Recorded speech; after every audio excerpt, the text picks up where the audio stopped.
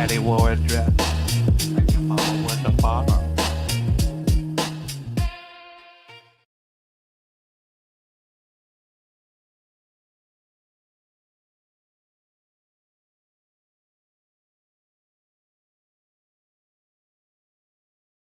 Fucking, you don't want to know.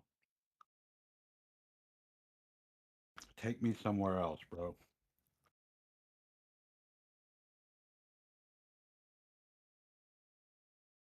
Yeah. I've been knee deep in the fucking apocalypse, dude. Just think about tomorrow morning.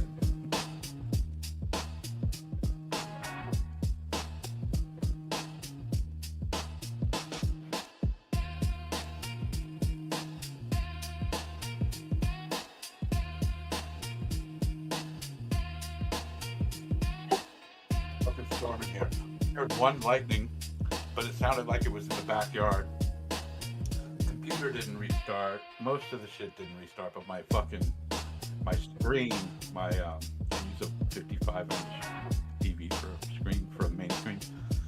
That went off, so I just turned it back on. Oh, completing final update. Wait. Oh, not connecting. Can't find the fucking internet. Wait. So, and meanwhile, like the computer, never went off or whatever. It was on fucking YouTube, and so I could hear the video in the background. I just couldn't get to fucking Windows, you know what I mean? So then I finally had to restart, redo the fucking whole TV settings, fucking Wi-Fi and shit, update that, and then I got on, and all my shit was fucked up. Discord, all that shit was reading it, because I got for sound card, I got like a mixing board, to plug in like guitar, mic, whatever you want. Mixer. That's what I use for my boom mic or whatever. And that wasn't even registering anywhere in Discord. It said animes fucking was my default fucking sounds and shit. Went into Windows couldn't find it. I'm unplugging, plugging back in, unplugging, plugging back in. Finally, I don't know what happened, but something happened and it recognized it.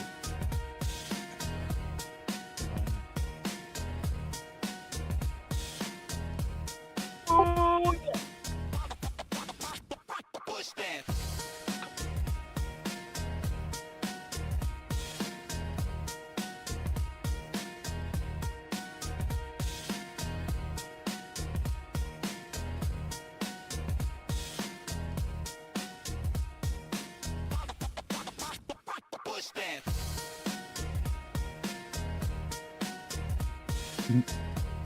Hey, did you write me in yet, by chance?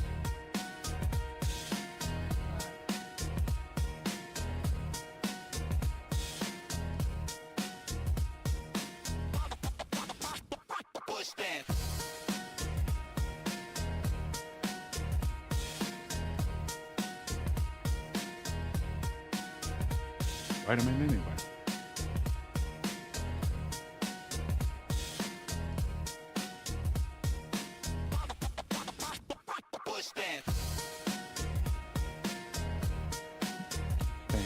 Saying I make things hard on everybody else, man.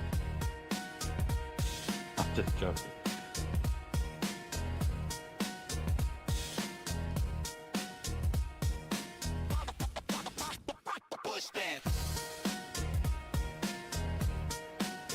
Yeah. Well, turns take forever. If more than like, I'd say 3 to 4 times.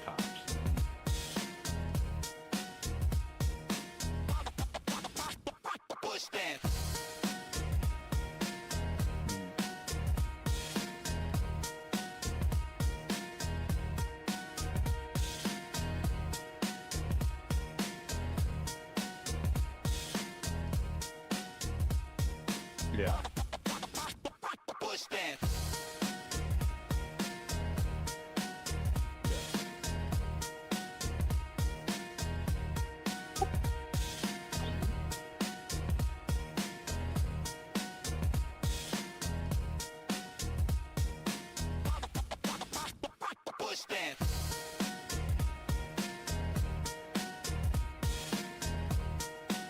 Oh no! Oh no, I'm so fucking pissed.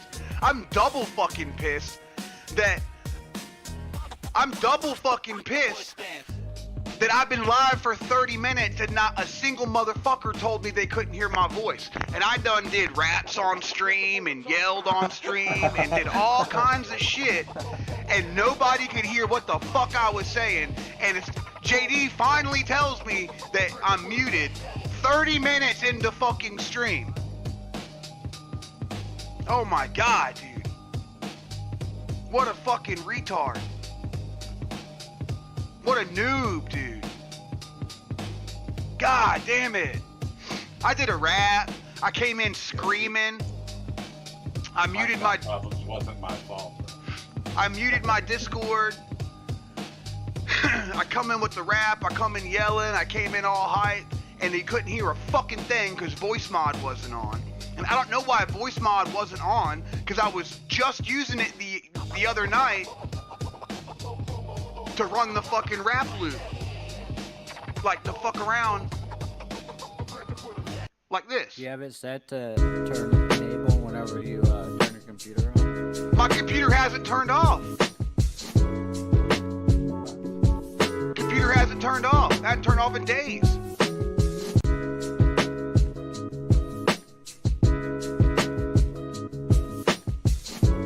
Yeah, I was running this fucking rap loop. You a lady boy, that's what we call a mamacito.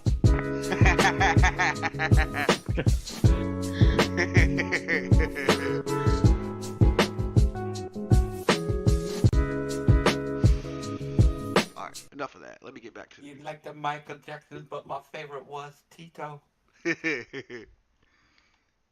Tito Michael touched me.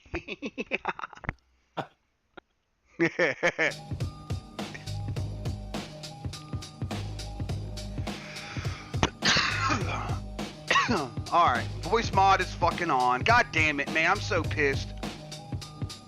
I'm just not even gonna, I'm over it already, dude. I don't even want to do the stream. I don't want to do it.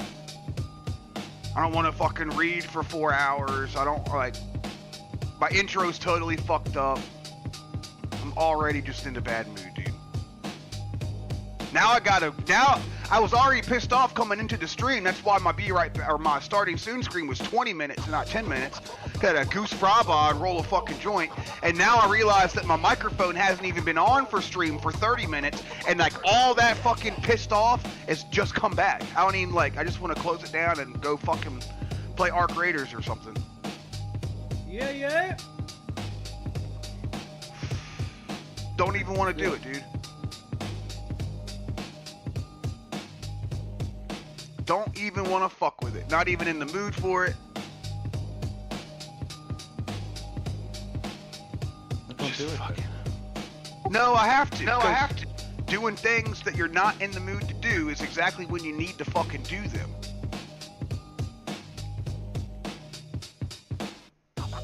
When you gonna die?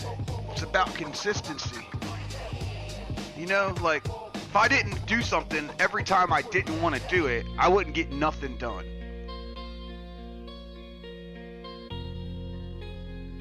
So I'm just gonna smoke this joint and bitch a little bit, and then I'll fucking get into it. How about that?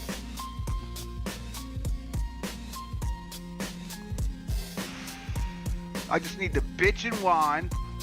I think I'm mad that my fucking rap didn't get recorded, because I thought I was pretty proud of that. Coming in hard like your daddy did your mama. And now nobody will ever experience the fucking glory, dude. Nobody will experience the glory. Was it true freeze that you can't remember what you said? What happened? Like, was it like real freestyle off the cuff where you can't remember what you said, or? I remember. Like, I know you got that line down. Yeah, I almost got that line down. I remember coming in hard like your daddy did your mama, bank account full of a whole bunch of commas, and that's all I remember. I think I said, I don't want no drama, but you can come and get it, or I'll bring it if you want it, or something like that. because he spits like a llama. Yeah. What a fucking douche, dude. Do you remember where we left off? Right back. Zodiac? I think we had just got back to the fucking medical bay.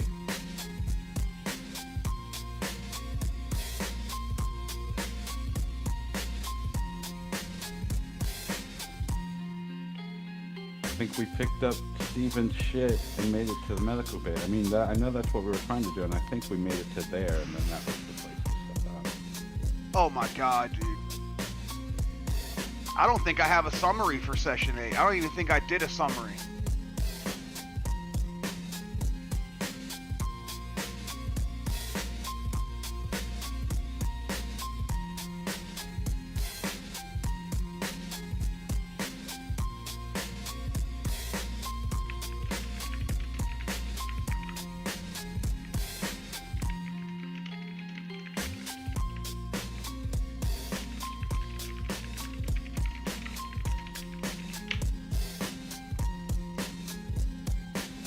Yeah, I don't have a summary for session 8. Oh my god, dude.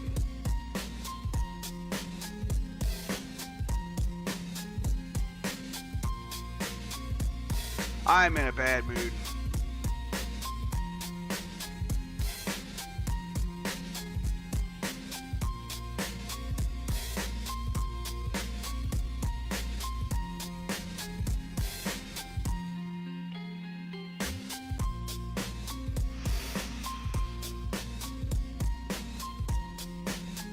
I'm in a bad mood.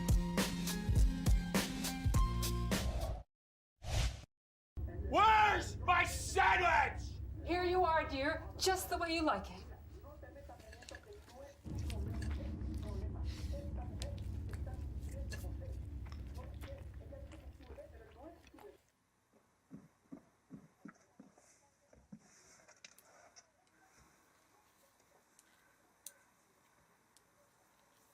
Marcy!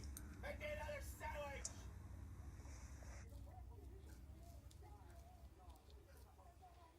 Come on! Hurry up in there!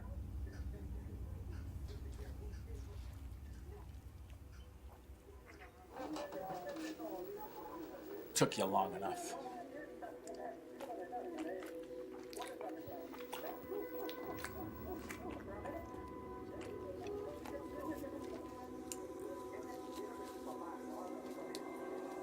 Marcy! Make me a sandwich! Marcy! What part of sandwich do you not understand? Can't you do one damn thing right?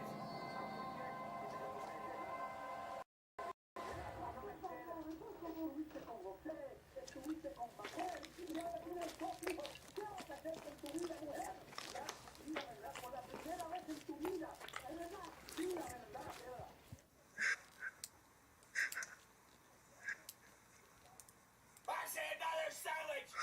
Now! Hurry up in there! Marcy, what are you doing? Come on, Marcy! I go and make it myself, you idiot!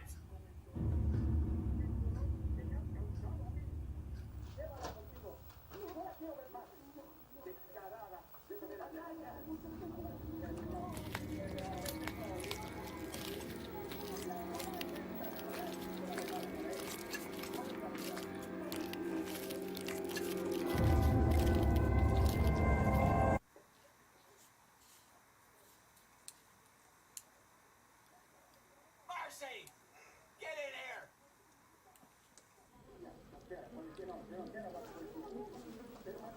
What is it, dear? Another sandwich?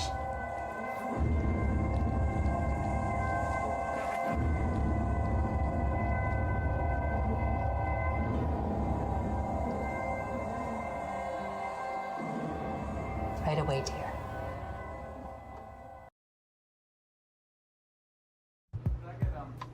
Could I get extra cheese as well? I guess I'll get some lettuce. And I'll get some tomatoes. Black olives, I guess, some black olives. And I guess I'll get 2 pickles. And I guess I'll get some pepper. A little bit of lettuce, a little more lettuce as well. And some mayonnaise. And I guess a couple more tomatoes. And some green peppers. And I guess a little bit more lettuce as well. And some pepper. A few more black olives as well. And a couple tomatoes. And some mayonnaise, I guess. And I guess a little bit of green pepper. And some onion as well, please. And I guess a little more lettuce on top of that. And some mayonnaise, I guess. And a little more tomato on top. And some pepper. And do you have oil? A little oil. And a little lettuce. And a couple pickles as well. Some green peppers. A couple hot peppers as well, not too many hot peppers. And some lettuce. A little mayonnaise on that as well. And tomatoes. Would that be all? A little more lettuce as well. And some green peppers. And some pickles. And some tomato. And a little more green pepper. That should be enough by now. Is that enough? A little mayonnaise as well on top. And some black olives. And some green pepper as well as some onion. And just a little lettuce on top of that as well. 2 tomatoes. And some pickle. I have to stop now. As well as a little mayonnaise. Okay. A little mayonnaise. That's it. And some lettuce. No, that's it. What's that? That's it. Okay, that's good. That looks delicious. Thanks.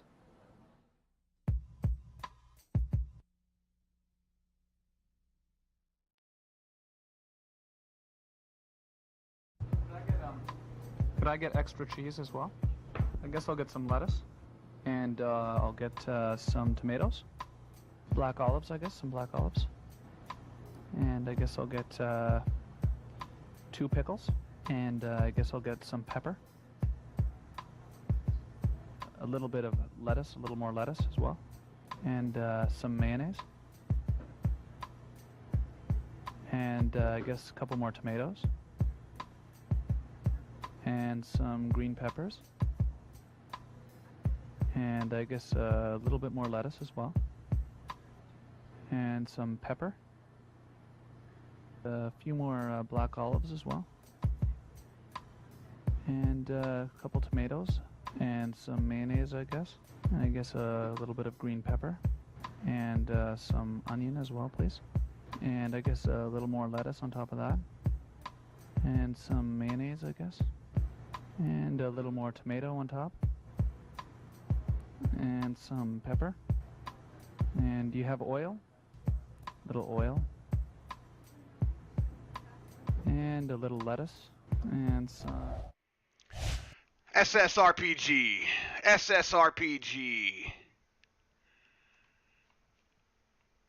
Let me download session 8.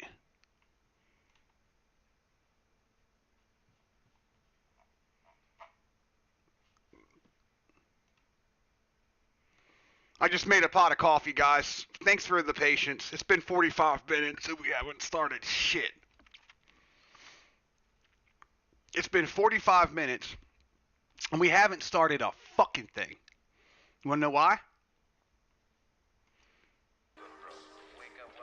Mama. Because I'm coming in hard like your daddy did your mama.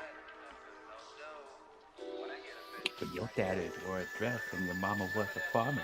Mm-hmm. I can't get that out of my head. It's even dumber.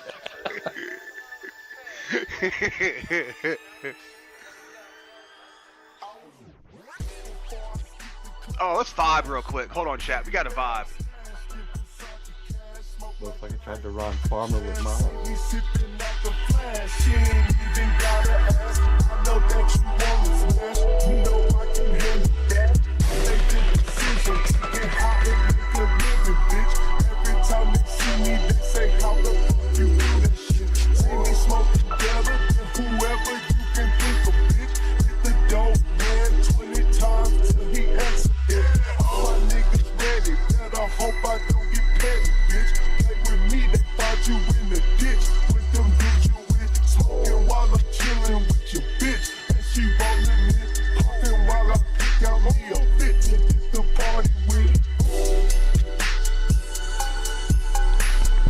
See me smoking better than whoever you can come up with.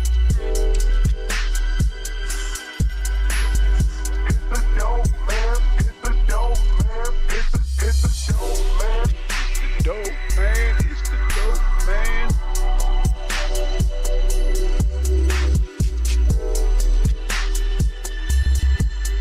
Alright, I'm vibing.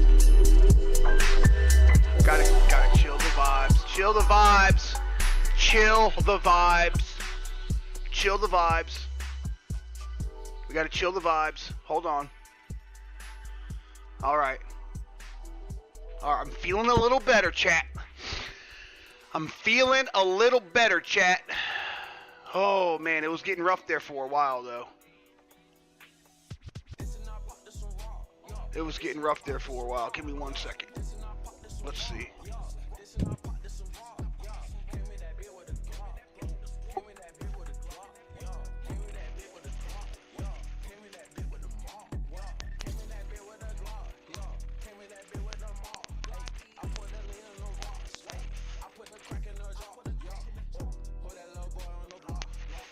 Is Dewey still in here? Haven't heard.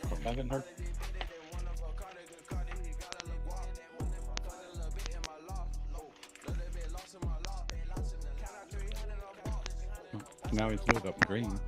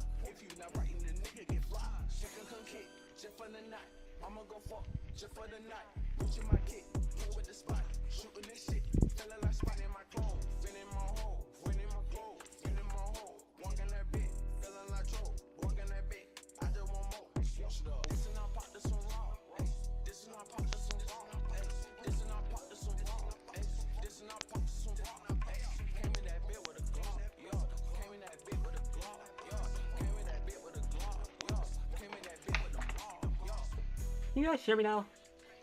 Hey, yeah. Yes, sir. Oh, for fuck's sakes. Welcome to the party. I hate Windows updates. Yeah, it happens to us all, bud. So far, we're 3 for 3. It's pissing me off though because it also fucked up my monitor. I fucked up one of them anyway, so I have to check to see which cord's broken. Why you do that? Oh, this is that motherfucker. I'll be right back.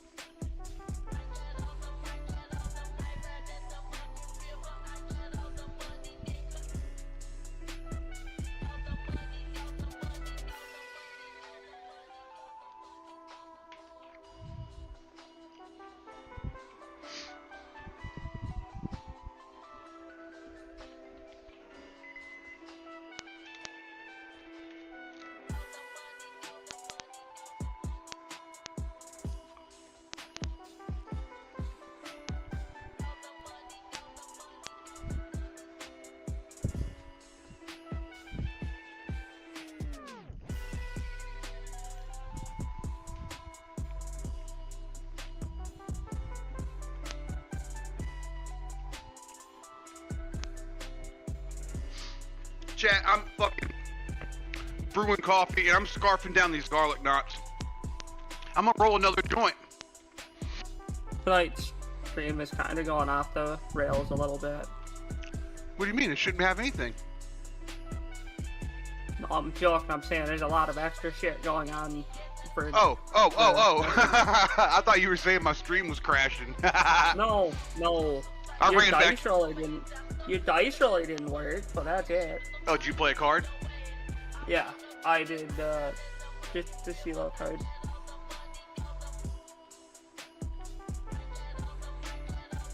I'll roll it for you when I get back. Sounds good. Fuck it. Zodiac's on a phone call. You were working out bugs. I'm stressed the fuck out. I'm like, these garlic knots while this coffee brews, and I'm gonna pour a cup of coffee and roll a joint, and then we'll get started in good fashion. Sounds good. There is a link for free cards in chat, so if you didn't get your 3 free cards, I got him.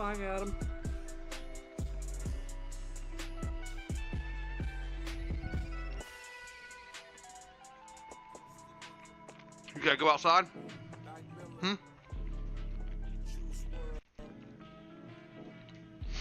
You wanna go outside? Come on. My poor dog.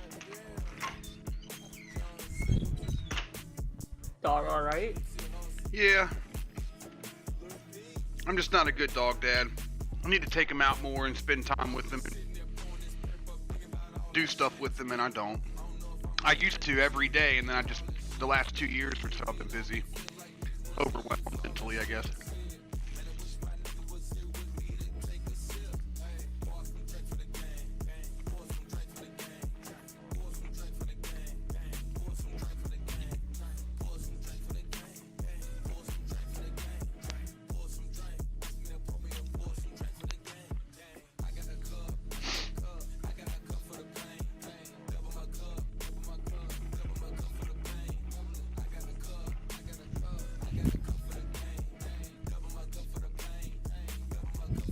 Chat, how was your weekend?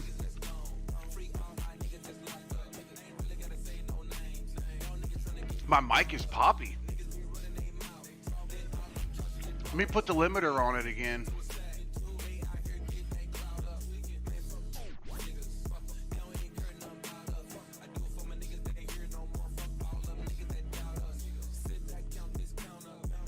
Yeah, I put the I put the limiter. I turned the limiter down 1 dB. Pow! That might have popped. It hit the red there. Pow! Pow!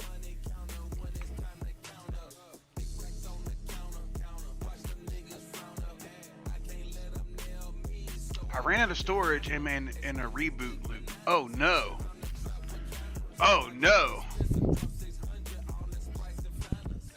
Why'd you run out of memory, dude?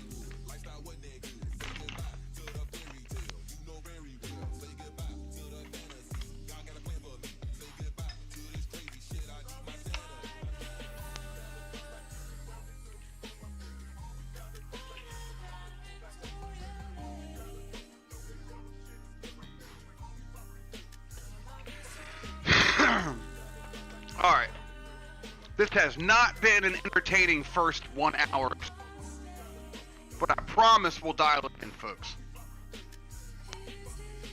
I promise we'll dial it in. I ate my garlic knots. I drank a quart of water.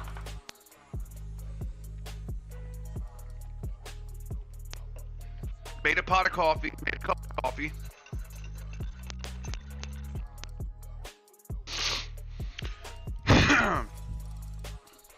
Now I'm gonna roll a joint while we wait for Zoe to finish his phone call.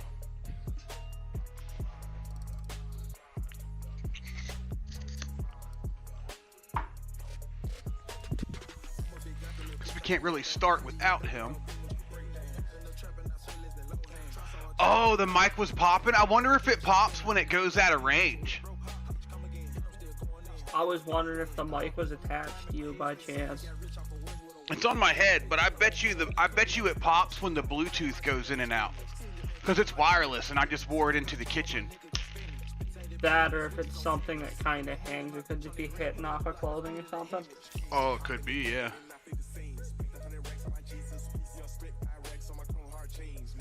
Yeah, it might have been something. Thanks for telling me, JD. I'm back. I'm sorry.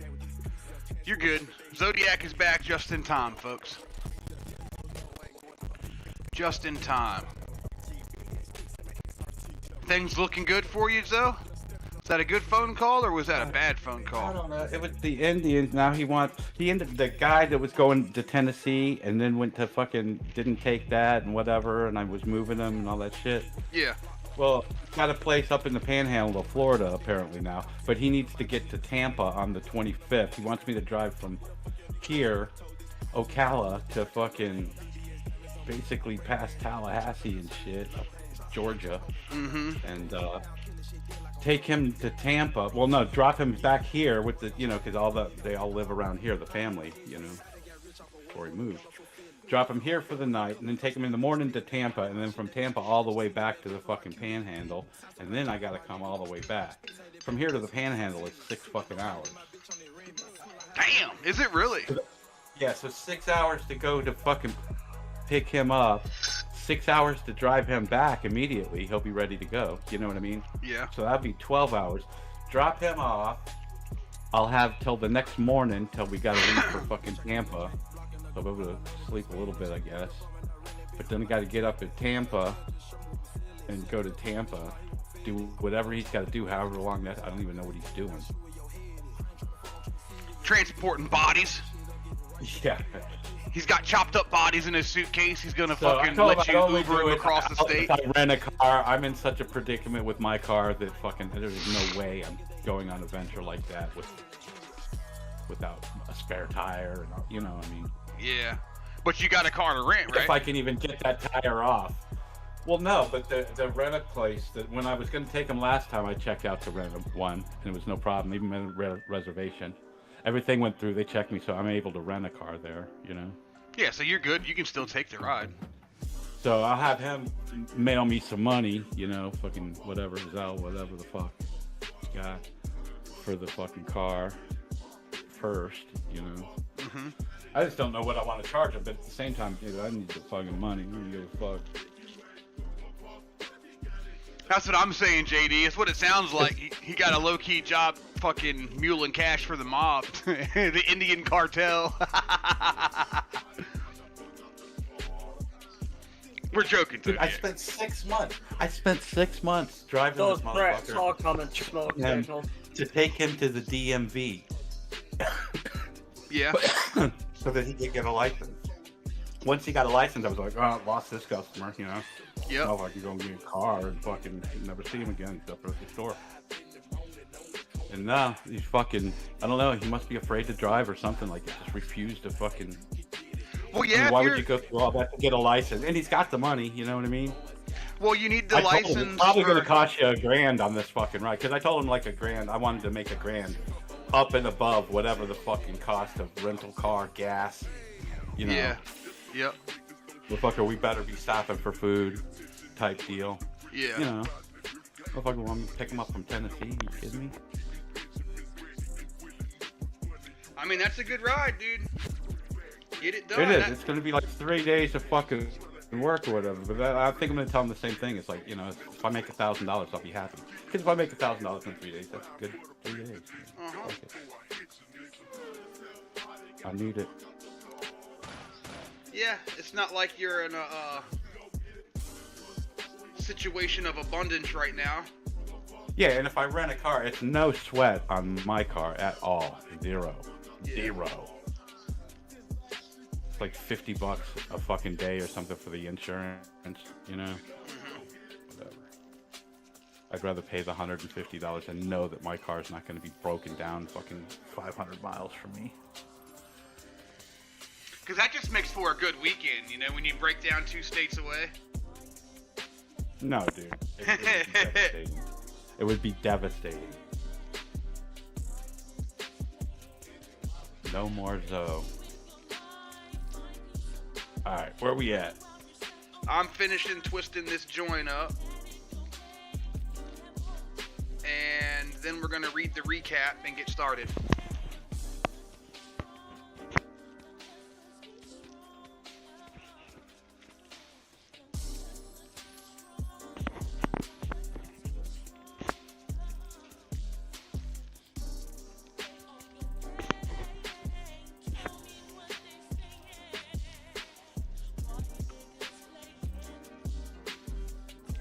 I hope we run to someone's grow today. Let's go down the street and get you some cucumbers out of the neighbor's garden. Oh no, no, I'm joking. I'm saying I hope Rob Love runs into someone's grow room today so I can just get a mountain's worth of weed and run. Well, I doubt there's a grow room on the cruise ship. Nah, probably not. Not 2 days into the disaster. No, that can be my side hustle. Your project, right? Yes. You break into the steam room, the door opens. Oh my god, crates of marijuana. They've been smuggling. The Star Cruise Lines has been, Princess Lines has been smuggling weed for years. If this is a really good cruise ship, there's gotta be at least a couple people out there with a little bit of weed. Right? Alright guys, we are 1 hour and 4 minutes into stream. I'm going to read the recap before I spark this joint. That way I can read the recap and then we could talk about the old session and then where we're going in the new session while I smoke. Because a lot of times when I read this shit and I do a lot of talking, I don't even have time to smoke. The fucking air just smokes my joint for me. Survival School, Campaign 0, Session 8, The Slaughterhouse. Location, the Celestial Majesty cruise ship. Port Miami. Previously in Session 7, the party split, Victor returning alone to the medical bay while Rob, Wade, and Steven navigated the service corridors to Deck 3. They breached the security office, discovered Chief Marcus's suicide. I said the wrong word on YouTube, fuck. They discovered Chief Marcus's sui, and final note, accessed the camera system revealing 37 possible puppets and raided the weapon locker. 4 puppets responded to the breach noise, and the session ended with 6 more reinforcements only seconds away. Session 8 was a desperate last stand in the security office. 10 puppets assault the party's position, forcing them to hold a choke point doorway against overwhelming odds. Rob's hammer, this should be hammer, not wrench. Remember we had that issue? Yes, sir. Yes, Enable, sir. let me enable editing. Oh no! Okay, Rob's hammer doesn't shatter, but it breaks. Breaks mid-combat. Steven freezes twice, but also claims his second kill. The party discovers that one of the dead puppets, Grace Okonkwo, is Dr. Okonkwo's daughter. They clear Deck 3 completely, establish the medical bay as a command center, and attempt to contact the Second Chance, but once again receive only silence. Key events from Session 8. 6 puppet reinforcements assault the security office. The party holds the doorway choke point. You guys were using the dead bodies as a barricade and clocking the puppets one at a time as they come through the door. Rob's hammer, let's change that to hammer again. Hammer breaks on a critical fail in turn 3. Also, it killed the cameras. A couple of them. Say again, I misunderstood. Those Also- cameras weren't vital anyway. It killed a couple of them cameras too. Yeah. I think there was only 2 or 3 left working and they were flickering or something. Alright, Steven freezes twice but also kills twice. All 10 puppets had been eliminated, no successful broadcasts. Grace Okonkwo, puppet number 7, is Dr. Okonkwo's daughter. The party searches all bodies and acquires the key cards. You've got a mountain of key cards now, I remember now. You got some weapons. And the master that opens everything. And $2,574 in cash. We didn't take any of the cash though. That's just how much cash they had in their pockets. I got a cleaver off of one of the bosses we fought. Yep, you got a cleaver off the chef. Deck 3 was swept and cleared completely. Steven's radio equipment moved to Deck 8 Medical Bay. That took several trips up and down the ladder. Up and down the stairs, I mean. The command center has been established, but the second chance is not responding.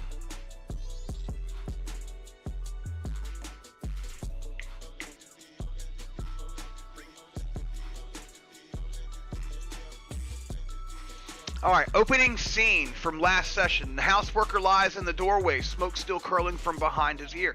Wedding ring glinting in the blue light of the monitors. The galley woman is crumpled near the reception desk. A dark bloom spread across her chest. Steven's first kill. Steven's baptism by fire. The engineering worker and the young steward lie in broken heaps near Marcus's chair, skull caved in. But the monitors tell a different story. On camera 3A, 6-figure sprint down the forward corridor. A bartender in the vest and a bow tie. 2 housekeepers in matching uniforms, moving in perfect lockstep. A chef with his whites stained with something dark. A woman in civilian clothes, all led by a figure in the ship's security uniform. One of Marcus's people. Wade stands over the engineer's corpse with the cattle prod in hand. I think he had 3 charges left, not 2 charges. Rob's wrench, which is really a hammer, drips gray and red. Steven clutches his Glock with white-knuckled hands. The first shadow falls across the threshold.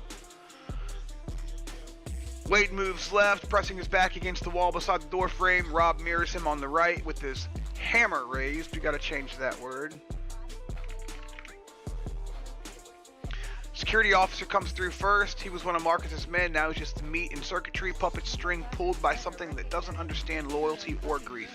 His mouth opens to broadcast. Rob's wrench comes down first. 9 damage. Security officer's head snaps forward.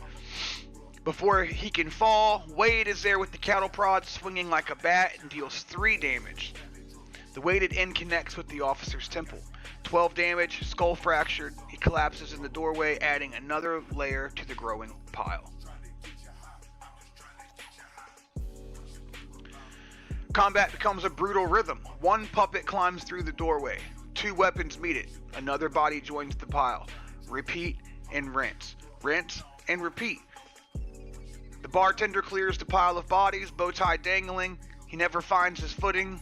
Rob's hammer boy catches him at the junction of the neck and shoulder. 9 damage. Wade follows with the cattle prod across the jaw. 4 damage. Teeth fly. The jaw dislocates with a sickening 13 damage, and he goes down. 3 bodies in the doorway now. The pile is becoming a barricade. First housekeeper lunges for Rob's throat. She misses. Rob's hammer catches her. Now you see why I said wrench so many times last time? Because it just used it used wrench for some reason. Rob's hammer catches her across the ribs, 6 damage. Wade's cattle prod comes down across the base of her skull. 8 damage. Her head snaps forward at an angle. Heads aren't meant to go. Spinal damage. She collapses into a pile. 4 bodies in the doorway. The pile is becoming impassable. Steven is still frozen at the back of the room with his Glock raised, unable to fire. The hammer breaks. Rob sees an opening, brings the hammer around. Something wrong, the handle shifts his grip, there's a grinding sound, metal fatigue, stress, fractures, accumulated damage, too many skulls, and too much violence. The head of the hammer flies off. It happened mid-swing. One moment Rob is holding the weapon, the next he is holding a useless handle while the heavy end pinwheels across the room. Wade salvages the round with his cattle prod swinging low and catching the housekeeper across the thigh. 3 damage is not enough to drop her, but enough to stagger her deeper into the room. For the first time, a puppet has made it past the choke point. Steven's second kill. The chef, I'm terrible at reading. The chef hauls himself through the doorway, meat cleaver glinting. The housekeeper stumbles towards the back of the room and towards Steven. Rob draws his crowbar, solid steel with a curved end, and catches the housekeeper across the temple for 9 damage, and her broadcast does not complete. Wade jams the cattle prod into the chef's chest. I need a fucking electrocution sound, like a... for when the cattle prod goes off. 8 damage. I only got like 2 charges left. I think you can recharge the defibrillator though. Yeah, I think so. 8 damage. The chef's shoulders, smoke rising. I'm retarded. 8 damage. The chef shudders. Smoke rising, but the implant holds. He keeps coming. The housekeeper staggers towards Steven. Broken, bleeding, but still reaching.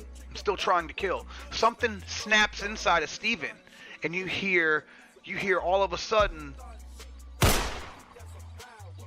doesn't remember pulling the trigger. He doesn't remember aiming. The bullets punch into her chest, into her shoulder and throat. She jerks with the impact. A marionette being cut from her strings, and she drops. Steven stands over her, Glock raised, smoke curling, breathing in ragged gasps. Tears stream down his face. Turn 5. The chef and the civilian enter. The chef swings his cleaver at Rob and misses. The civilian begins a broadcast. Wade's cattle prod catches her across the jaw before the second word can form for 7 damage. Her teeth fly and the broadcast dies. Steven charges with the chef. Tries to pistol whip him, but he misses. He stumbles past, suddenly very close to a man with the meat cleaver. Rob's crowbar catches the chef across the ribs for 6 damage, and something breaks. The chef raises the cleaver and swings at Rob, and misses. The civilian puppet lunges at Wade, and she misses. Rob sees the opening. The chef bent over, both hands on the cleaver lodged in the desk, and his ribs are exposed. The crowbar comes around in a perfect arc, with maximum force. Called shot to the ribs, and you hear a crunch. The sound is catastrophic as the crowbar punches through the already damaged ribs like wet cardboard, driving fragments inward, puncturing lungs, shredding everything. Blood sprays from the chef's lips. His hands release the cleaver and his legs buckle. He just stops, like someone pulled the plug. Wade batters the civilian for 7 more damage. She's taken 15 total. She should be down. She should be dead. But she turns around with a broken jaw hanging by threads. Still coming. And Steven freezes again. His Glock is raised, but he's unable to fire. Rob steps over the chef's body and brings the crowbar around in a wide, sweeping arc. 8 damage to the civilian's head. It snaps sideways at an angle heads aren't supposed to move. She drops, straight down like a puppet with cut strings. She doesn't get back up, and there's silence. You guys at that point had defeated all of the puppets. Act 2, the harvest, is when all the puppets are dead, searching the dead. The killing is done. Now comes the harvesting. Wade, Rob, and Steven move through the security office methodically, checking pockets, patting down corpses, and stripping anything useful from the dead. They're not people anymore, they're supplies. supplies keep us alive. That's a quote from Wade.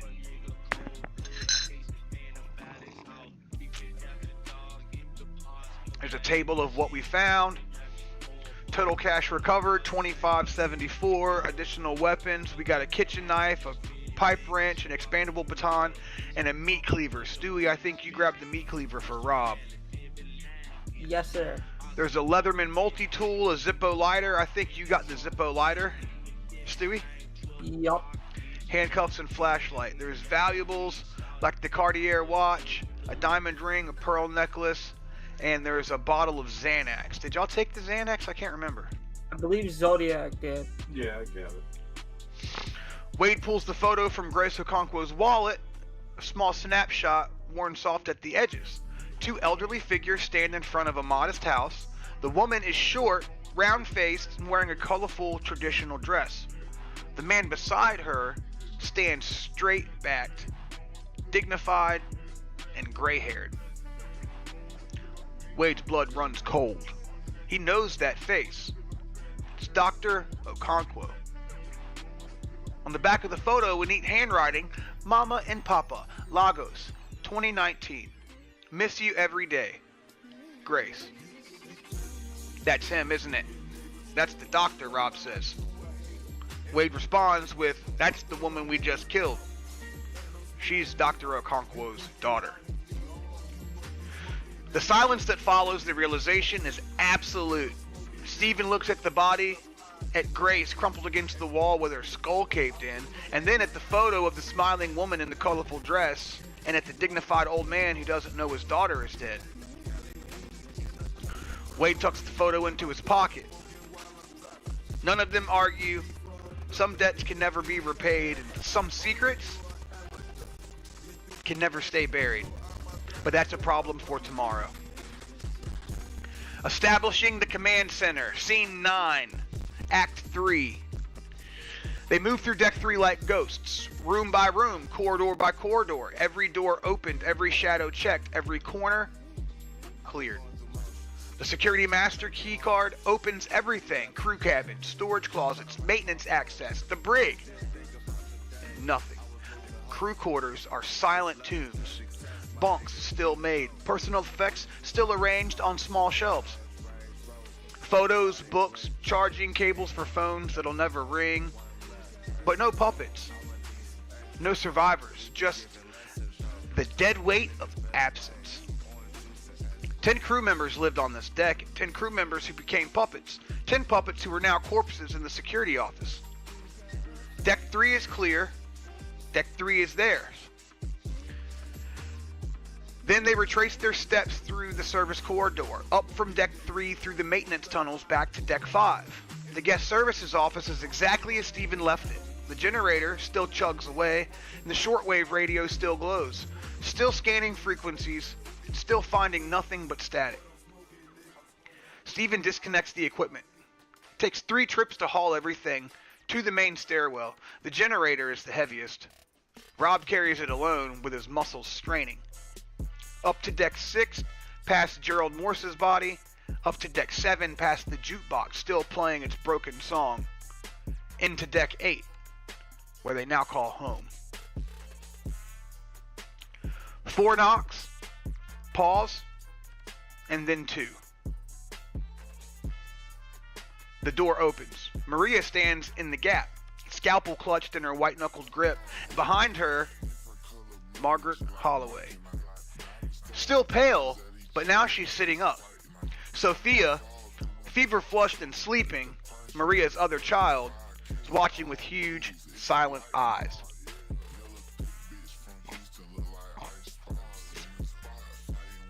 And Victor? He's lying on an examination table, bandages wrapped around his head and his shoulder, an IV line in his arm, with his eyes closed. But his chest rises and falls steadily. He made it. Maria says, "We heard gunshots. So many gunshots. I thought..." "We're okay," Stephen says. "We're all okay." They work through the night. The generator goes in the corner, vented through a ceiling tile. The radio gets set up on the nurse's station, antenna wire strung along the ceiling. The laptop connects to the ship's emergency network. Wade spreads the keycards across the table. Security master, bridge access, engine room, kitchen master. Everything they need to go anywhere on this ship. Rob inventories the weapons. There's 3 Glock 17s from the security office. The original firearms you carried in. Knives, batons, pepper spray. Wade's cattle prod with its single charge remaining. Is that accurate? You got 1 charge left? 2, I think. 2? Yeah, 2. Yep. Enough firepower to smart a stall. Oh my god. Smart a stall war. Enough firepower to start a small war. There you go. Can you imagine somebody as dyslexic as me fucking up on the word trigger nade? Whoops. Yeah.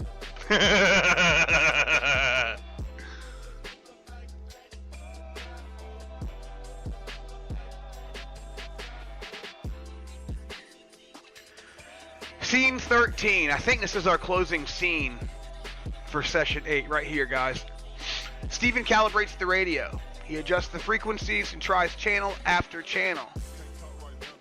There's static. He tries the frequency Harlan gave them. Static. Second chance. This is Celestial Majesty. Harlan, do you copy? Over. And nothing. Second chance. This is Wade's team. We've secured the medical bay. We have survivors. We need extraction. Do you copy? Over. And nothing. The radio hisses. The static fills the room like white noise, like the sound of the world holding its breath. No response. Dawn creeps through the portholes, gray and pale, the first natural light any of them have seen in hours.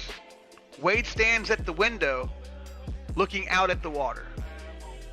Somewhere out there, the second chance is drifting. Harlan, Dr. Okonkwo, James with his burns, Tomas with his gunshot wound, Lily, the girl Harlan promised to protect. They're not answering. Behind him, the medical bay has become something new.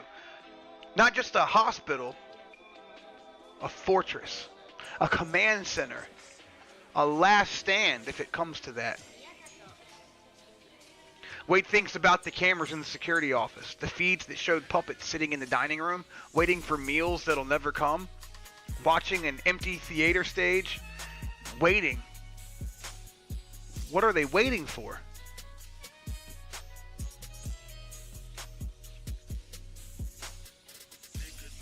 Later, Wade sits alone in the corner, pulls out the photo. Dr. Okonkwo smiles up at him from the faded snapshot, standing beside his wife in Lagos. 2019 seems like a lifetime ago. Grace took this photo, carried it across an ocean, and looked at it every day. Grace is dead now, killed by the people who were about to ask her father to save their friends. Wade tucks the photo away. Some debts can never be repaid. The Celestial Majesty drifts in pre-dawn darkness, a ghost ship lit only by emergency lights and the pale glow of a makeshift command center on Deck 8. 37 puppets have fallen. 25 to 35 more remain in the dining room, in the theater, in the casino, in the passenger cabins. Waiting, watching, listening for the sounds of the living. On Deck 8, 8 survivors huddle in the medical bay. 1 is critical. 1 is feverish. 2 are children. 3 are exhausted, traumatized, and running on adrenaline and fear. Somewhere on the water, the second chance holds the key to their survivor. A doctor, a boat, a way home. But the radio returns only static, and the horizon shows only empty sea. The broadcast went out, and Agent 3 knows they're here. Knows they're armed and knows they're dangerous. The hunt isn't over. It's just beginning. And in the silence between heartbeats, in the static between frequencies, and the darkness between the emergency lights, something is waiting. Session 8, boys, let's go. I guess it's session 9 now, but that was session 8 recap. Yeah.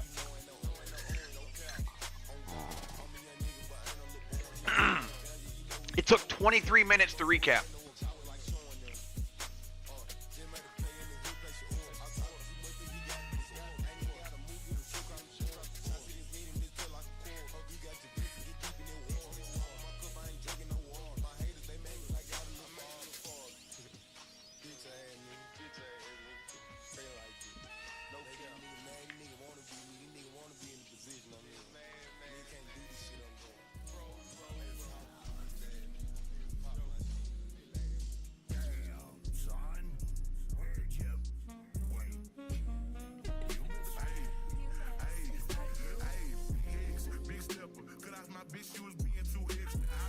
Yeah, see that went bad for me last time. When I found the fucking picture, I tried to fucking hide it, but it didn't go unnoticed. Now everybody knows about that. I wanted to keep that not necessarily a secret, put it on my shoulders, kind of, you know? Yeah. Keep everybody on a need-to-know basis, and not everybody needs to know. I feel. That went wrong. And then when I heard Steven say it, oh no, that's fucked up. I get it. Then I knew everybody knows. It's like, so it's like, it's kind of like like, I don't know. I almost want to start off the session by saying, you know, calling fucking Steven and Rob together and fucking being like, look, we gotta tell fucking Harlan, but we don't want to bust right in their safeties first. We need to get everybody back here. Once everybody's back here, I'll find the time to break it to them. Mm-hmm. Until Well, then, shouldn't him it knowing could compromise everybody. If he falls into some sickness, grief, or if he fucking doesn't want to help, you know what I mean? Our main priority is to keep everybody, the most people we can save. So I that needs to be on the down low. I agree. Well, wait, that However, sounds great. I do appreciate fucking, you know what I mean? I'd want to be told too, but it's just like, you know what I mean? He's either going to understand it or he's not, and at least if he understands, he's going to understand too why I waited, you know, 6 hours to tell him or whatever, you know what I mean? Mm-hmm. Shouldn't I be the one to tell him though, since I swung the crowbar? Maybe everybody should. Maybe we should just have him sit down, you know? Yeah. I mean, we got to feel it out first. Yeah. I'm worried about Harlan and Dahlia. Especially Dahlia. I mean, you know, and roleplay purposes, she's my main fucking concern is staying alive. For sure, Dahlia's your boss's daughter, and tied to Victor. So I feel like, you know what I mean? Like, yeah. The original trilogy type fucking, you know what I mean? Yep, that's the core group. These motherfuckers were in the pilot. And Rob, yeah. I do have one question before we do anything else. I still have a level 2 severe infection on my left foot. Yeah, we're gonna actually address Probably that. About time to roll for that. Yeah. We're gonna address that because it said that we did work through the night, so it's gonna be another 24 hours. I gotta calculate the exact time. Okay, I was just checking. I feel like I feel like it should have been healed by now. Well, it hadn't even been a day. Oh yeah, well my perspective has been the past couple of weeks. My bad. Yeah, in game it hasn't even been a day.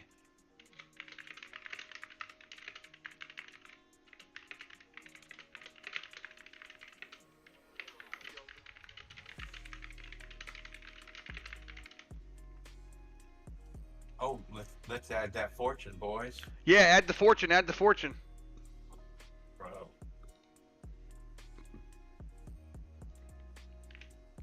That's fucking important. Important. I'm sitting at 36. But safe cushion. A little bit wild off in this motherfucker. I'm happy with 14. I can make that work. Yeah, that's solid. Solid.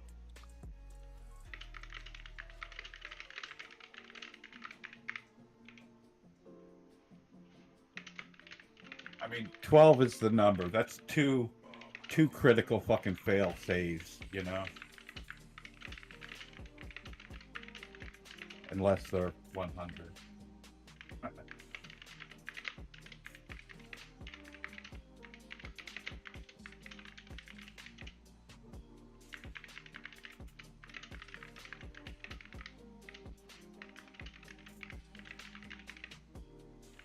Be right back.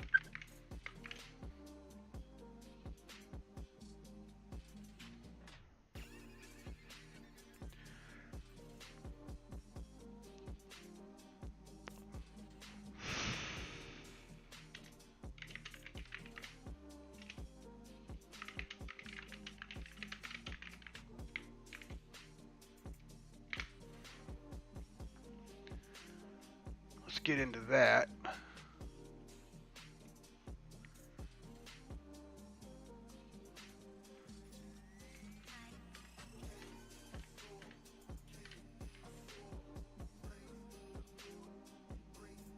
Huh, when I zoom in, I can't scroll. I gotta... Damn. You have to fuck with it a bit. Yeah, I can only zoom in 10%, but it's alright. It's alright. I'll get it worked out eventually.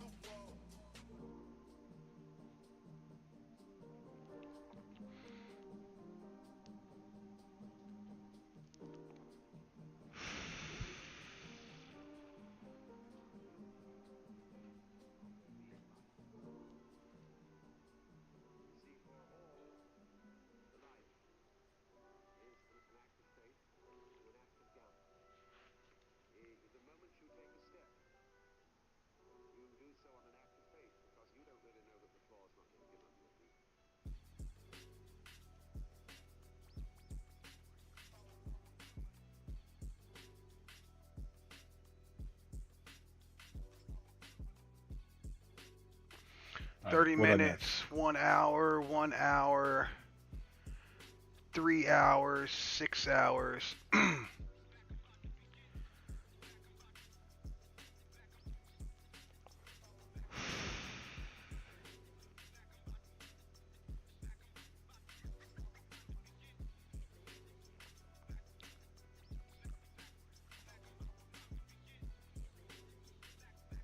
Our time is getting fucked up.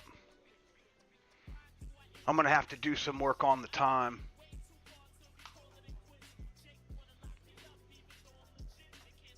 Yeah, the time tracker says day 2. I think we're like probably closer to I like haven't- day 4 or something, right? No, I haven't changed it yet. That's where we started last session.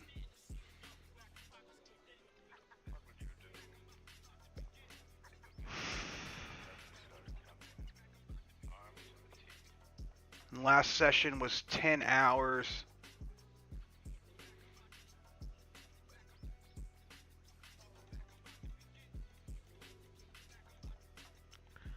So 6 a.m. on day 3 is where we're at.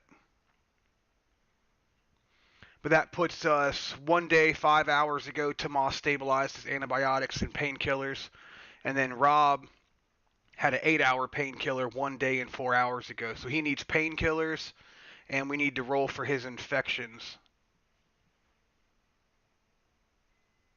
I think that's the only injury he has, right? Yes. That would be correct. Just the infection on the left foot. Do you have painkillers? I believe I do. I'm I double mean, I got checking some right now. oxys, dude, some ibuprofen. What you need? What you need? He might I have not. a first aid kit. He might not need the painkillers if he gets rid of the infection. What do I roll to figure out the infection?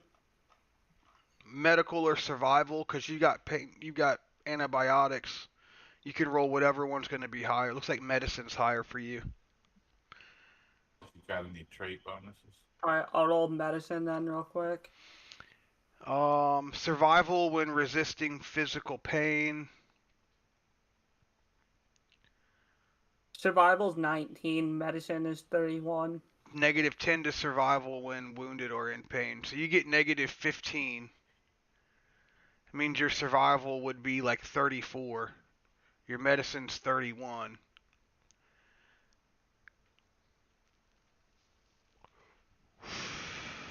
Because you get the -15 survival on this roll, if you use survival, and again, they're super flexible here, survival or medicine, but survival gives you like 3 points more likely to succeed. I'll use survival then. I'm gonna roll this right now. Success with 0 degrees. That works. So then, can I take the infection right off the board? Take the infection right off. And then I don't need pain killed. Right. That pain killed is gone anyway because of the time. Sweet, I'm officially a new me. Save it so that your character resets and I can see the changes. Or not save it, but you know, exit and come back.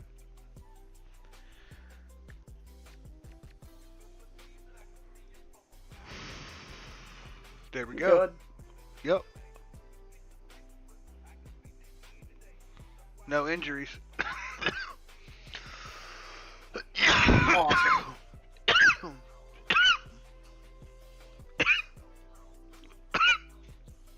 Wade, you have no injuries too, right? No. Perfect. Perfect. I don't think I've been injured since episode 1. I think I got a little We bit probably scratched up. smell terrible. Mm-hmm.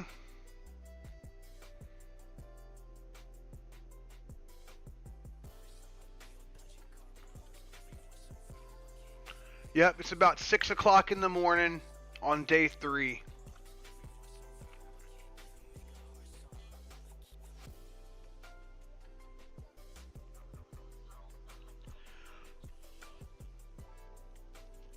All right. What about cabin 6247? Am I to assume that's on the 6th fucking floor?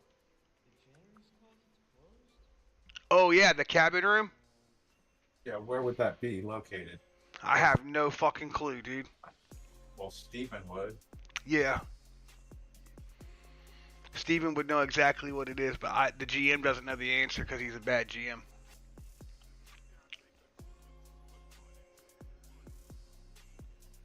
It's about to get interesting, folks. Someone's gonna die.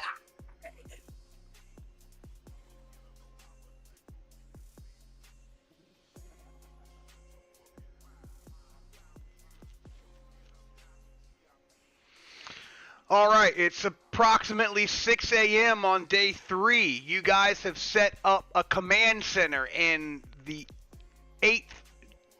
deck 8 medical bay. The radio doesn't seem to be working, or Harlan's not responding. Something's going on there. That's pertinent. That needs to be worked out, and we want to keep Dr. Okonkwo's daughter a secret. Wade has already told us, hey, chill the fuck out. Keep it on the low.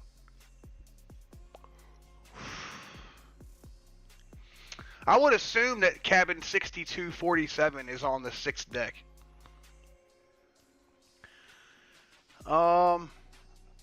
Yeah, I mean that was the question. I assumed it too, but I don't, because the cabins were on the fucking 3rd deck that we just cleared. cruise cabins. Yeah, so I don't know whether. I don't know. Then the other thing is too, you know, there's like 30 puppets ish left on the ship Yeah, that need to watching be. TV and shit. Yeah. They're They need- literally puppets sitting down having a fucking meeting right now. Kinda. They're not talking or doing anything though. They're just No, they're just there. all like, they're just looking at one another, and because they have that stupid chip in their head, I'm assuming they don't even have to open their mouths to communicate. That's a good idea, dude. Never thought about that. That's never been even said in the game yet, like in the campaign. Like, yeah, Well, I figure the puppets aren't talking we to kind each of other. have- The puppets aren't talking to each other, but Agent 3 or whatever his name is talking to them, so I don't know. Which direction do we go? Is it that the puppets are talking to each other through their chip, or is it that Agent 3 is just simply voicing to them? All of that is a I don't know possibility. that Agent 3 would allow them. Because if they're in tormented fucking pain, humans experiencing it live, like we know also, then they would be expressing that to each other. You know what I mean? But surely not, because Agent 3... I don't know, because if you're under such a powerful level of... Well, that's what I'm saying. I would Agent 3 is in almost control, consider so I don't know if he mind-washing would in be this talking to situation. himself. You know what I mean? Like, he seems like he's running where they go, where they swarm, where they, you know... Yeah. This reminds me of digital mind washing more than it does anything. But potentially there's bits of communication that take place between puppets. Like in how potentially. No, we haven't really experienced that either. Yeah. It makes me ask a lot more questions, like that kid that didn't Like, get they killed come in by a swarms, and now we Yeah. know that Agent fucking talks through them, you know? Mm-hmm. So, I mean, he's got to be running. I don't know. Every time they've made decisions, like none of they haven't vocally said anything. That's for sure. So it is a possibility of fucking telepathy, but I've been thinking for like the past couple at the weeks. same of time, how they it's don't seem actually smart working. enough to be talking to each other. It seems like he's just controlling them like chess pieces. You know what I mean? Yeah. Yeah, I don't think the puppets have a mind of their own. For sure. Especially the fact that there's a bunch of them standing around not doing nothing. You know what I mean? Lingerers, Which man. means agents probably fucking working somewhere else and guiding some other puppets. So there's possibly only a certain degree of puppets thus far that he can control at one time. You know. We still don't have a. Otherwise, we'd have been swarmed. Fucking, it'd have been over. That brings up the idea that like he can be growing in power, but I don't think he's got that power yet. that brings up the idea of like bandwidth, right? Like you can only put so much data and so much information through your router at your house, right? And like they recommend a wired connection over a wireless connection because the wireless connection is slower and has limited bandwidth size. So that makes you wonder more too, potential like for interference. Yeah. right. So like that leads way into like how many puppets can it control at one time? You know, like are these puppets that are just frozen he must be standing going there? to try to take over like a radio station or something to get that frequency out. Right. Yeah. You don't. None of this. I mean, if I was the evil genius, that's what I'd be doing if I was controlling things by sound waves. Yeah. I'd kick in the front doors of fucking Spectrum and run fucking live fucking thing and kick on everybody's Wi-Fi at once. Yeah. All their Thanks, man. hotspots. I mean, and shit. or you're not assured power, but if you had like even an FM frequency, you know what I mean? Mm-hmm. Providing it can hit that frequency that's needed, or even can be tweaked. You know what I mean, to send out a broadcast in that wide a range. Then you could take a whole county or more, you know, a couple counties of fucking puppets and wage war on somebody. Which we did see a pretty big fucking thing, but they were just, that could have been pre-programming where they were hoarding toward that hum and all that shit. Yeah. Initially, I don't necessarily think that was Agent 3 calling them. I think that was probably the pre-programming. It's like, you know what I mean? Like hypnotism, when they say, oh, when you hear the word elephant, you know what I mean? You'll start barking or whatever. You know what I'm saying? Like that cognitive shit. Mm-hmm. It was some sort of display. You're talking about... And allows it to continue to have the connection. You know, it left an open connection. But I think that's the initial thing. I don't think that he was calling them. You know what I mean? Yeah. Hey, Harry Love. Or directing them.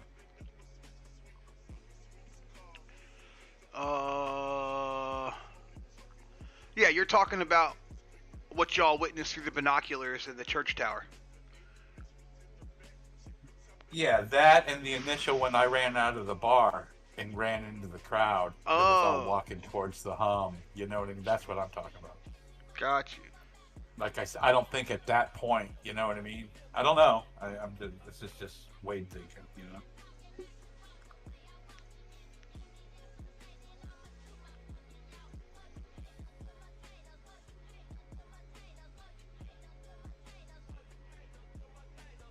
All right. What's the game plan for today, gentlemen? Steven asks. It's 6 a.m. All right. I'm going to check for a place to charge the defib. We're in the medical wage. We had good chances. I think we all agree our big goal should be trying to find some way to contact Okampa. Yeah, we got to definitely head out towards the boat. We got to take that boat that we took here and go back out. It makes me wonder, though, you know, we still have a couple of those rescue boats around. Maybe we could get the flare guns. Oh, defibrillator batteries are non-rechargeable.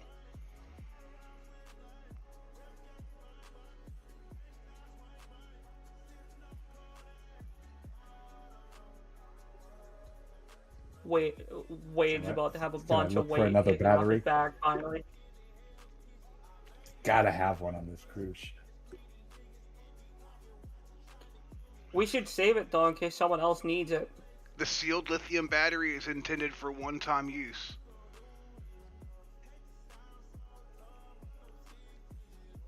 Up to 200 charges in 4 years.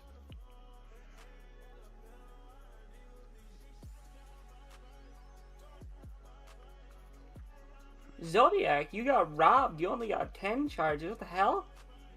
Must have been an old one. Alright, roll an examination. I think you got 33 exam. Yeah. And if you succeed, we'll find a battery.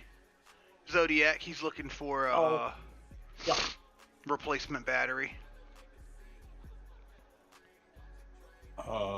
While he's doing that, I have some pepper spray and a lighter. Can I make a flamethrower out of them? I rolled a 0-degree failure. Oh, you got plenty of fucking fortune.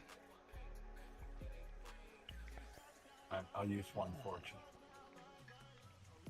Use 1 fortune to succeed on the examine roll to find a battery in the medical bay. And Wade finds tucked in the bottom of one of the cabinets. Yeah, definitely worth. A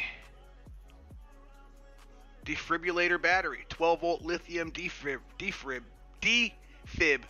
battery. Damn, I can't speak today.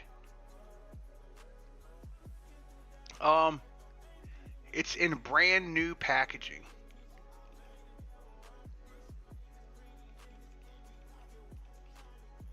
I have pepper spray and lighter on me. I'm gonna roll it right now. Hold on a second. Well, I guess I take the 2 off if I have to get rid of this battery. 39. I don't want changing it on the run. 39 charges. All right, so I'm gonna leave the 2-charge battery at camp, Okay. right, somewhere for emergencies. After, I mean, this could be a long haul. Could be here fucking years. And then I'm gonna switch mine to what, 39? 39.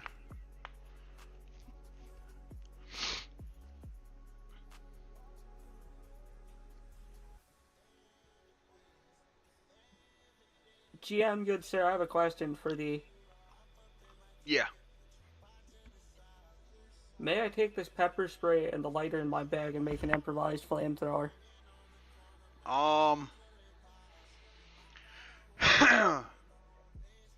Is pepper spray flammable? Well, there's aerosol. Is it an aerosol? I believe it says on the back of it, flammable, keep away from open flames. No, it's not flammable. The spray itself isn't, the aerosol is.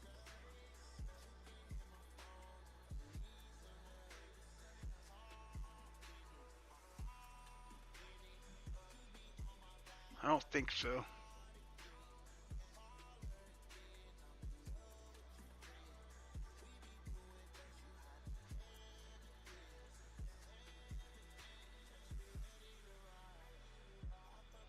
I'm Googling it right now, that's what I'm doing.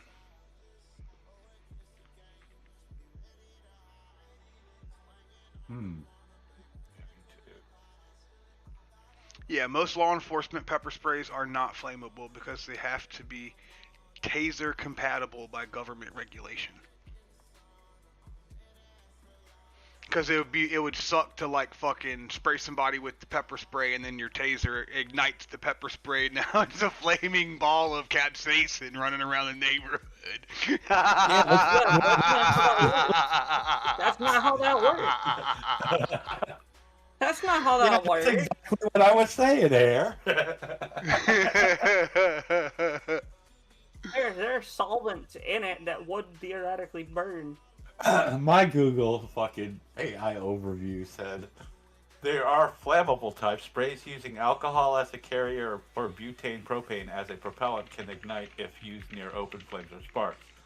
There's non-flammable water, nitrogen, or CO2 as propellants, making them non-flammable, which is probably the majority in what you're talking about. Flammable pepper spray can create a dangerous situation, especially if a taser is used immediately afterwards. Exactly. So, dude, you spray it, and I fucking spray 'em, dude. You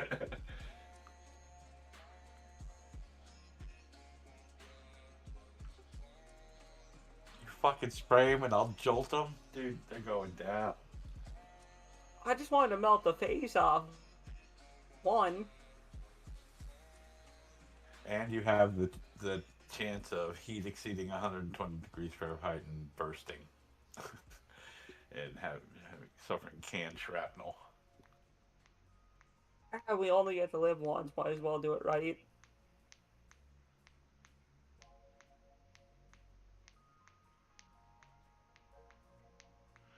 Yeah, there's a post on Reddit from 7 years ago, and the guy says, probably do it the way everybody IRL does. Point a match or lighter in front of the spray's direction. And then the next fucking post is pepper spray is non-flammable. Damn it! I mean, Reddit's the worst place to go to find factual information, but I mean, it supports what... Yeah. I'm really fetching to try and make some improvised shit.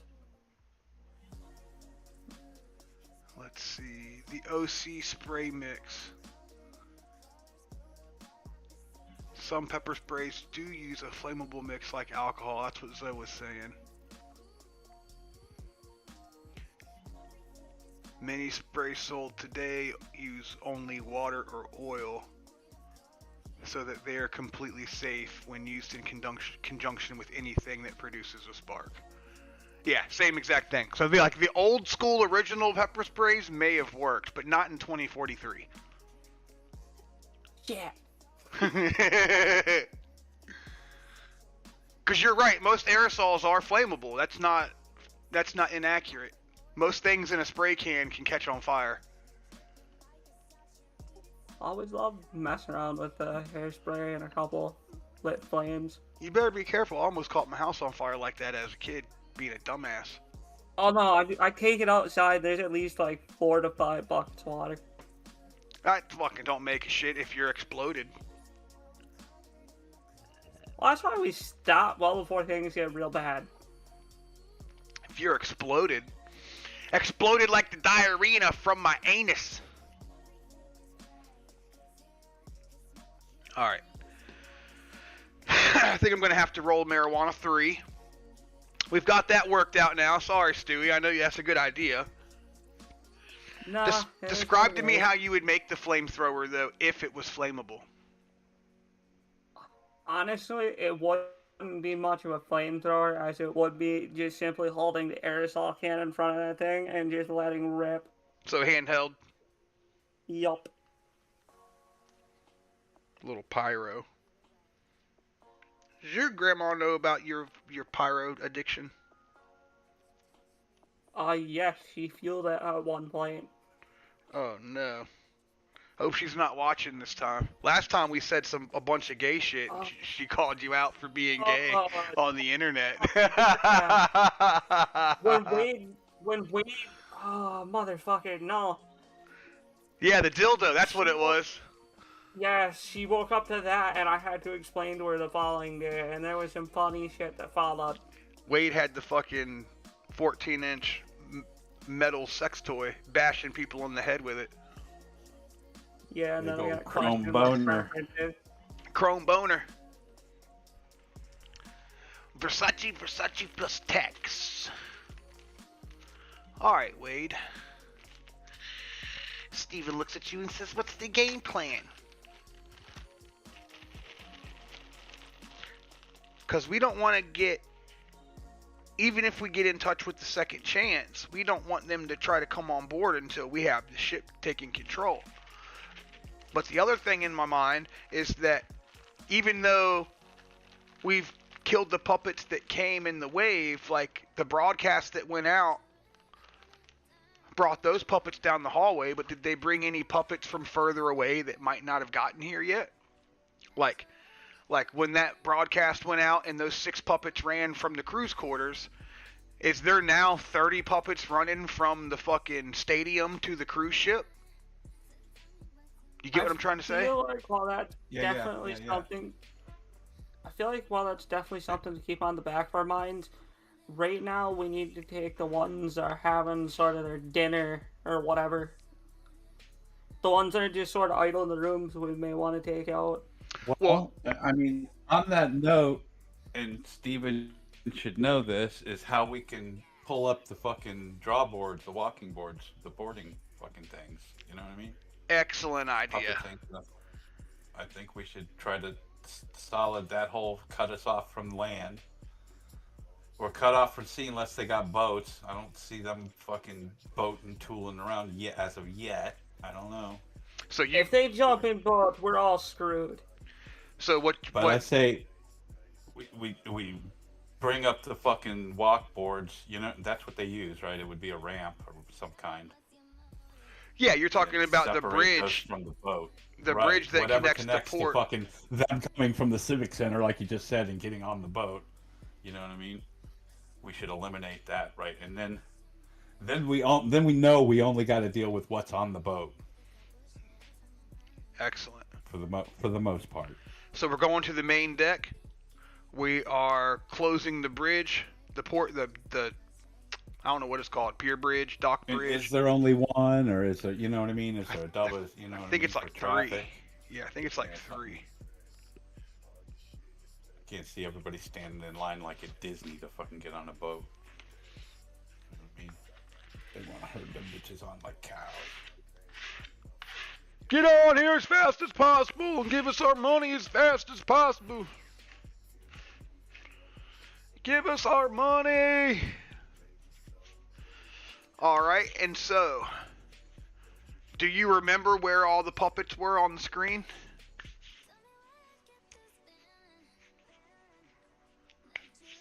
Like, do you remember where the monitors were? Did you make a note or anything? I made a note, but I think I deleted it. Yeah, because you sent us a fucking thing. Let me see if I can find that.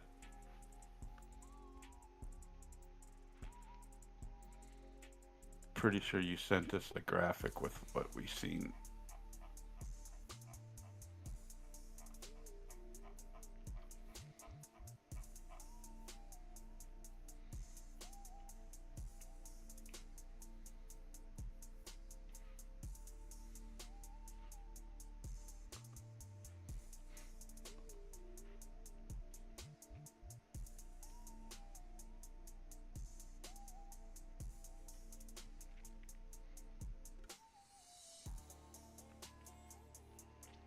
There's the floors and the puppet count that you see on the cameras. Yeah, that's what I was looking for. Dude, you talk a lot, bro. I'm scrolling and scrolling looking for that shit. It's like, what happened this week? I was sort of doing the same. Alright, yeah, I got him. As well. So deck 1, service area, near the cargo door, you've seen 1 puppet. Deck 2, you've seen 5 puppets. Deck 3, there was 10, but you cleared those out. You saw 2 more puppets doing laundry. No puppets in the atrium. 8 puppets in the dining court. 7 puppets in the entertainment section. 0 puppets in the medical bay. 3 puppets on Pretty the sun. sure we got is 7, right? The casino and theater, and the service area with the 1 at the on floor 1.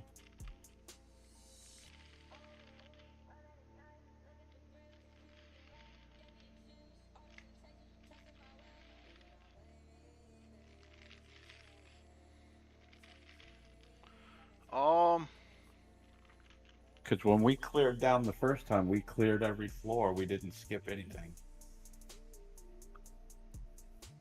Except for the ones on video with the fucking TVs and shit.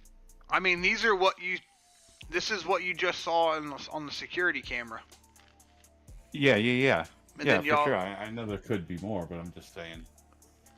Then as y'all went far up the as we stairs. know, like where it says there's on deck 4, there's 2. We killed those in the laundry. Deck 5 I don't clear. think you didn't kill those.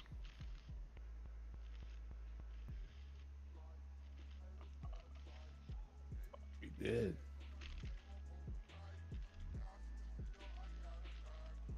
You killed earlier laundry lady. You killed a puppet that was doing work in the laundry room. That's where you got the head tie band things, where you collected the head sacks. Yeah. But that's not what you've seen on the screen. All right, so there's still 2 in the laundry. Yeah, whether we don't know. That we know of. Maybe you guys missed them on your way through, or maybe in the time that y'all went up and down the stairs and cleared the other floors, those puppets moved into the laundry room. You know, between the time you killed the first one and got to the security room and looked at the cameras, puppets move around. So, like, we don't know what happened. But we know that when you looked at those cameras last, there was 2 puppets on deck 4 in the laundry area. The only ones on this list, because this list is from session 7, the only puppets on this... So we know below us, 1 floor below us, there's fucking at least 7 puppets. Possibly, unless they left. Or more. Correct. If more came. But, Correct. But those are the ones that were standing still, correct? I believe so. I could be wrong, but I believe those puppets the casino and the theater. Yeah. I feel like we need to go after the ones that were staying still right now and just sort of figure out what's going on there. Well, I mean, I kind of know what's going on, Steven says. They're in fucking hibernation. Yeah, but it doesn't explain the full story. We're still missing a bit of I feel like there's still more to it than just hibernation. Steven is telling you guys, he's like, I don't want to kill these guys. I don't want to kill anybody. They're not doing anything, and if we can fix them, then those people will just be back to normal again. Like, do we really have to kill them if they're not doing anything? Like, they're just standing there. Can we explain to Steven that these people cannot necessarily be fixed? That they're kind of trapped in? Well, he says that's not what we seen when Wade used his cattle prod. That lady, like, she came back to life all of a sudden. Yeah, but it was temporary, and she even said it was torture. He asked us to kill her, bro. It can't be good. We're probably doing him a favor. I understand your point, Steven, but if we're gonna stay on this cruise ship, I really do think that there is some merit to clearing out anything that can cause harm to us, especially since there are children and women. Well, I mean, if that's the case, then we need to definitely draw the bridges up so that nobody can get on the ship from outside. And once the ship's isolated from outside, like Wade says, we'll be in a much better position. But doing that before we clear out, I mean, there's 7 puppets in the floor directly underneath of us. And if we leave and those 7 puppets decide to activate or do something while we're 4 decks away, 5 decks away, you know, who's to stop them from coming in here in the medical bay? I know, it's just up until now, we have not seen puppets really sit like this and be idle. I don't know what's going on there. I feel like there's something more that we could learn. So what are you suggesting? I know we have puppets below us, so maybe we'll take care of them first. If that goes well, maybe we can go back to that area. I mean, the goal really should be to get Dr. Okonkwo on the boat. I know that, but we ultimately have to clear out everything. Yeah, to get Dr. Okonkwo on the boat, it's got to be safe. It has to be safe. He has to have a decent environment to work in. So I think clearing out what needs to be cleared out is important right now. It's kind of what I was saying too. We can't really go get the bridges drawn until we make the floor surrounding our command center safe. Right? Yeah. But then what sucks is that every minute we spend cleaning up is a minute those gates are down. And if that broadcast if that broadcast is bringing in puppets from elsewhere, those gates being down are a big deal. I agree with you to an extent, but those puppets still have to get through the water and get onto the ship. If the gates are down, they don't. If the bridge to Are those gates by the dock? Yeah, that's what I'm talking about. That's what Zoe and everybody's talking Oh, about. fuck. Okay, I didn't really hit right away. Yeah, that's what Wade and everybody's talking about is the bridge, the passenger bridge that connects the boat to the port dock. They're down. So if anybody's coming from like the city to the cruise ship, they can get on it. But if you draw those up, then nobody can get from land onto the boat. My apologies, I didn't quite set in right. So that's the first thing that they want to do is draw the bridges. But the hard decision here, what it comes down to is, do you go pull the bridges up immediately so nobody gets on the boat? Or do you go clear floor 7 and floor 6 where there's 15 fucking puppets that are close to your command station and the elderly people and the sick people? Because every minute you spend going up to draw the bridges could be a minute that these puppets reactivate and attack your base. So you don't know. Do you go do the drawbridge first and make the ship secure from land? Or do you spend a bunch of time cleaning out the puppets next to your command center, in which there may or may not be other puppets coming from land. Well, wouldn't it make more sense to clear out the puppets down below first so that we can get people onto the boat safely? That's 'Cause, yeah, one. it's gonna take. That's one way of thinking, but the risk there, and we don't know if this is true or not. The risk there Ultimately, is the risk is time. right. We spend 2 or 3 hours on those 2 floors, and in that 2 or 3 hours, more puppets show up on land and make it onto the boat. In which case, it might be 10, it might be 100. We don't fucking know. But we do know that that one broadcast went out. We have had one broadcast go out. So, Agent 3 knows there is a violent threat and a dangerous threat on the cruise ship. Is Yo.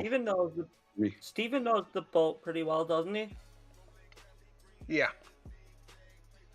Can you hear me? Yeah. We can hear you. I'm on my phone, man. My internet went out. Oh no. Oh shit. Oh wait, maybe it's back. Yeah, things are popping back on. All right. I didn't even see you leave Discord. I heard him. Oh really? Yeah, I've been gone, dude. I've been out in the living room checking, resetting the router, fucking checking all shit. Damn. I got message like, I don't know, like 3 hours ago from my fucking provider saying that the storms were messing with the service or whatever, and that they would notify me by 10. And I thought, and nothing ever happened. It never went down or whatever. I had those other problems, with lightning striking and shit and knocking my TV out. But the internet never went out. But now all of a sudden it went out. But it looks like it's back, so I'm going to hang up and try to rejoin. All right. Didn't even realize he was out of the chat, dude. This stream's been a doozy. I feel like regardless of what decision we make, we're gonna run into the same issue of time. Yeah, it's a hard decision here, dude. This is what makes the gameplay interesting. It's like, do you go secure the ship from land so that no more puppets can enter the boat, or do you go secure the floors around? That's a hard decision, though. I don't feel like that's a hard decision, though. If your limiting factor is time, I understand that we have some urgency, but it would be better to put the time in to clear stuff out. No. Would it? It would put more. No. Think about it, because it could go either way. It's simple math. Do you spend 2 or 3 hours? The gears in my head are turning and hurting. Right. And this is the problem, or not problem. This is like the whole crux of role-playing and strategic thinking is, do you spend 2 or 3 hours clearing out those 2 floors, in which case potentially 100 puppets come, or another 1,000 puppets come, we don't know, or does it require one person to get the gate down, or 2? It would require the group to go. Oh, really? So we couldn't even send... Oh, shit.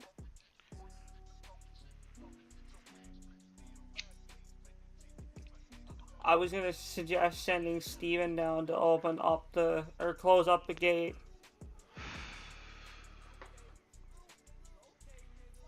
Well, have we determined what floor the gate's on? They're on the main deck. Which is what, deck 3? No, I think it's like deck 10 or 11. Oh, so we gotta clear shit anyway. Because we've only cleared the 8. And we know there's at least 4 puppets on 9 and 10. Mm-hmm.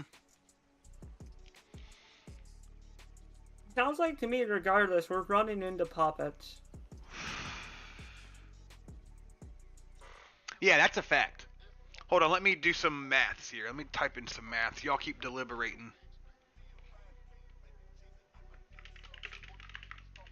So what do you want to do, Stewie? You want to go to the puppets that are just standing around and get rid of those? I guess my whole thought process is there's no reason to bring anyone on. I know we need to close the gate. That's now officially sunk to my mind, probably. We need to keep our place secure as much as possible. So, I guess it comes down to clearing the monsters out of their closet downstairs.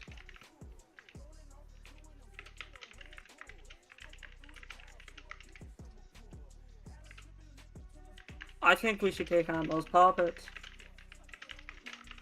All right. I can jump on board with that, man. I mean, it's crucial. It's either way, we're kind of fucked. Kind of, well, you know what I mean? I mean, I thought that the boarding would be within the floors we've already covered and be easy to get to, and then we could move from there and do some killing. But if we got to go up and we got to fight at least 4 of them that we know, and open up the breach of fucking, we know we're safe. We blocked off from between 8 and 9. You know what I mean? I mean, the only other thought I had, and it'd be really stupid. So going with your idea is good, because if we clear out those, then we know that the boat is fucking safe for Harlan, if Harlan, when Harlan, whatever. You know what I mean? The only other thought I had... To our exit, you know what I mean? And that depends if we seal off the front, which makes that an important thing. You know what I mean? That boat's our safety line right now, too. Things can go very bad here. Yup. And Harlem's not. I'm not beyond running to live another day.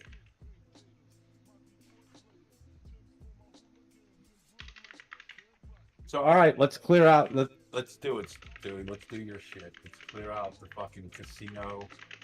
Clean out Hey, it's not my shit, man. The people were just here when we got here. No, I know. I'm just saying, as opposed to go up fighting up to close the fucking ramps. Those are our choices. Or take the boat and go try to find Harlan as is.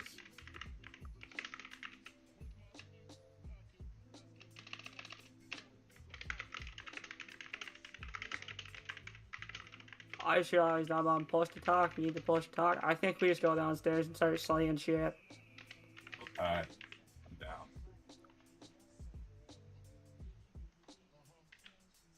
I think Stewie was going to mention sending Steven to open and close the bridges by himself while you guys cleared the floors. I thought you that said would it be a would take the whole possibility. crew. You said it would be a group activity, so that doesn't look as likely. Yeah, I'm going to, I'm looking into something right now because I don't know how they operate on a ship. But potentially, it should be a button that lowers and if it's like a raises the ramp. If it's a computer thing that just like I'm you said, press a button. I mean, maybe it probably has safety bolts and chains that you have to fucking unplug. You know what I mean? What I'm trying to tell you guys is, I'm trying to explain something to y'all motherfuckers. If it's just something simple that Steven's character can handle, then we probably could send the NPC out on his own to do something. But the reason I'm against it originally was because splitting the party player-wise is just a no-no. I can't do it. Like, to have one of the players go one direction and then another player go on another like storyline, I wouldn't be able to do a session. But if he sent down the hallway, right, could hear each other. Right. Stupid, yeah. But if y'all sent the NPC, then we would just leave the NPC out of the fucking game until it's time for them to enter back in, kind of thing. You know? Roll if he succeeds or not, or whatever. Yeah. Something, yeah. So let me look into this. But it seems like y'all are wanting to go down to the bottom floors anyway. Well, I just want to get rolling, and I know if we go up any, we're opening up a can of worms. We're making floor 8 that we've made safe unsafe again. You know what I mean? They can't re-barricade it like we did, and even if they did, then we got no place to fucking go. You know, it's just... there's an elderly woman there with like That the cardiac ramps would be troubles, I think lower about daily. on a floor that we had already covered, and I thought it would be an easy thing to go do just as a backside. You know, like I locked the doors, same thing. Yeah, well, floor 7 y'all went in, but y'all didn't kill anything. And I can't remember. I know there was dead puppets, the ones that were drunk or inebriated when the takeover happened. They died, remember? Yeah. Yeah, there's the ambient in the room. But I think there may have been puppets on that floor that were just standing still. And I don't know, we missed them or whatever, but there's 7 on floor 7.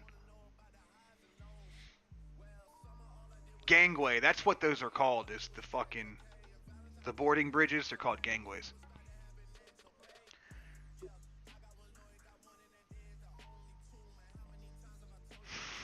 Sully up the gangway and make him walk the plank.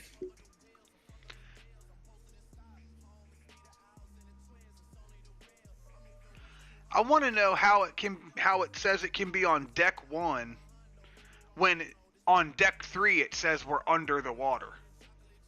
Yeah, deck 3 was like the water line. Yeah. That seems to look counterproductive. If Yeah. we're gonna save the ship. Deck 3 is where we were able to pull up a fucking safety boat and enter the boat. So there's an entrance, you know what I mean? Like Yeah. I feel like the water slightly line above water line. I feel There might like be the a water little ladder line or wouldn't be something, that but- high up unless there's a pretty big hole in the ship. Well, I believe it could go a couple floors down, you know. Floor 3 didn't sound bad to me. I mean, I don't know. What did you say? Fucking 13 or 15 fucking floors or some shit? Yeah, it's 15 stories.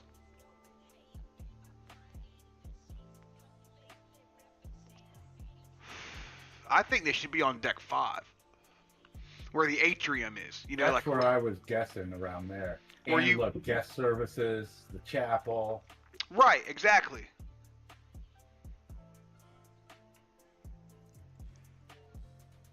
And also, remember that it says clear the survivor camp area. Remember that was a big fucking Fountain, yeah. water fucking fountain. That would be where you walk in. You know what I Exactly. mean? That Exactly. yeah, that's what I was counting on when I said to go fucking close the gates. Going up, just I don't want to go up. Yeah. You know what I mean? And if it is, and if 1,000 of them do come, and they're going to come and they're going to wind up above us, you know what I mean? Yeah, they're going to get through, but we're going to have a safe way all the way down to the fucking escape boat. If we clear it.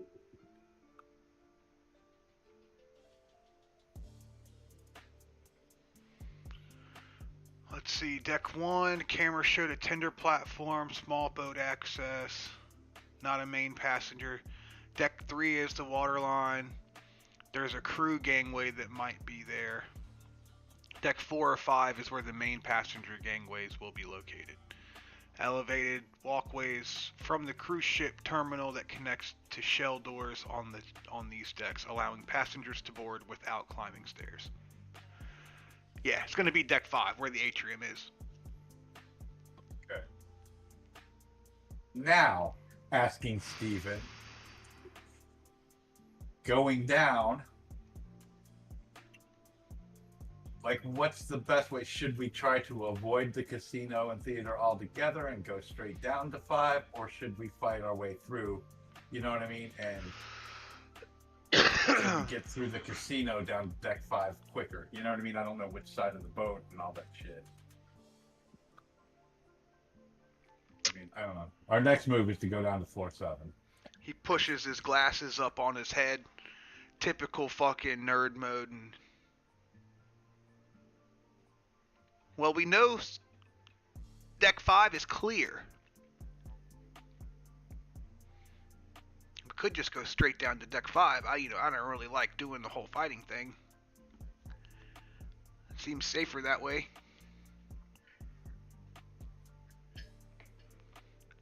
And then catch the fucking fight on the way back up. Alright. We don't have to catch a fight. We gotta clear them, motherfuckers. We have to clear them. If We you have say to, so. you know, I'm on board with Stewie with that. I mean, I know Steven isn't. I know Well, Steven's fucking pacifist motherfucker, but Steven didn't run shit. And he puts his glasses again. He's like, well, when we brought our equipment back, your rags on the doors were still there. I don't think they're using the stairwell. We don't really have to go on those floors, do we? Yes, we do. Let's compromise, Yeah, Stewie. Let's go straight through to 5. Double check it. It'll be quick because there's no puppets. It's only 2 floors down and one and over, even at worst on the other side of the ship. Go Are take we care of the fucking seriously things. gonna try and please little Steven's ego here? That's not about his ego. It's Well, about not his ego, but like, shutting the boat off from fucking potential thousands of puppets. alright, let's get it done. Sorry, but it changes now that the boardwalks aren't on fucking, you know what I mean, that they're accessible now. And before, when they weren't accessible, I said, yeah, well, I'd rather clear than that. But now we can do both. But I think we should do, if we're gonna do both, we should go straight, like Steven said, without a fight, go straight to it, get that fucking important job done, and then clear, because those puppets weren't on the move and potentially still not on the move. You know, that's a gamble, but So we're they're just no longer standing worried around. about. If they're actively looking for us, yeah, that we're fucked. If they're still Stop. standing around, we got time to go do what we need to do. I guess my question is, so now we're not worried about leaving and potentially putting the elderly and children and what wounded endangered, yeah? Yeah, Is that less all of an that. issue or still an Do issue? you feel the boat is safe to bring them aboard now? No, I'm seeing the ones No. that we already have on board. He's talking about Margaret Oh, I know. Holloway. Well, Victor. there's nothing we can do. She was already here. You know, it's not like we brought her here and we're going to try and save her, but that's why going up is just a bad idea. I don't want to open that fucking can of worms, bro. Where We need to go down. Like, we need to go towards Yeah. the problem and just fight it. well, we are. I just feel we need to get those fucking gates up, bro. I'm fine with getting the gates up. I'm right, absolutely let's do fine it. with getting the gates up, but the puppets gotta go. We're somewhere. going to leave the gates and go straight to the puppets. That's the intention. It's I on the way believe they back have up. to go first. If we can make it to the gates and shut it, everybody will be safe. And if we can make it through the fucking puppets and kill them, that's good. If we can't kill them, then you know that's where it is.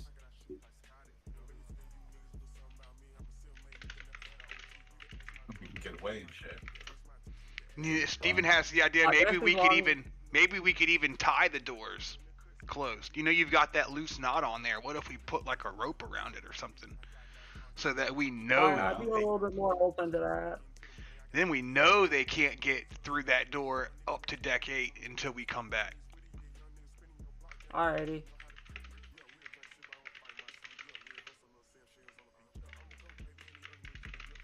All right, that works too.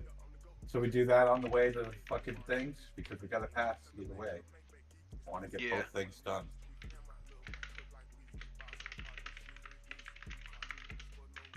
You're gonna tie. You guys got a rope? I still had some rope, I believe. I have rope somewhere. I gotta double check though.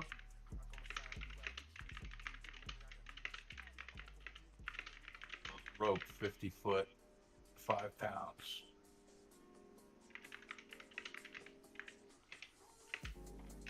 Alright, well, I don't have ropes. That's definitely Zodiac's. Or, Wade's. Tie the doors to deck 7 and deck 6 with Wade's rope.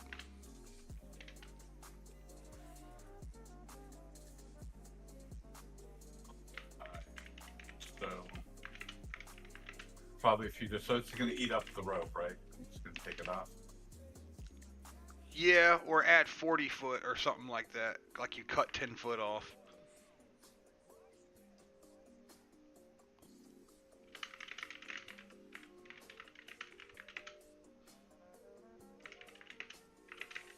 I'll say I got 30 foot left.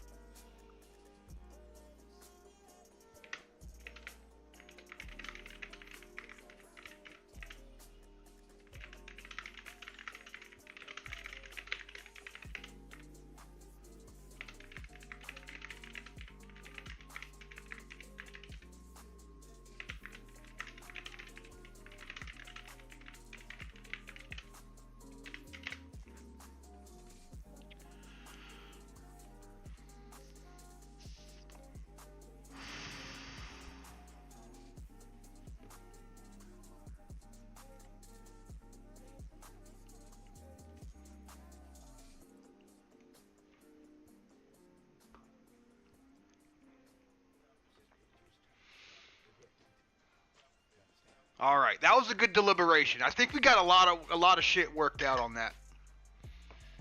Good session, guys.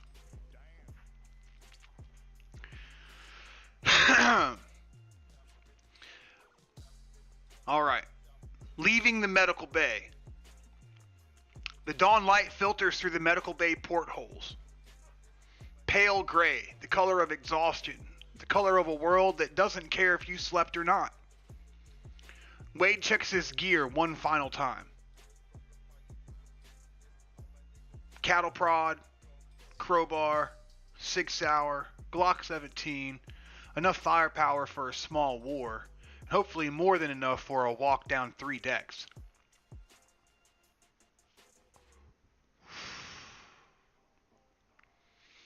Rob rolls his shoulders, the body armor creaking, and his crowbar hangs from his belt, bloodied and proven, the weapon that's seen him through when everything else has failed. Steven checks his Glock for the 4th time. 9 rounds. He's been counting them obsessively since the security office. It's 9 chances not to freeze. 9 chances to prove he's more than a man who falls apart when it matters. We'll be back in 30 minutes, Steven tells Maria. Keep the door locked. 4 knocks, pause, and then 2. Maria nods, scalpel in hand, standing guard over her sleeping children and the unconscious Victor. 4, pause 2. I know. Wade pulls open the medical bay door. Let's go seal this ship.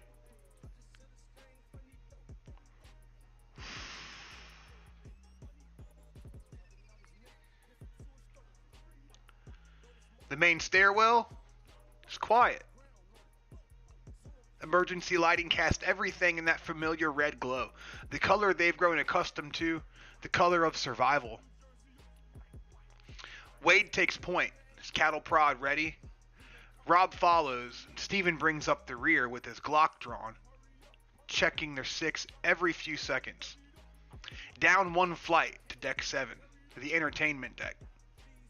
Wade pauses at the landing, and through the small window on the stairwell door, he can see the corridor beyond, the approach to the Stardust Lounge, where 9 sedated passengers died in their sleep rather than become monsters. The jukebox is still playing somewhere in the distance, and that same broken melody looping endlessly.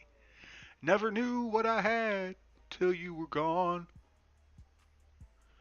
The cameras showed 7 puppets on this deck. 2 in the casino, 5 in the theater. None in the corridors, but cameras don't see everything. Wade pulls out the rope.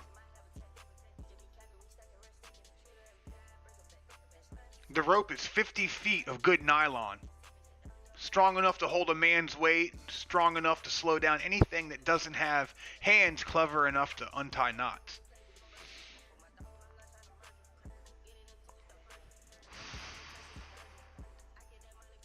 Wade threads it through the door handle loops. Wraps around the stairwell railing and pulls it taut. He ties it off with a trucker's hitch.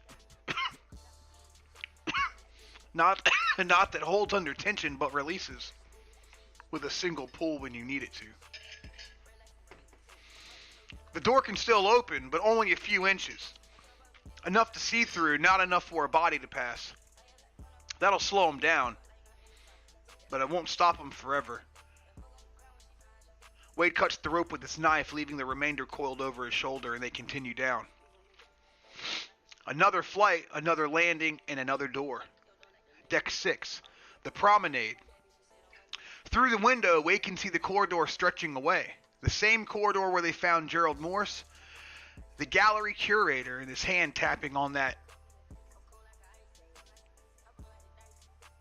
Tapping in that endless cadaveric rhythm. Gerald's body is still there, somewhere in the Aurora Gallery, along with his keys that opened so many doors. The camera showed 8 puppets on this deck, all in the Poseidon's court, the main dining room, seated at the tables, waiting for meals that'll never come. And Wade doesn't like how much waiting the puppets seem to do.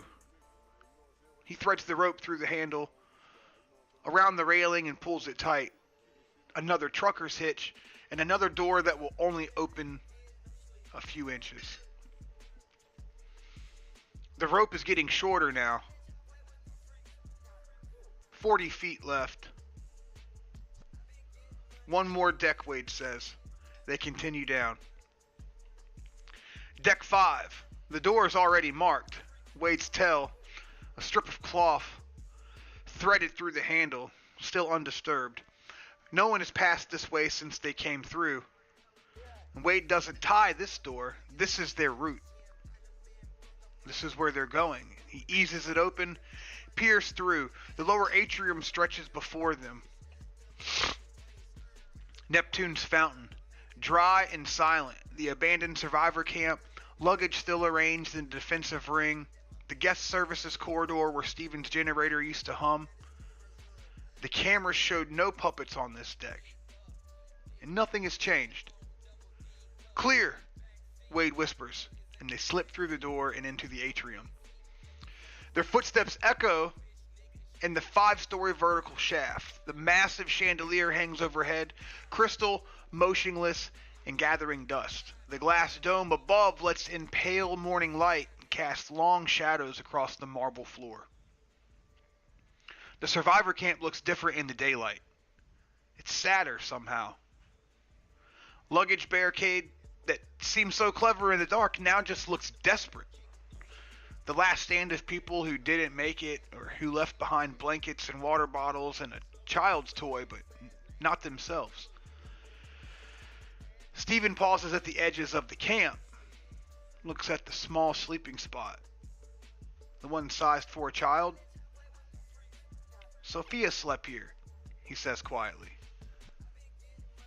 Before I found them, before I moved them to the chapel. Tears form in his eyes. They cross the atrium, moving towards the port side of the ship, towards the gangways, and towards the doors that connect the floating tomb to the outside world. The gangway access area is a wide corridor on the port side of Deck 5, designated and designed to hold the flow of thousands of passengers during embarkation. Welcome signs still hang from the ceiling.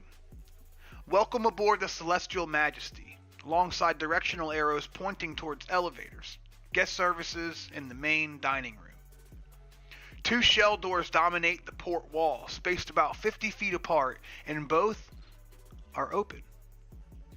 The primary gangway, the main passenger boarding point, gapes wide, a rectangle of gray morning light beyond it. Wade can see the enclosed walkway stretching towards the cruise terminal, a tunnel of glass and steel suspended over the water.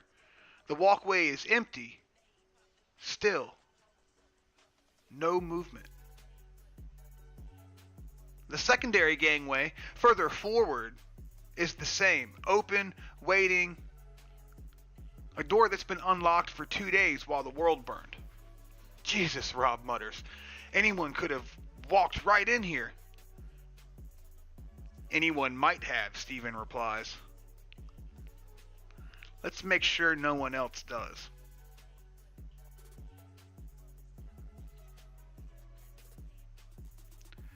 Wade approaches the primary gangway carefully, staying to the side, not silhouetting himself in the opening. The shell door is massive, 8 feet wide, 10 feet tall, heavy steel painted white. It's hinged on the forward side, designed to swing inward and lock flush against the hull. Currently, it's held open by a hydraulic arm, a safety feature that keeps it from swinging shut on passengers. Beside the door, a control station is mounted on the wall. A panel with buttons, indicator lights, and a key slot. The lights are dark. No power. But below, the electric panel, a manual release. A red lever, clearly labeled manual close, emergency use only. He moves towards the control station, keeping low and staying out of direct line of sight from the gangway. Rob takes position on the opposite side of the door with his crowbar ready, and Steven hangs back, Glock trained on the walkway beyond. Wade grabs the red lever and pulls. The hydraulic arm releases with a hiss of compressed air, and for a moment, nothing happens. The massive shell door hangs in place, balanced on its hinges, suspended between open and closed. And then gravity takes over. The door swings inward, slowly at first and then faster, building momentum. Wade steps back as tons of steel sweep past him, moving with the inevitability of a closing vault. And boom! The door slams into its frame. The sound echoes through the corridor and through the atrium, probably through half the ship. It's not subtle, and it's not quiet, but it's final. Wade finds the locking mechanism, a heavy steel bar that slides into brackets on the frame. He throws his weight against it. Clunk! It's locked. He pulls out Marcus's key ring, finds a key marked with the gangway symbol, and inserts it into the lock beside the bar. Click. One down. They move forward to the secondary gangway, 50 feet down the corridor. I just realized something. I gotta take off this pain-killed status.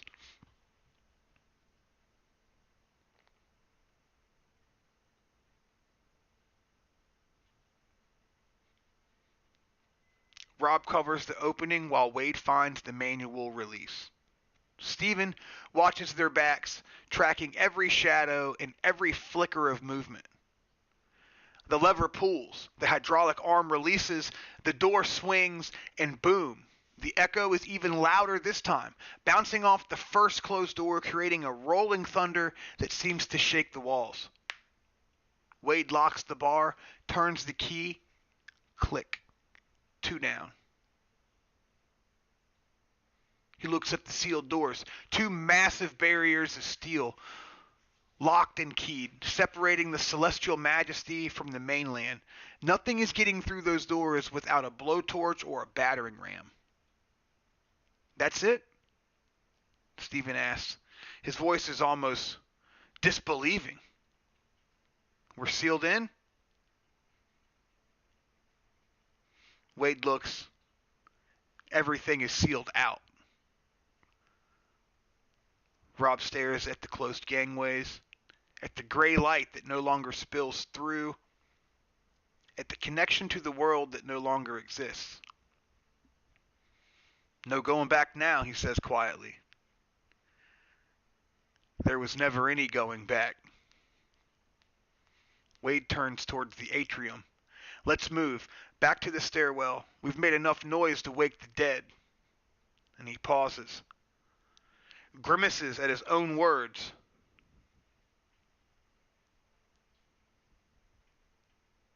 Poor choice of phrasing.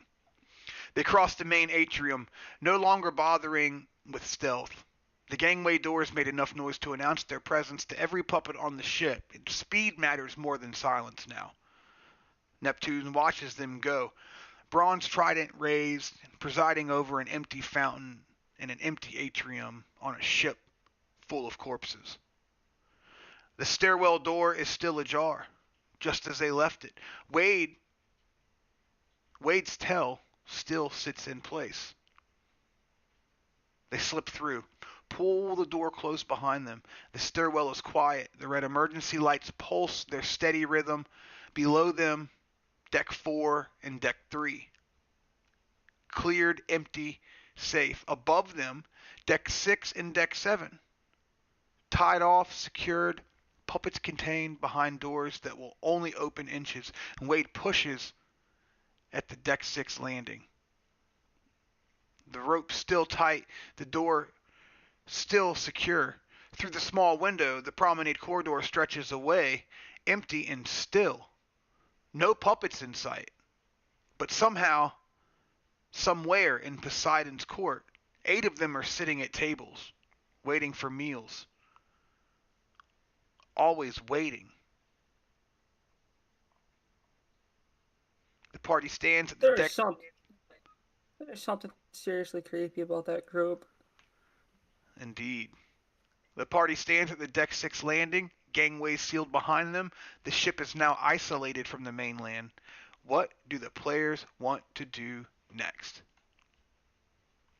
I need to get another cup of coffee, gentlemen. You figure out what you want to do, and I'll be right back. What are you thinking, Wade? I don't know. I guess go take care of these fucking casino and see if there's puppets, like you said before. We made a shitload of noise. Yeah, well, so they're either gonna meet us halfway, or we get nobody gets to jump on them, right? I know, it just makes me wonder though, had we cleared those other puppets first and then done this, maybe we wouldn't have, I don't know. Maybe I got a funny all feeling them. that this is gonna go south real fast. Well, there's 2 in the casino and 5 in the theater, so we should hit the casino first, try to stealth them, see if they're still there. I guess, right? Yeah. Take out 2 that, while it's good fucking odds. Hopefully that goes down smooth, and then we can work on a fucking 3 versus 5 situation. Alright. Which, if we can strategically find a door for them to walk through, we can pull our normal fucking, hack them and stack them. Doorway.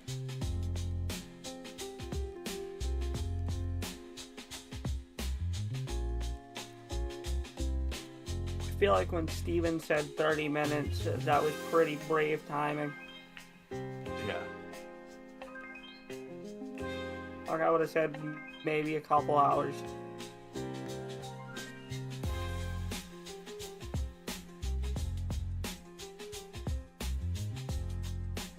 I'll be right back.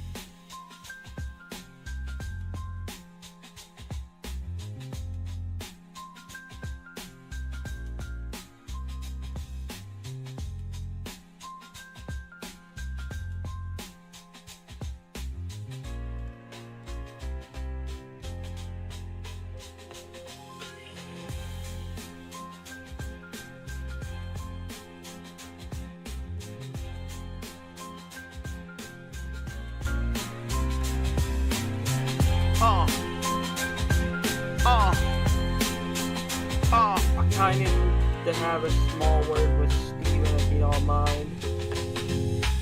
Coming in you quick like your daddy did your mama.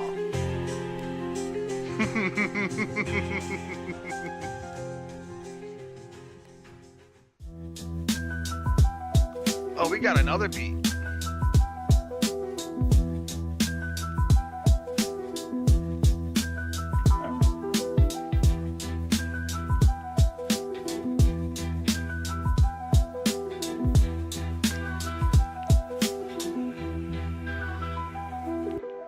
Coming in quick like your daddy did your mama.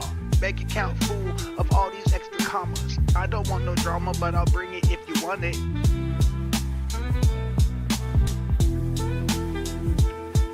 My coffee sipping got in my way there. What was your line, Zodiac? I got it. It was,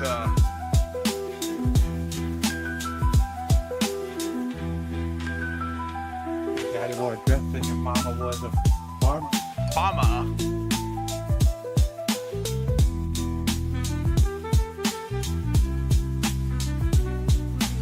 Coming in quick like your daddy did your mama. Make it count full of all these extra commas. I don't want no drama, but I'll bring it if you wanna. Your daddy will regress and your mama was a farmer. Yeah, like that. Like that. Written by The Sandwich and Zozo Money. Hair Sandwich and Zozo Money on the track. Your daddy wear a dress and your mama was a farmer.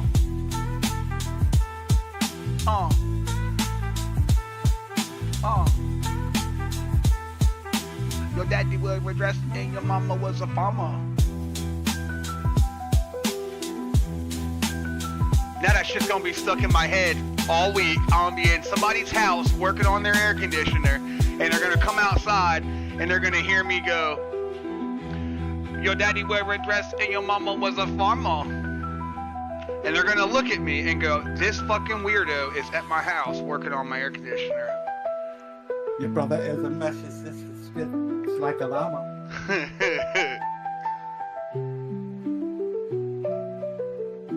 I'm just messing around. I'm messing around.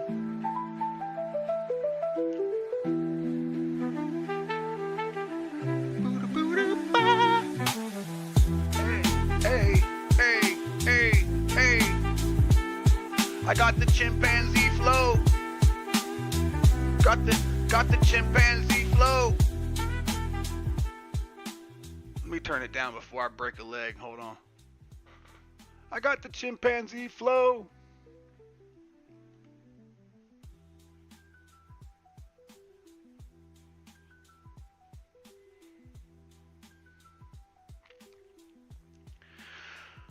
Alright guys, noise level is high. The gangway doors made significant noise when closing. Deck 7 is tied off. Deck 6 is tied off. Deck 5 is cleared. Deck 4 is cleared. It says deck 4 is cleared now. I thought deck 4 had 2 puppets on it. So maybe you were right, Zoe. Yeah, we cleared it all down. We didn't pass anything. We had a clear run from 8 to 3, but skipped, and you know what I mean, to 1, so we got tied up now.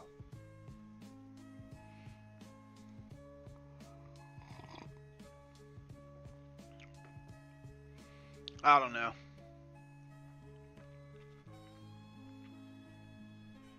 Can we make this work somehow? No, the game is over. The ship is sinking and everybody dies. The end.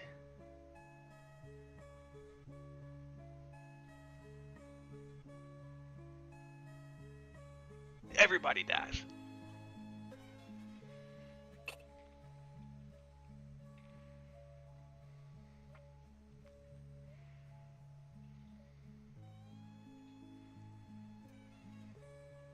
All right, so we think we want to work our way back up to 7 and hit the casino first if we can. See if the 2 puppets are there and try to fucking I got 200 games have their damn 3-on-2 fight first. All of my time Oh, I just was said we're going to taken the away craps table. by my My job. job. My time was robbed. But I keep buying more games. Buying more games. Buying more games. Buying more games. Buying more games. Buying more games. Buying more games. Buying more games. What's that? What's that? Alright, sorry, guy. My ADHD gets the best of me sometimes. I'll fucking Been there. take Harry in to talk about fucking you narrating audiobooks and shit while in my ear, all I hear is fucking coming in fast like your daddy and your mama. And this shit over and over and over. What the fuck are they hearing? What are they listening to? I'm just letting We them got right two out. different Like fucking I've been there, man. soundtracks I've here. been Like, there. Strange media, but is there some different shit going on that I'm not aware about? It's all over the place, dude. Like, what is he saying that I can't hear? That it sounds so fucking poetic. It's not that important, really. We just let it ride out. Yeah. Oh, man. I don't know why you guys deal with it. Alright. It's usually fun. We're standing at the doorway of deck 6. What are we gonna do? What are we gonna do, boys? Hey, deck 6 times fast. Deck 6, deck 6, deck 6, deck 6, deck 6, deck 6. Can we go to the damn casino? I think that's poetic. Yeah, we're heading to the casino, man. On deck I 7? want to go hit the crap table. Yeah, deck 7. We're gonna go crack 7. Well, what's on 6? Deck 6 is That the we know of. promenade. Are there Dex- known puppets there? Yeah, there was 6, I believe. I believe there were 6 Alright, puppets on the list there, We want to sir. go for the point of least resistance, so we're gonna go to the fucking casino. Casino. Listen here, 'Cause sir. there's two there. Listen here, sir. Yeah, see, it Steven, says pipe down. 2 puppets in the laundry. But over here it says floor 4 is cleared. There was 8 puppets on deck 6, sir. That's the Poseidon's Court dining, seated at the tables and chilling like a villain, waiting for my banana split. Ice cream. I'm sorry, who's talking? Is this Harris, Steven, or Victor? Like, which character are you? You never know. You never Well, we know. kind of need to put the context to this. If you don't know, just Taste them. If you I'm- taste like cheese and regret, it's hair.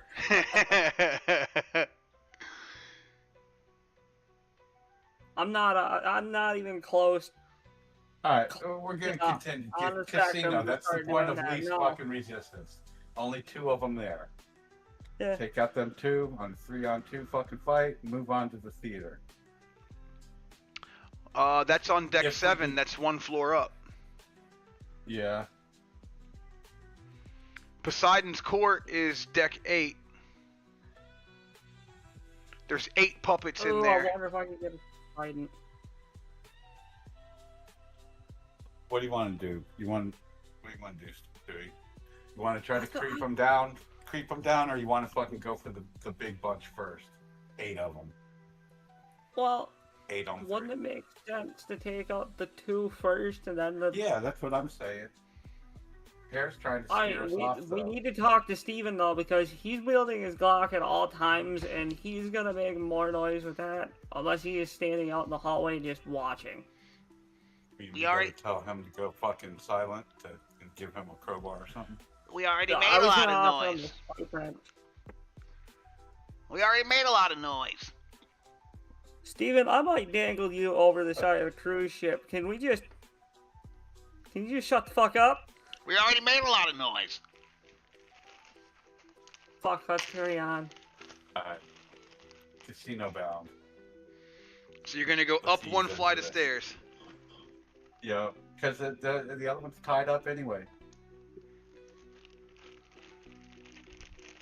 From that side. From that side.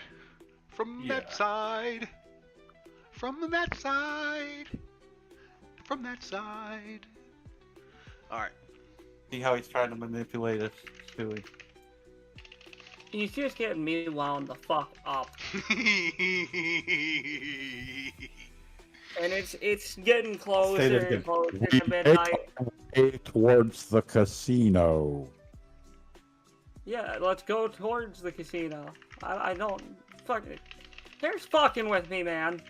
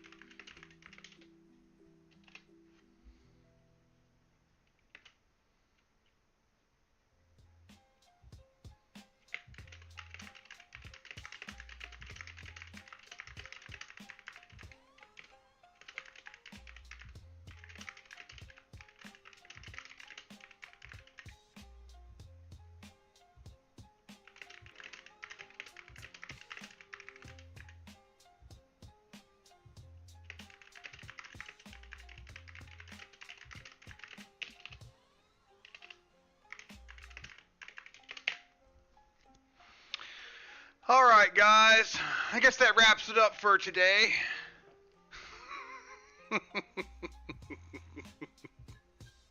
What? What is wrong with you? I'm a serial killer, dude. I'm a psychopath, sadistic. Can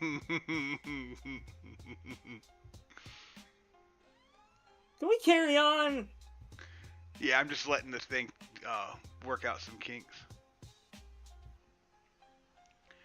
Wade looks up the stairwell towards deck 6.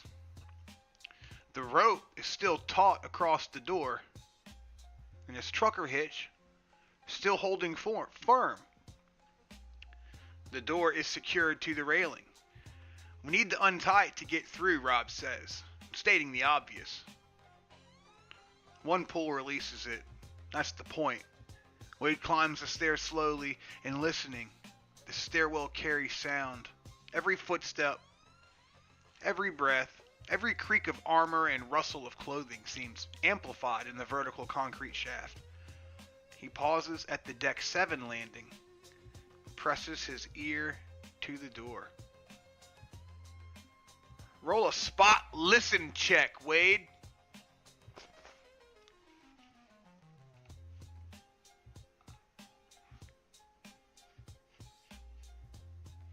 Critical failure.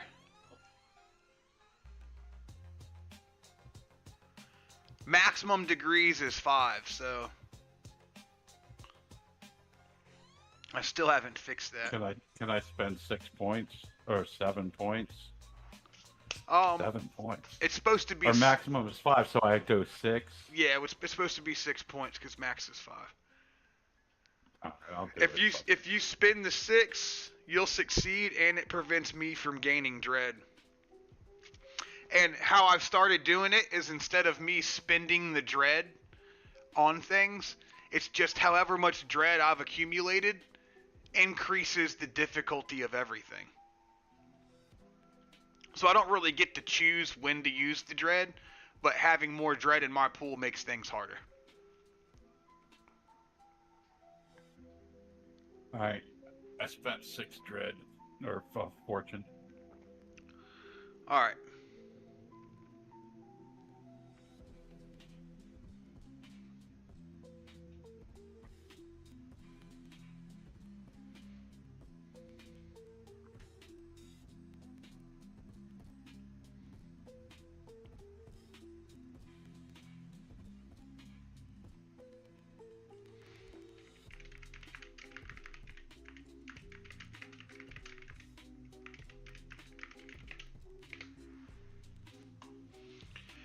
While we're waiting on Wade's roll, what Wade knows from the Deck 7 camera feeds from Session 7, when you were on Deck 3, the casino had 2 puppets sitting at slot machines motionless. The theater had 5 seated in the audience section facing the empty stage.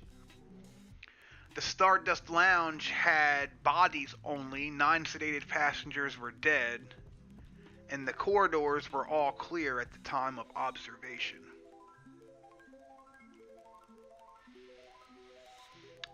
Wade presses his ear against the cold metal of the door. He closes his eyes and listens.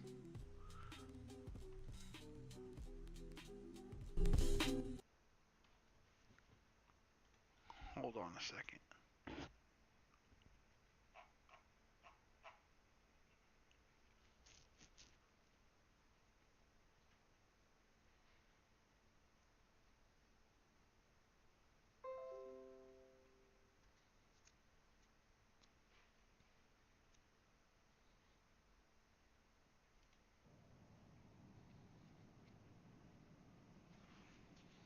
There we go.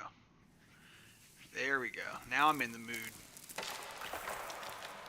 Now I'm in the mood.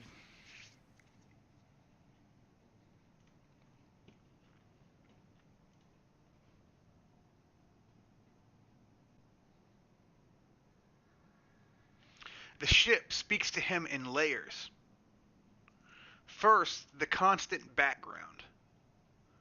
The creak and groan of the hull, metal flexing against water, the distant hum of systems still running on battery backup, the whisper of air moving through vents that haven't fully died. Second, the jukebox. Faint but unmistakable, bleeding through the walls and doors and distance. Third, nothing. No footsteps, no movement, no shuffling of bodies responding to the thunderous boom of the gangway doors, no coordinated breathing and no humming. The corridor beyond this door is silent. Wade holds his breath, counting heartbeats. 10 seconds, 20, 30, still nothing. He opens his eyes and looks at Rob and Steven. Sounds clear.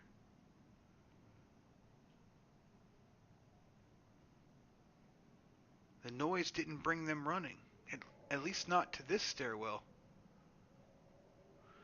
Or they're waiting, Rob says quietly.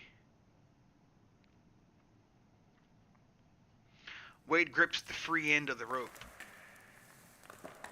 The release line of the trucker's hitch, and then pulls.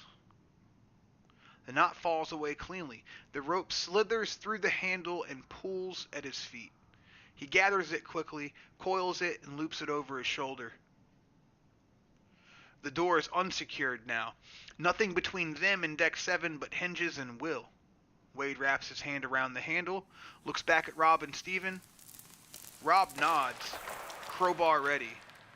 Steven raises his Glock, hands steadier than they were yesterday.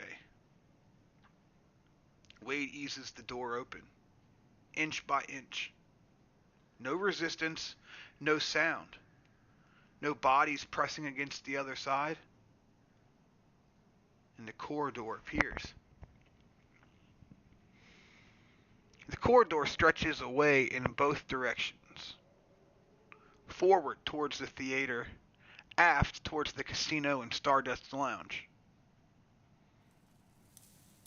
Still, red emergency lighting pulses along the ceiling, casting everything with that familiar bloody glow. Carpet underfoot, burgundy with gold accents, the kind of aggressive luxury that cruise ships specialize in. Expensive enough to impress, dark enough to hide stains. The walls are lined with promotional displays. Framed posters advertising tonight's entertainment. Starlight Jazz Quartet, 8 p.m. in the Stardust Lounge. Vegas nights in the Lucky Star Casino. Try your luck. Broadway Review, 7 p.m. and 9 p.m. in the Celestial Theater. Events that will never happen. Entertainment for passengers who are dead or even worse. Wade steps into the corridor, cattle prod raised, scanning both directions. Forward towards the theater, the corridor is empty. 60 feet of carpet and promotional posters, ending at a set of double doors. The theater entrance, closed, silent. 5 puppets somewhere behind those doors sitting in the dark, watching an empty stage. Aft, towards the casino, the corridor is also empty. Wade can see the casino entrance about 70 feet away, an archway flanked by neon signs that flicker weakly on backup power. Lucky Star Casino. In cursive script. Half the letters dark. Beyond the casino, further aft, the Stardust Lounge. That's where the jukebox lives. That's where the music comes from. Never knew what I had until you were gone. The song loops and skips and loops again. They move aft. Single file. Hugging the starboard wall. Wade on point, Rob in the middle, and Steven covering their 6, walking backwards every few steps to check the theater doors behind them. The carpet muffles their footsteps, the emergency lights pulse, and the jukebox plays that broken song. 40 feet to the casino, a sound. Wade freezes, raises his fist, and everyone stops. From inside the casino, a rhythmic clicking, mechanical and repetitive. Click, click, click. Pause. Click, click, click. Wade knows that sound. Everyone knows that sound. Slot machine buttons. Someone's pulling the lever, playing the game over and over and over. The puppets are still in there, still sitting at their machines, and still gambling for jackpots they'll never win with coins they don't have. Wade signals. Move forward, stay quiet. And they creep closer. The archway looms ahead, neon letters flickering their half-dead welcome. The Lucky Star sign, the U, the A, and the A in casino.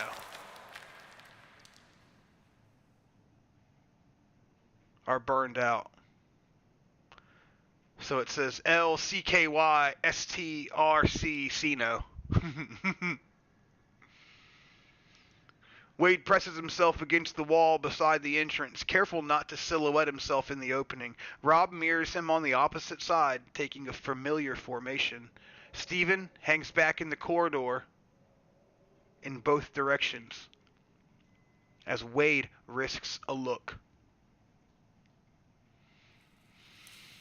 The Lucky Star Casino is larger than he expected, maybe 80 feet deep and 60 feet wide, a maze of slot machines, card tables, and roulette wheels arranged in clusters beneath a ceiling painted to look like a night sky.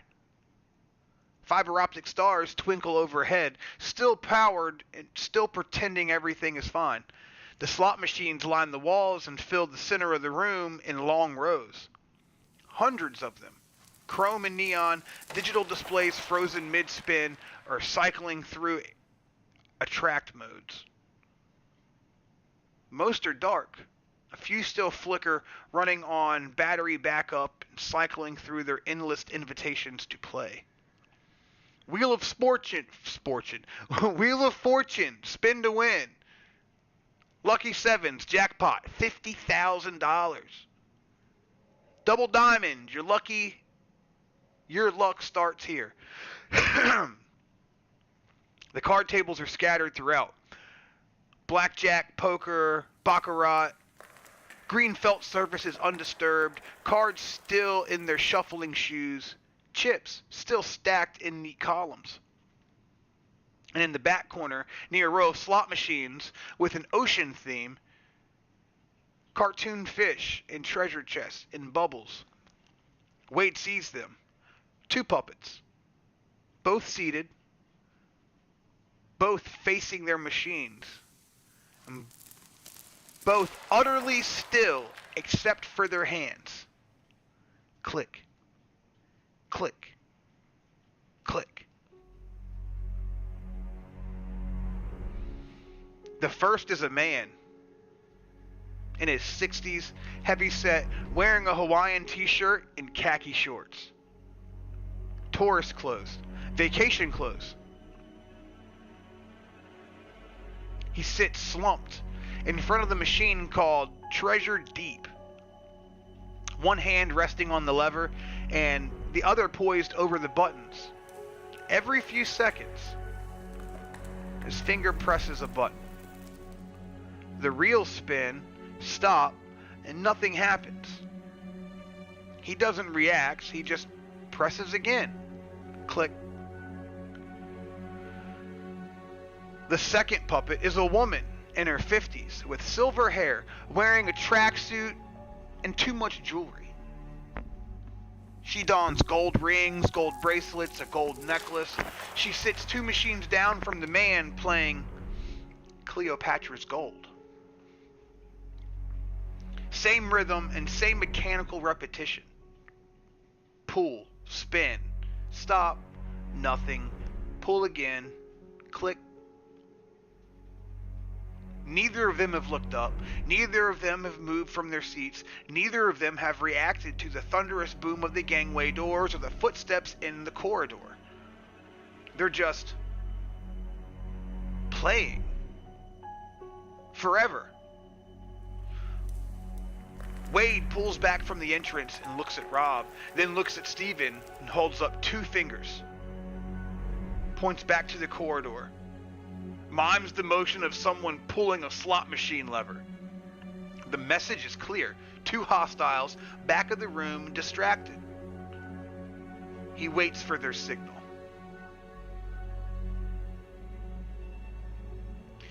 Alright guys, both puppets are distracted.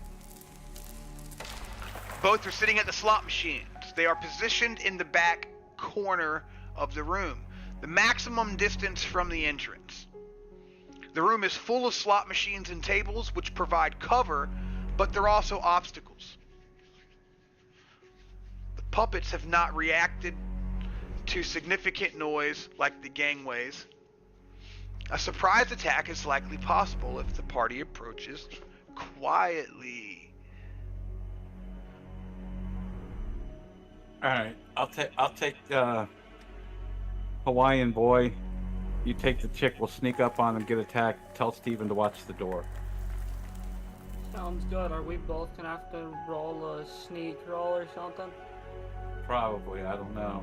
But that's what we want to do, right? We want to try to attack both at the same time. You know what I mean? Yeah, Rush we want to take them both. down as quietly as possible. Right. So do you want the players to attack the same puppet at the same time, or do you want one player No, to we're attack gonna one? we're gonna take each. I'm gonna take the Hawaiian boy. He's gonna take the chick. I'm gonna take that overly jeweled woman.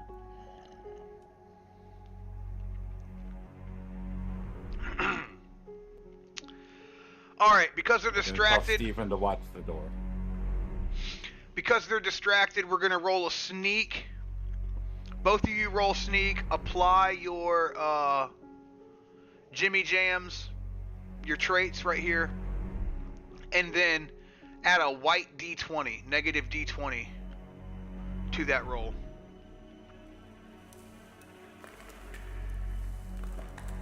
Or you know what? Two white D10. That way the minimum is 2.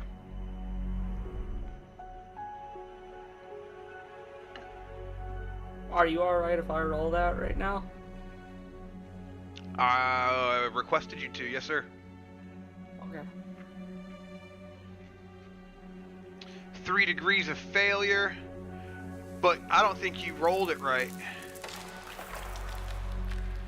I put in sneak. I didn't have anything to add to the negatives. I put in the 2d10. Okay. All right. So before I go, I got the sneak. I can use I fortune. also have a -5 to sneak when setting up for ambusher. Yeah, we'll apply that. And then I got 2 negative D10 white dice. Correct? No speed because we're not in combat. Right.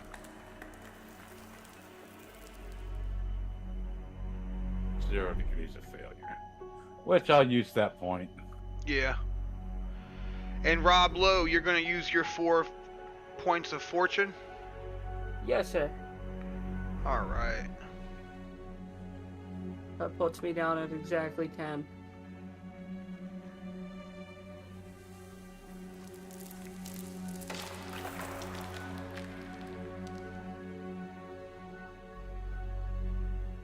Oh, and I did want to say that I'm zapping him.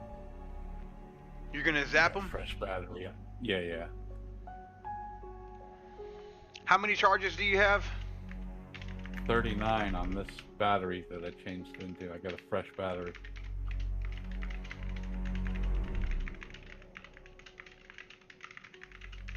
And then I got a battery with 2 charges on it back at camp.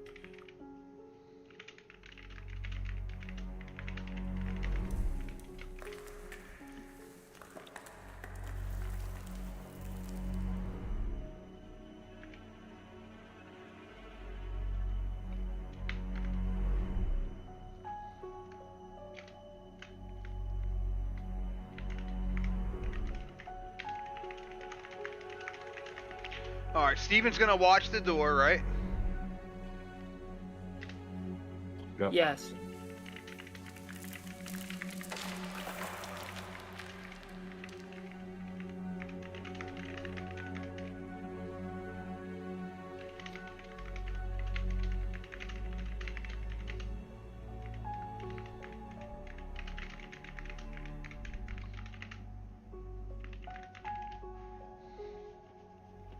Go to an unknown player.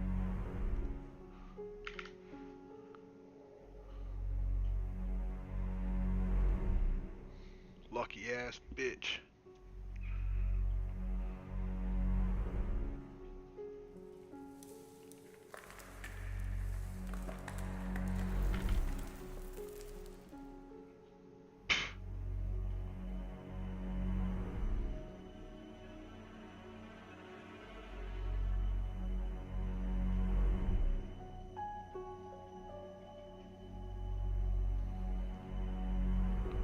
Well, that's not good.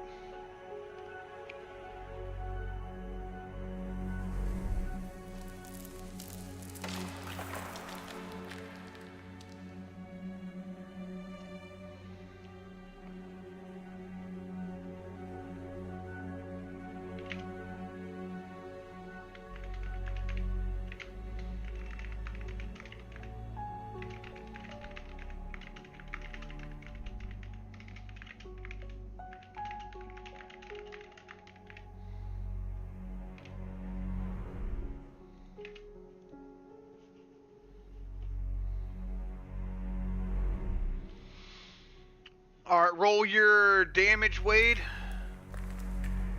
Oh no, you're going to attack him. Sorry, we gotta roll your combat too. And then Rob, you're that gonna was hit. a sneak roll, right? Yeah. Yeah, and then Rob, you're gonna attack the female or the male puppet? I'm attacking the female. Wade's taking the Hawaiian. Alright, you roll your attack. You don't have to roll speed this round because it's surprise round. Alright, so just combat and any extra stuff, yeah? Mm-hmm. Okay. Con.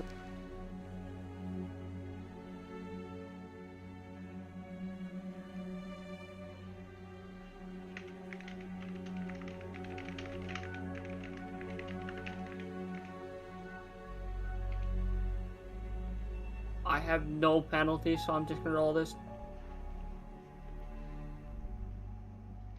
Alright, I'll soak that up with a fortune or two. The failure 1 degree. I got a Two negative fortune. 20 with all my shit. 2 fortune. Yup, I have 8. I got 1 degree of success. Okay. Get my fortune back. Roll your damage, guys.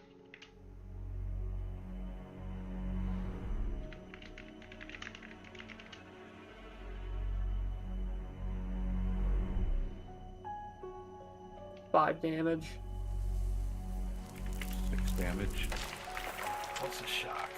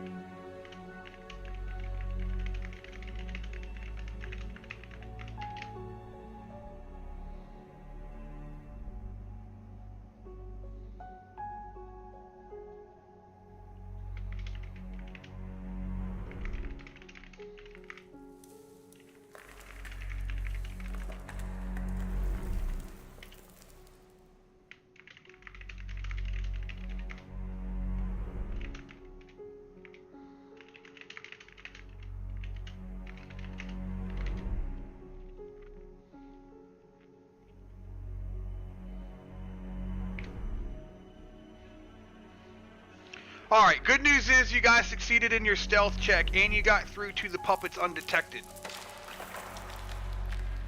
The bad news is you didn't do enough damage to kill either one of them, and the puppet passed his reflex to get not stunned. So, Wade and Rob move into the casino like shadows. They slip between rows of slot machines using the bulky cabinets to cover. Weaving through the maze of card tables and roulette wheels, the carpet swallows their footsteps. The flickering neon masks their movement. Click, click, click. The puppets keep playing, keep pulling and pressing, oblivious. 40 feet away, to 30 feet, to 20 feet. Wade can smell them now, that stale, unwashed odor of bodies that haven't moved in 2 days. Similar to Hair Sandwich's gaming chair, the man in the Hawaiian shirt has sweat stains spreading from his armpits. The woman's perfume is soured into something cloying and wrong. 10 feet, Wade raises the cattle prod. Rob raises the crowbar. They strike. The cattle prod jabs into the man's shoulder, right between the neck and the arm, and right where the nerves cluster. 6 damage.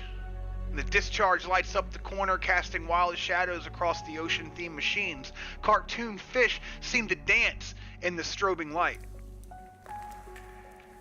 The man's body goes rigid for just a moment. Loss of motor control, muscle seizing, but then something shifts. The implant fights back. Agent 3's grip tightens. The seizure passes and he turns his head slowly. Those empty eyes finding Wade's face, and his mouth opens. Rob's crowbar catches the woman across the back of the skull. A solid hit aimed at the base where the implant lives. Thwack! 5 damage. Her head snaps forward and her face slamming into the slot machine screen. The glass cracks. Cleopatra's gold flickers and burns out. But she doesn't. She pushes back from the machine, gold jewelry jingling, silver hair matted with blood now, and she turns in her seat, one hand still gripping the lever and the other reaching for Rob. And her mouth opens too.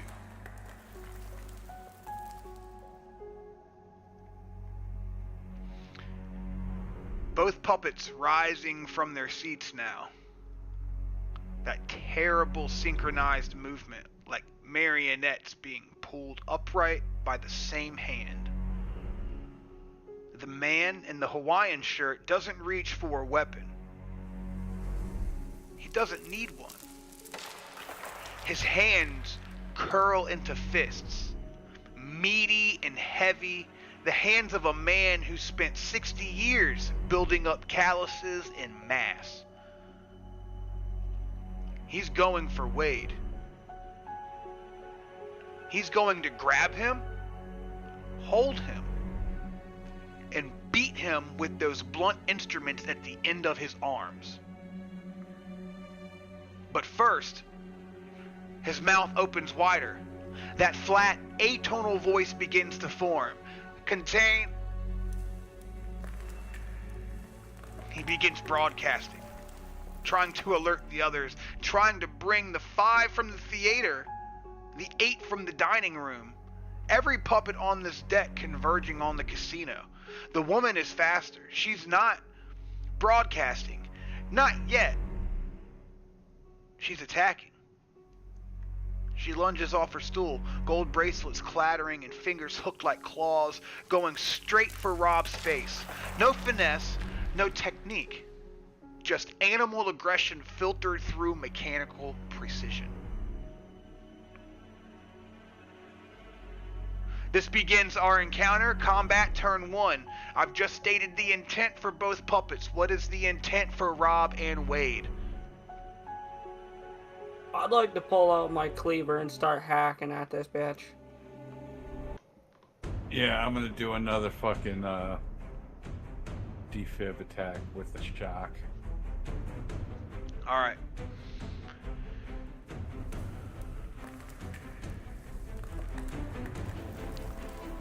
We're gonna go to the check phase. And we're staying on target. Wade's on the Hawaiian. Rob's on the girl. Yeah. Yes, sir. Alright, so I'm going to need you to roll a combat with speed this round, both of you guys. Both of you are attacking. And then apply your bonuses for improvised weapons or whatever we got going on. Well, cleaver wouldn't be improvised, would it? I don't think so, no. Alright, and I'll just roll. Hey Tink, thanks for stopping in. Jam in Peace, thanks for stopping in. What's up, Zeb? Man, I didn't see you guys in here. 1 degree. I didn't see you guys in here. Wade's got 1 degree of success. Rob, you got 2 degrees of success. Guys, thanks for hanging out, man. I'm fucking stoked that you're here, dude. I'm fucking stoked that you guys are here. Thank you, thank you, thank you, thank you, thank you. Alright, let me get back to the game. Because when I'm reading all this stuff and doing the math and recording the stuff and writing it and like... Literotica? Oh my god. My grandmother reads Literotica. I'll be doing a stream for my grandmother talking dirty to fucking Grammy. Oh, Grammy, she pulls the sheets off her legs and touches her coos with her drippy wet fingers. Oh, dude, I feel fucking queasy. Let's move back on the subject, shall we? Alright, yeah, let me get out of chat. Because chat will fuck my game My up. mouth is watering. No, mine's all dried up and disgusted. Alright. We got speed 2, speed 5. We're gonna go to unknown. Yep. This is gonna be for the female puppet here. Speed 2. And this is gonna be for the male puppet here. Speed 2. Okay, so Rob Lowe, what is your reflex? 17. So you're gonna go last. The puppets are gonna go before you. Wade goes first, the 2 puppets go, and then Rob goes. So let's see. I would like to just say now, we have my cleaver as a hatchet. It's fine, it's the same damage. I know, I'm just letting you know. So yeah, it does the same, it's exactly the same stats. Alright, so Wade's gonna go first, right? Yeah. He's got the highest speed. Wade goes first and attacks the male puppet with his cattle prod, using another charge. Alright, we're gonna go to unknown. We're gonna roll a 33 for reflex. Success. The puppet succeeds again, dude.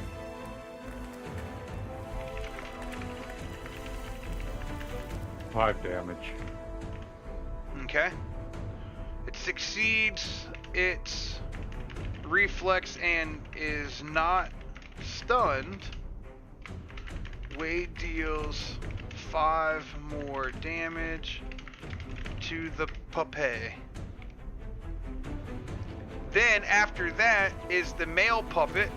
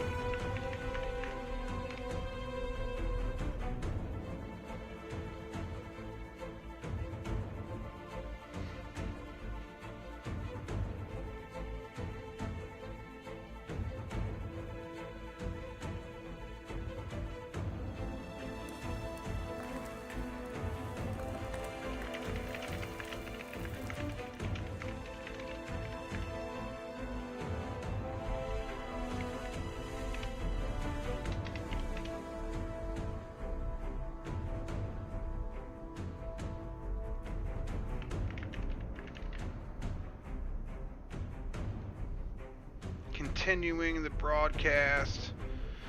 Then next is the female puppet.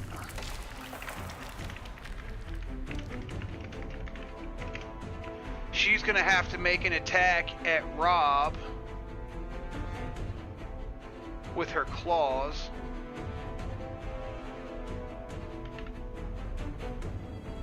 I've got armor. 1 degree of failure.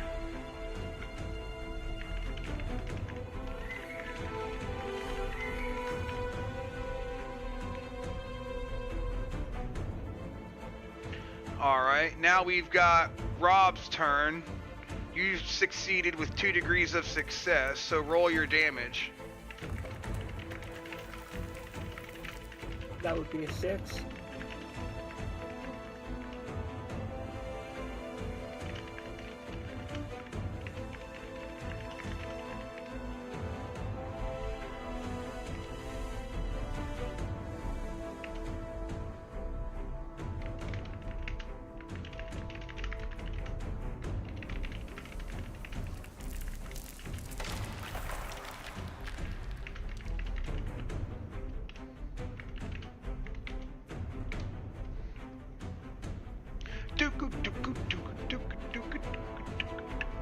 I can't read chat and play this SSRPG thing at the same time because I will get distracted as fuck, dude. Next thing you know, I'm fucking doing lit erotica and putting peanut butter in a tube sock. I don't know. Alright, Wade doesn't let the broadcast finish. The counterprod jabs forward again. Same target, same shoulder, driving the electrified tip into the flesh that's still smoking from the first hit. 5 damage. The man's body seizes again, jaw clenching mid-syllable. The broadcast choking off into a strangled gurgle. But the implant holds. Again, Agent 3's grip on his body refuses to break. The man's eyes roll back for just a moment, that half second of system failure, and then they snap forward again, fixed on Wade and filled with nothing. 11 damage total now. He's hurt. He's bleeding from the electrical burns. Smoke rises from his Hawaiian shirt and the fabric scorched and is melted. But he's still standing and he's still trying to broadcast. The man forces his mouth open again and the broadcast resumes. Broken, but persistent. Tact Casino two hosts. The words come out stuttering, fragmented, and his vocal cords spasming from the electrical damage, but they're coming out, and Agent 3 is forcing the message through a failing system. At the same time, he's moving, stepping towards Wade, those meaty fists rising. He's not fast. The damage is slowing him down, but he's positioning, and he's getting close, getting ready to grab, and to hold, and to smash. Next turn, he'll be in melee range. The woman comes at Rob like a feral cat, all claws and jewelry and snarling desperation. Her fingers rake towards his face, gold rings glinting, aiming for his eyes. But Rob twists sideways. The claws catch nothing but air, passing inches from his cheek. Her momentum carries her past him, stumbling into a slot machine and setting off a cascade of electronic beeps and chimes. Jackpot! Jackpot! Ding ding ding ding ding ding ding ding ding ding ding ding ding ding ding ding. The machine screams and lights start flashing, completely oblivious to the violence happening in front of it. Miss. The female puppet misses Rob, but coincidentally and ironically triggers a jackpot on the slot machine behind him. Rob doesn't let her recover. The crowbar comes around in a tight arc, catching her across the ribs. Not crowbar, cleaver. Thank you. Our old hatchet right there. Thank you. The cleaver comes around in a tight arc, catching her across the ribs as she stumbles past. 6 damage. The impact drives the air from her lungs and folds her over, and this is describing a crowbar impact. Forgive me. She staggers, one hand clutching her side, the other still reaching for Rob with those clawed fingers. 11 damage total. Same as the man, both of them wounded, both of them bleeding, and both of them refusing to fall. The male Hawaiian puppet has taken 11 damage. The female puppet has taken 11 damage.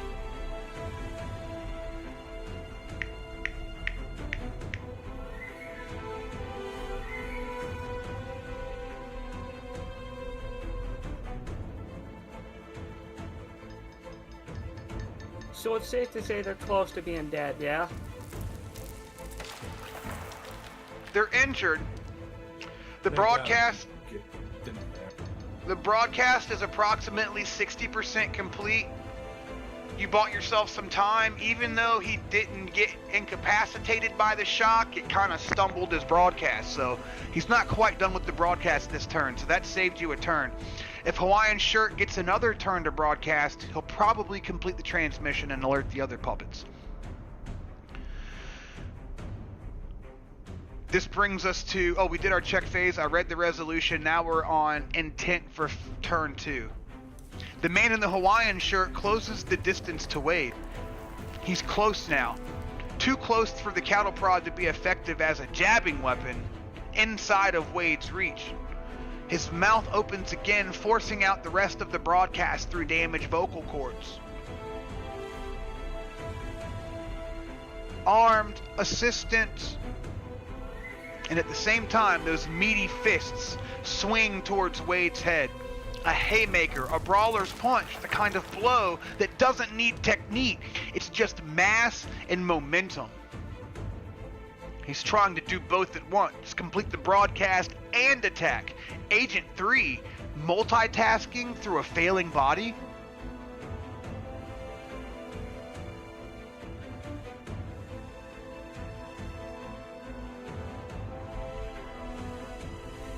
The woman pushes off the slot machines, golden necklace swinging, and doesn't broadcast. She doesn't waste breath on words, she just attacks. This time she's smarter about it. She's seen Rob dodge once. She's not going to go for the face. She's going low, going for his legs, trying to grapple, to drag him down, to get him on the ground where her claws can find soft tissue. A tackle, a takedown, the kind of move that bypasses the cleaver entirely.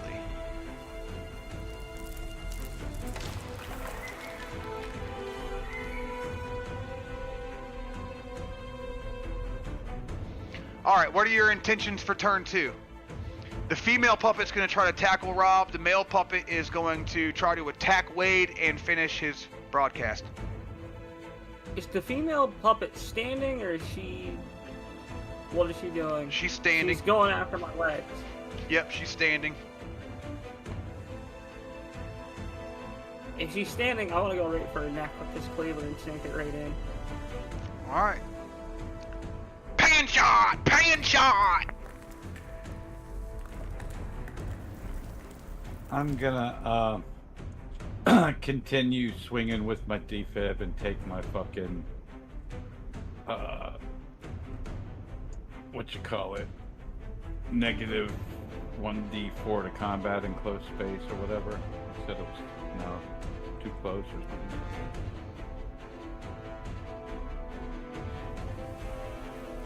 Yeah, let me look at your weapon really quick.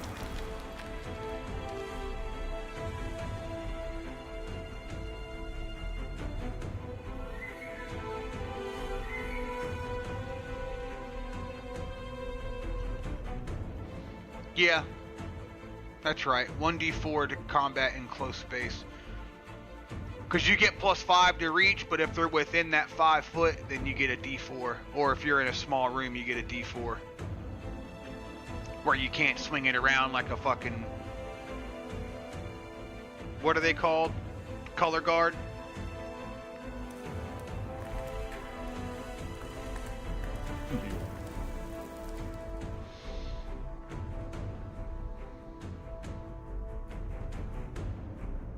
Alright, so, turn 4, we got our intents. Rob's going to attack the female puppet. Wade's going to attack the male puppet. You're going to use another charge, right? Yes, sir. Alright, so we're going to speed check for female, speed check for male. Alright, she's slow as hell, thank gosh. Oh, and I was on Wade's character sheet. But you guys know, it says hair sandwich there. You know what the rolls are for.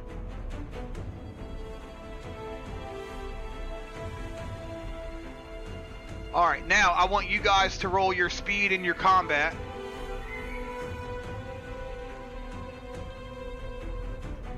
Damn, fails all over. I'm using fortune, fuck it. Yeah, same here. 4 fortune. It'd be 1 or it'd be 2 fortune. Oh, for me. Yes. Stewie, you need to use 2, which would bring you to 6, I think. I had 10, so it dropped me down to 8. Oh, did you have 10? Yes, sir. Because I thought Wade had 31, and now he's at 35. Am I tripping? Oh, did that just go up instead of down? Yeah, maybe. Oh, it's in the player list here. Let's see.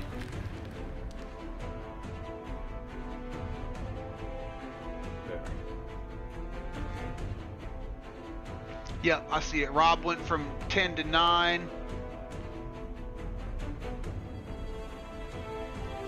Yeah, Wade the Wedge went from 32 to 33. Yeah, you added and not subtracted. That's why your fortune got getting so high.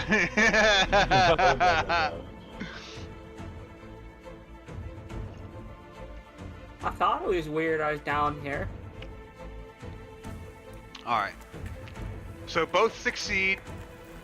Let's see, we got Wade goes first. Male puppet, then Rob, and then female puppet.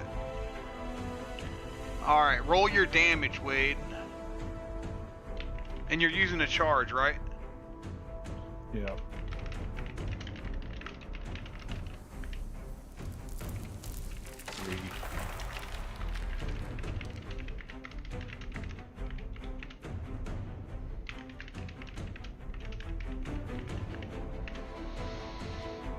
Let's go here. We're going to roll a reflex, 33.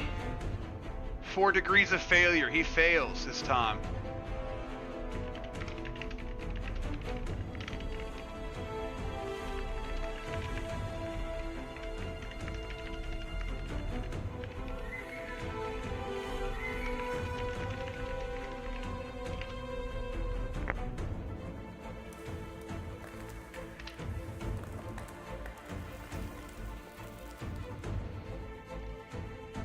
We had Wade, and then we had the male puppet who was incapacitated.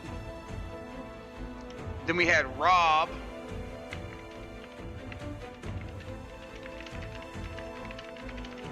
I'm gonna roll Cleaver. Gotcha.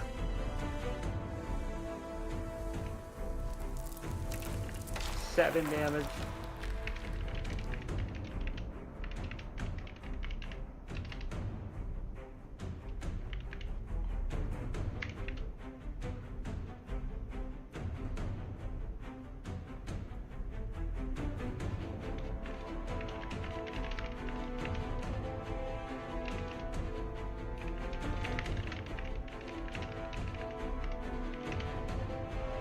I'm not sure if her exact wound condition at the moment.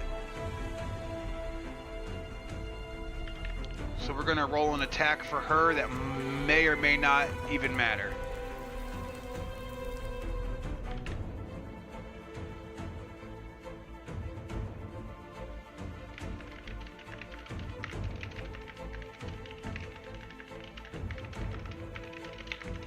She failed by 1 degree. Yep.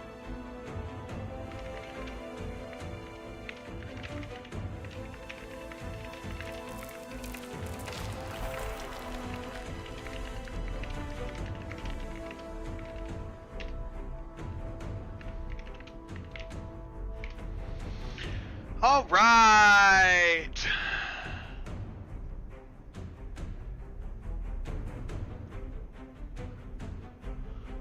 We got all of our checks out of the way. Now we're going to go to the resolution phase.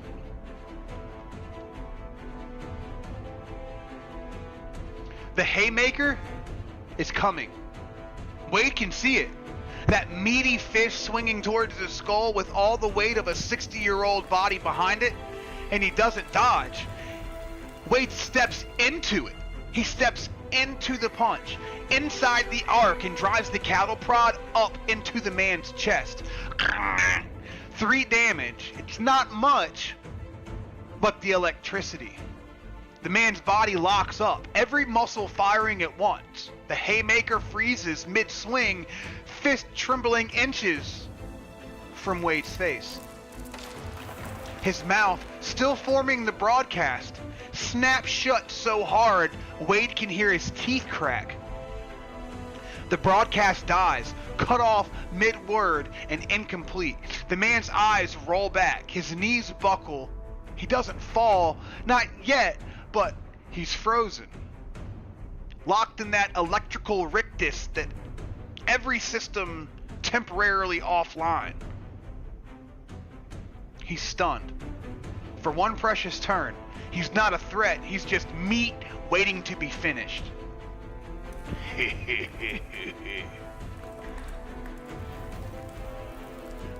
The transmission was broken, fragmented,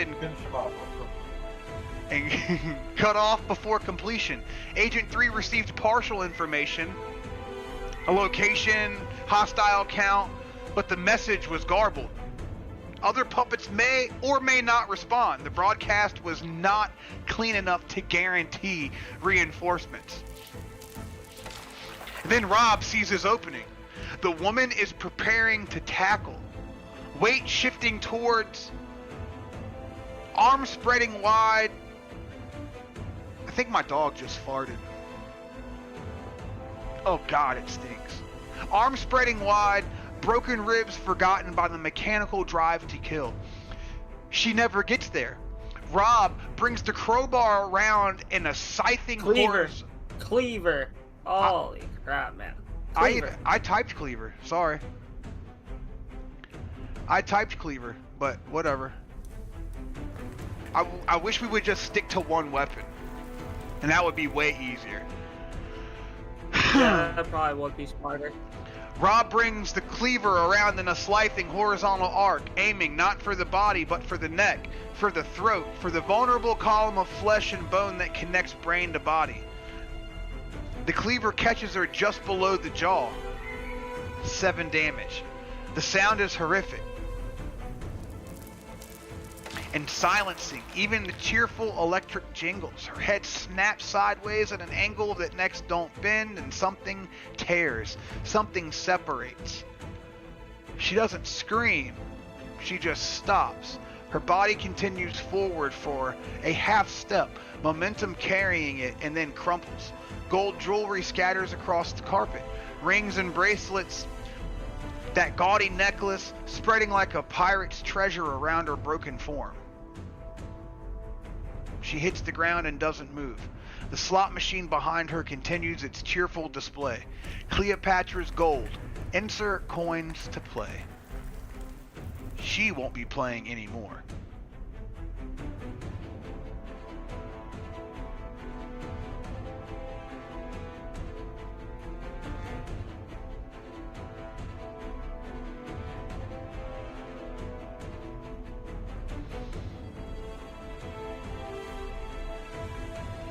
That brings us to the intent phase of turn 3. The man in the Hawaiian shirt is frozen in place. His muscles locked, eyes rolled back, smoke rising from the burns on his chest. The electrical charge has temporarily severed Agent 3's connection. But it won't last. Even now, Wade can see twitching beginning, the fingers flexing, the jaw unclenching, the implant rebooting, re-establishing control, and crawling back into the driver's seat of this broken body. If they let him recover, he'll attack again. He'll try to broadcast again. And he'll fight until there's nothing left to fight with. Or they can end it now, while he's helpless, while he can't fight back. While whatever's left of the man inside, the tourist, the gambler, the person who wore Hawaiian shirts and played slot machines and probably had a family waiting for him somewhere, is trapped in the dark, watching, unable to stop what comes next.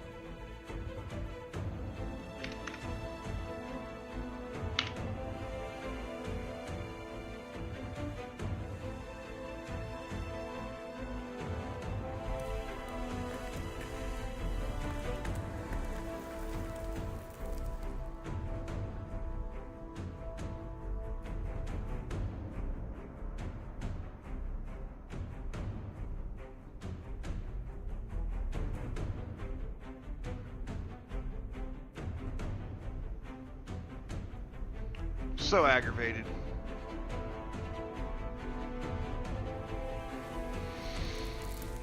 Alright.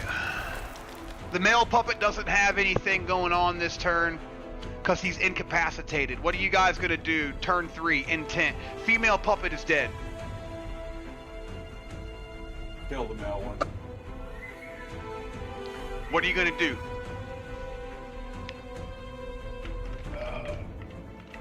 Probably hit the incapacitated puppet just to make sure it doesn't come back.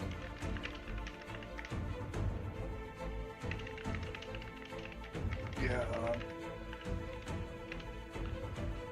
I'll do the regular. Even just simple stop. Tell me exactly what you want to do to this puppet so I can write it correctly. I want to ram this fucking rod right in its fucking eye and pull the fucking trigger and electrocute its fucking brain until it pops all over at all of this. Alright. Where it showers this in fucking brains and gore. Rob, what are you doing? Is there any other puppet that we have to worry about in this room, or is Wade pretty much handling this one? There was 2 puppets in this room. You just killed one. Alright, well then I'm coming up from behind them. I'm gonna stop on the back of this one. Search that gooping bitch. She's full of gold and shit. Yeah, but what would we use from her? Oh, yeah, I guess we could search her. I don't know if we should skip that one. Who knows what treasure we in? So you're not going to attack this turn? No, I'll wait and check the female puppet.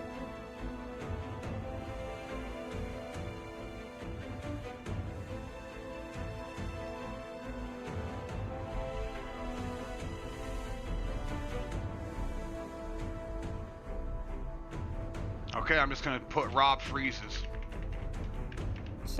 Sounds good. Wade, roll your combat and your whatchamajammy. Do I get any pluses for it being fucking... Yeah, you probably should. Roll a, I don't know, two Like, white. I've already got it. 2 white D. White D10s, I guess.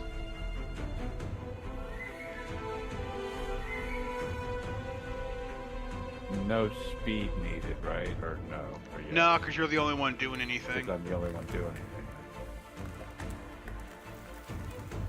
Do I still got my... I still got my reach thing, so plus dice D4, right? Yeah.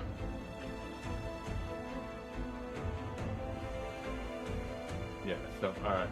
So I got combat, 2 negative D10 dice, a plus D4 dice, and a reduction of 15 for my fucking Sounds melee good. power strike brawler. Sounds good. 2 degrees Oh my of God. failure. Wow. Man, 3 more points. 3 more points. Might as I'm well. going down from 27, 24. Jesus Christ, dude.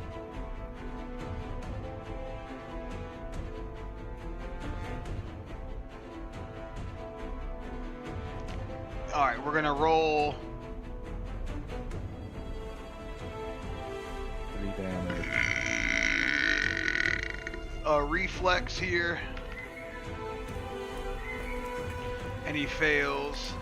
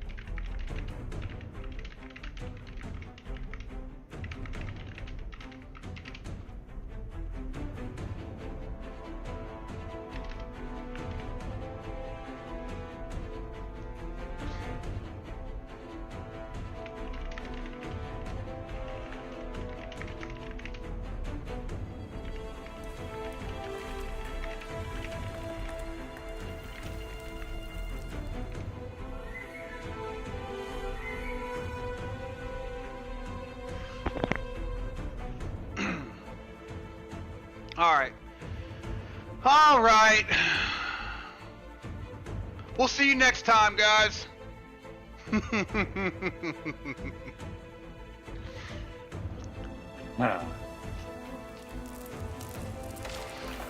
Wade the Wedge Arturo.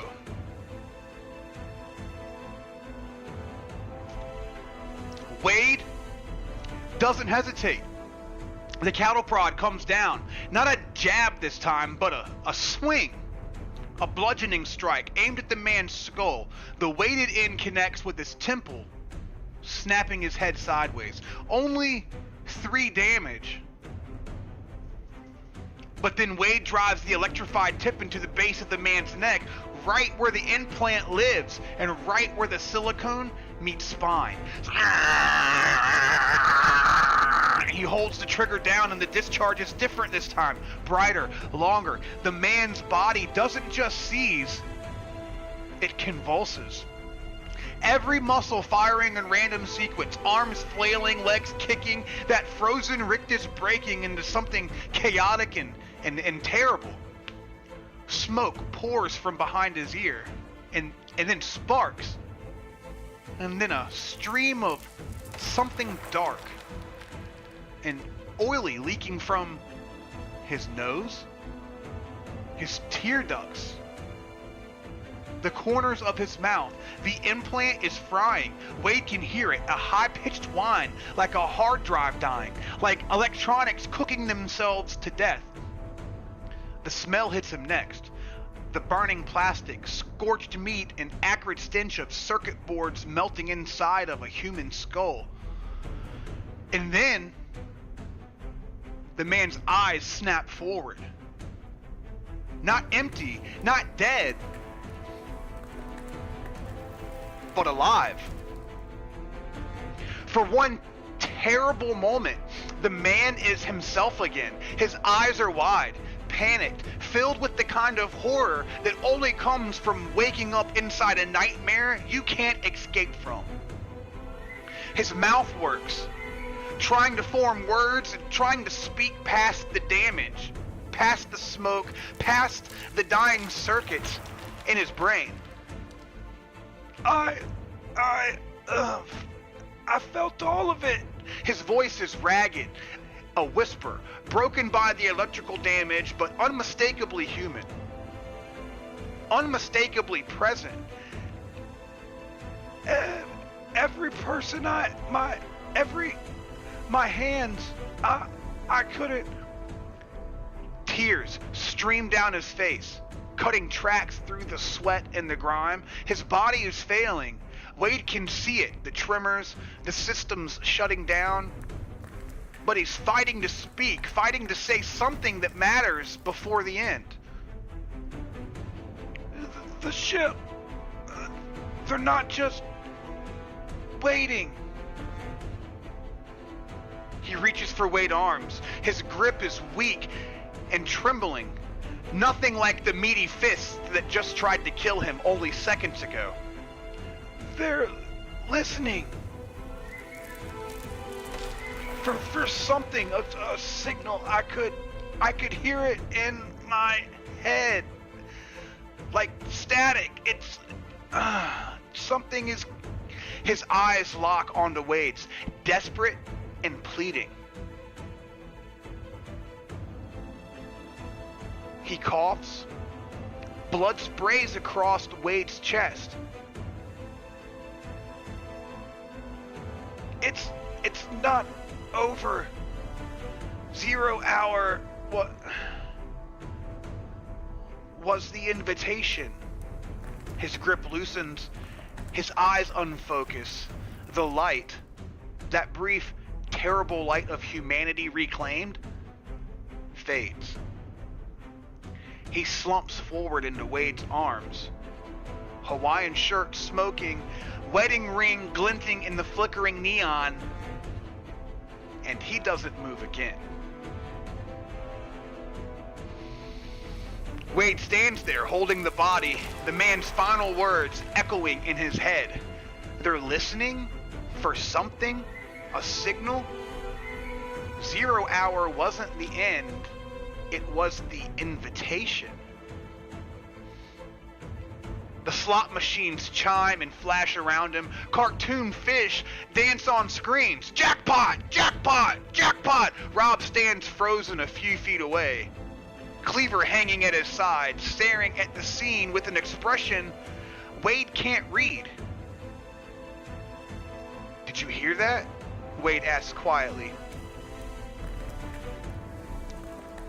Rob doesn't answer. He's pale, and his hands are shaking. Rob's voice now is barely a whisper. I heard it. Wade lowers the body to the carpet, gently, more gently than he's treated any of the others. This one was different. This one came back. And this one knew something.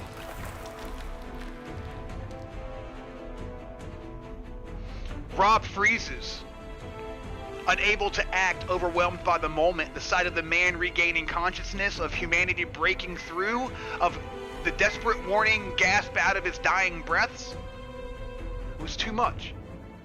Steven had frozen twice, and now Rob is frozen once. Seems like they're both made of bitch. I fell 40 foot my first day and I got up. I'm still walking. I survived the 40-foot fall. Don't start this shit. This is what the apocalypse does. It breaks people in pieces one moment at a time. JD with a deal 10. The casino is quiet now. The slot machines still flash. The jukebox in the distant Stardust Lounge is still playing its broken song, but the clicking is stopped. The mechanical rhythm of puppets playing games they can't win, it's gone. Wade and Rob in two bodies, and a warning that changes everything. They're listening for something? It was an invitation? Wade looks towards the casino entrance, where Steven still stands guard, oblivious to what just happened. We need to tell the others, Wade says. Rob nods slowly. His color coming back, his hands starting to steady.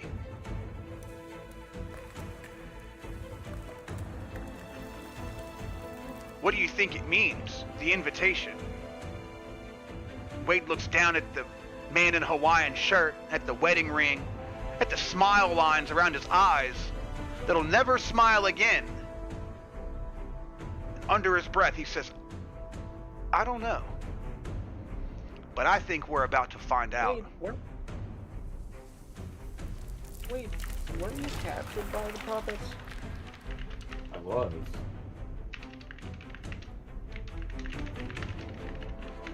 Do you remember if anything at the time even remotely looked like they were doing? They were trying to keep me in isolated. But they weren't trying to harm you. No. They were trying to keep me isolated. But I think they were probably trying to keep me to turn me to, you know what I mean? The lines that we've seen of people that were fucking get turned. I think that was probably what would have happened to me. They would try to hurt me to get. I wonder though if you had been turned, if you would have been one of the many people who had lived. I don't know. If we had zapped you. Oh. That was kind of an abrupt shot to the ear right there when I turned that background music So on. I said we bum rushed the fucking 5 left on this floor. Even, possibly even going loud just to fucking get it done. Sounds good to me. You know, I mean, we're safe above. They can't hear for at least 2 floors, and then they won't be able to hear. They can hear, you know, the ones underneath us could possibly hear gunshots or whatever and put it together. But I mean, they're not moving. If they're not listening for gunshots, maybe they're only listening for the fucking signal. Maybe we can get away. I don't know. But there's 5 here and 8 there, so I say we go for the 5 instead of the 8. You know what I mean? Steven's voice cuts through the casino, sharp with panic. We have company! Wade's head snaps towards the entrance, 70 feet away, where Steven is backing up, Glock raised, pointing towards the main corridor. Theater doors are opening. I count 1, 2, shit, they're all coming out. Wade grabs Rob's shoulder, shakes him out of his stupor and says, move now! The theater doors are open, both of them. Those heavy double doors that have been closed since they arrived on deck 7, now gaping wide, spilling red emergency light into the corridor. And through them, emerging, one by one, come the puppets. 5 of them. They move in that terrible synchronized way, not running, Not yet, but walking with purpose, heads turning in unison towards the source of the sound, toward the casino, toward the cheerful electronic screams of jackpot, jackpot, jackpot. The first is a man in tuxedo, formal wear, bow tie, like he was dressed for the captain's dinner. His face is slack and empty, but his stride is steady. Behind him, a woman in an evening gown, sequins glittering in the red light, heels clicking against the deck, clutching a small handbag. Excuse me, I'm sorry. Clutching a small handbag like a weapon. Then two more. A couple, matching cruise line polo shirts, holding hands as they walk, fingers intertwined, a grotesque parody of romance. And bringing up the rear is the largest of them all. A man built like a linebacker, wearing a ship's crew uniform. Entertainment staff, maybe. The kind of guy who led poolside activities like karaoke night. 5 puppets 60 feet from Steven, one of which is a giant of a man, all walking towards the casino. All walking towards the players.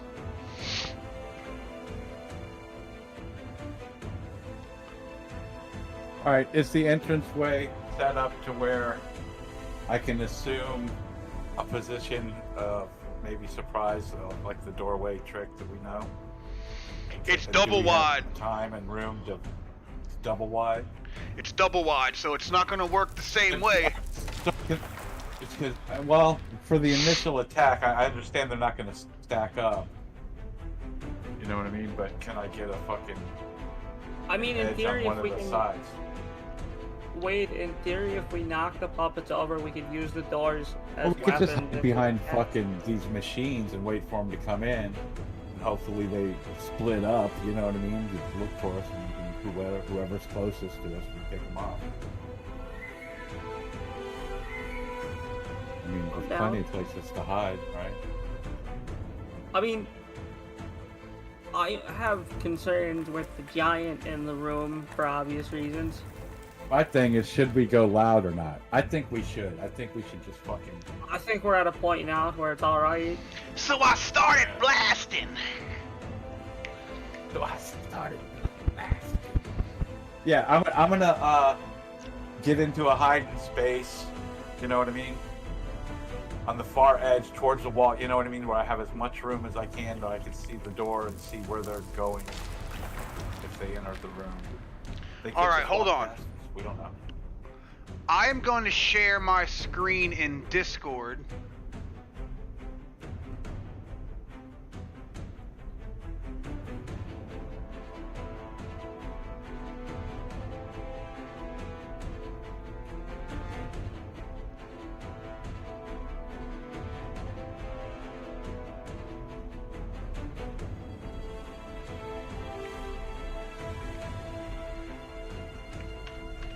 Well, I can't zoom in here. Oh yeah, I can. It's just slow.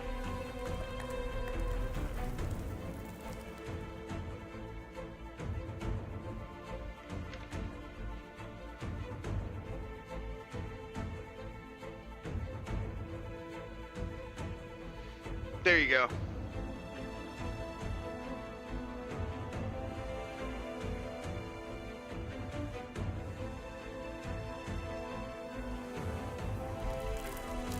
All right, so here's a list of the puppets in the group.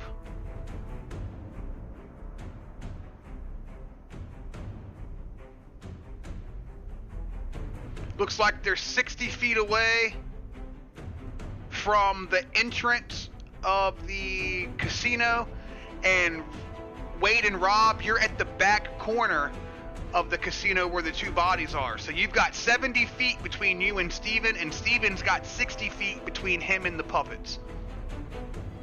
So you've got some time to position. Y'all see that? Yeah. Yup.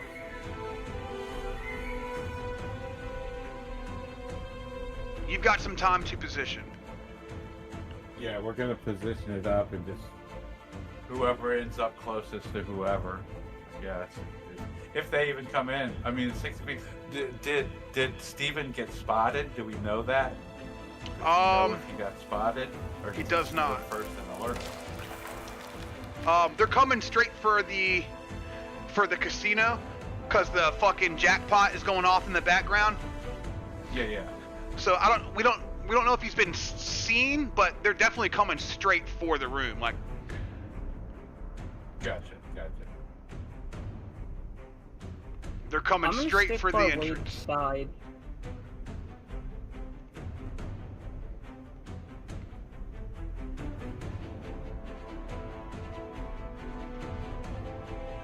Bad.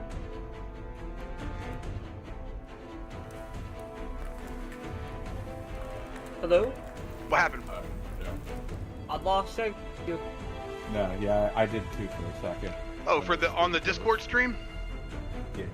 I ended my Discord because it makes my computer lag a little bit. All right, so you're gonna what? What's the plan? Set up a sneak fucking attack. I'm gonna stick with Wade this encounter and just provide support because we had a lot of stuff to fight. That's why I'm thinking we should go loud, you know, when it's time to go loud. Try to get the surprise effect so that we actually hit the first round. But do the kind of damage that might take one out. You know what I mean? Because with 5 of them with the broadcast, we just had trouble with fucking 2 of the broadcast. I mean, our rolls have not been the best tonight, so it's sneak attack maybe pointless. Yeah, the main thing is the broadcast, I think. And right now it feels like preventing them from broadcasting is the most important part. Yeah. I mean, the defib worked good before, but it ain't happened. Even with 3 hits, you know what I mean? Even if one of them hits would have been with a gun, you know what I'm saying? I got a 45, which is fucking 6 plus. Fucking 1 dice 10 damage, you know? Yeah. Like off the rip, it's doing more damage than I've hit for tonight. One time. So maybe we go out blasting. Yeah, I mean, it's the chance of calling more, but we know they're not coming from up top. You know? Well, the thing about calling more is if they get a broadcast out, they're going to call more anyway. And y'all have been real fucking lucky with them not getting complete broadcasts out. Yeah. And if there's 5 here... It's a matter of... I don't know. I think going loud might be the play too, but I'm going to let you guys decide. So you're going to set up a sneak and an ambush on, like before, with the casino doors. Wade on the left, Rob on the right. Yeah. Steven's going to hide behind a slot machine and aim at the door. Yeah. All right.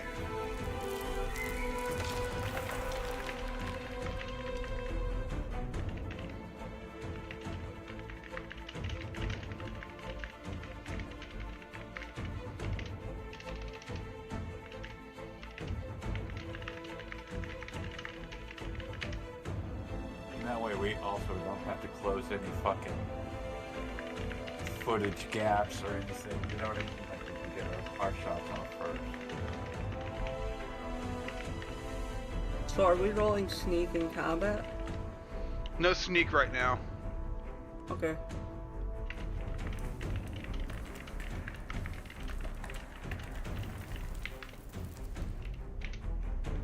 I need to roll a joint too.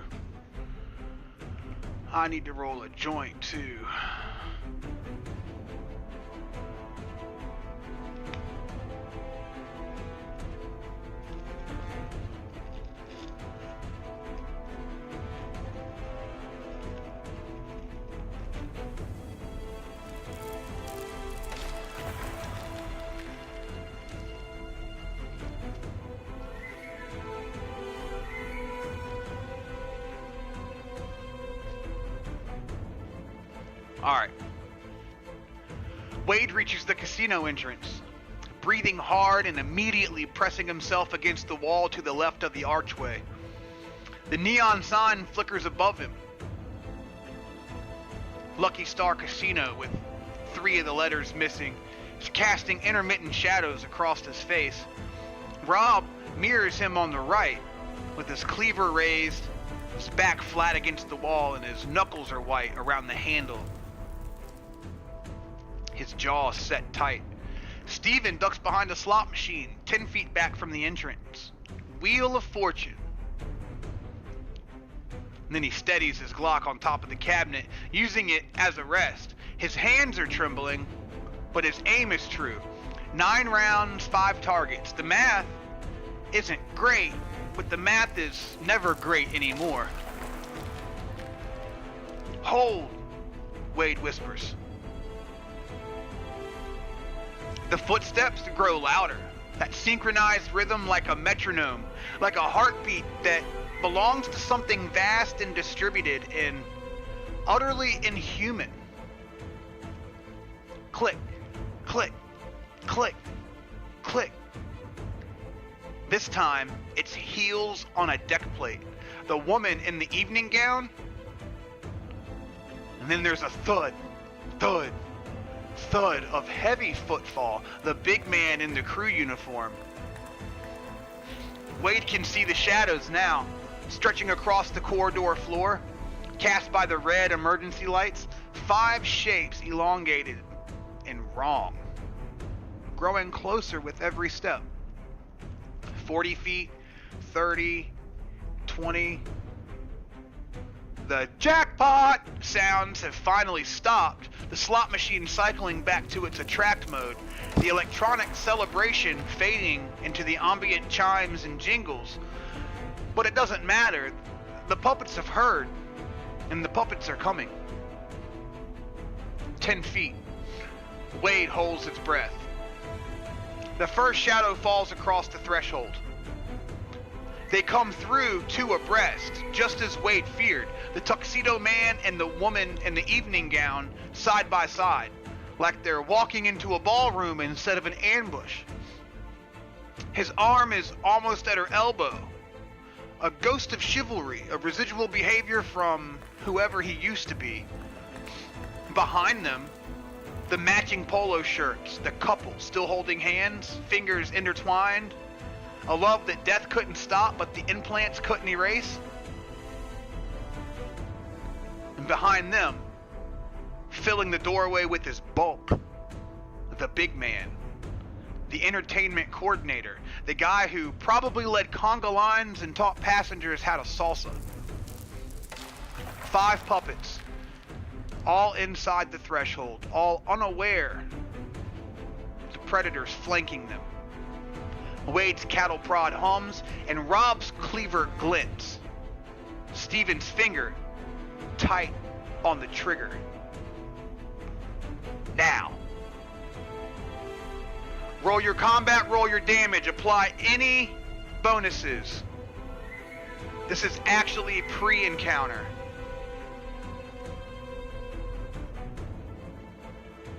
So everything but speed, right? Yeah. So Rob fails, you're gonna have to use 2. I can do that. 2 fortune for success. Puts me at 6.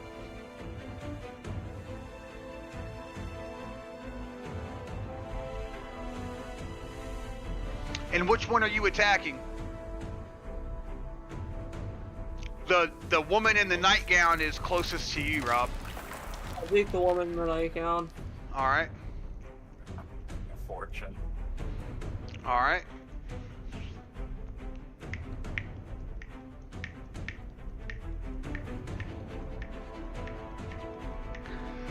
Down to 23.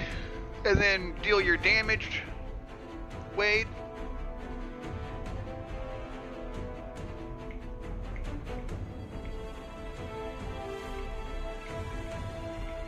Nice. See, that's what I'm talking about. You're shooting with the gun? Yeah. Okay.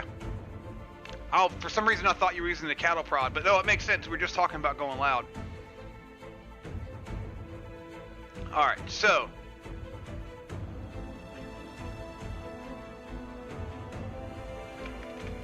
I thought we were sneaking this round. That's why I went with my shit.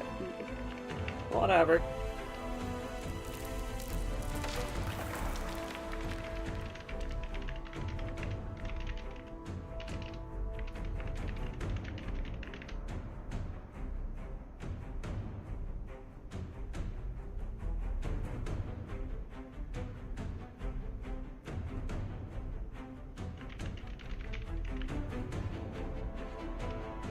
The sneak was just the ambush. We didn't roll a sneak because it's not like you're Just to sneaking get past. just to get the first shot off. Yeah. You get a round of combat before the encounter starts, basically. So you get to do a little bit of damage before the fight starts. Alright, Rob deals 9 damage with his cleaver to the puppet in the evening gown. Wade fires his pistol and deals 15 damage to the tuxedo.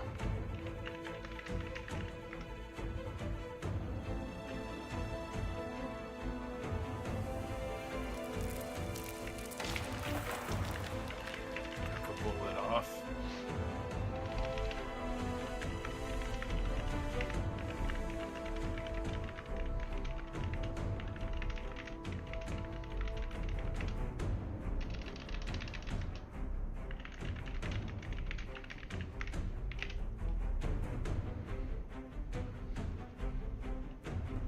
Pray for Steven, guys. Pray for Steven. He's got this. Natural born. We're killing him. Fails. That loser. I gave him -10 on the roll too.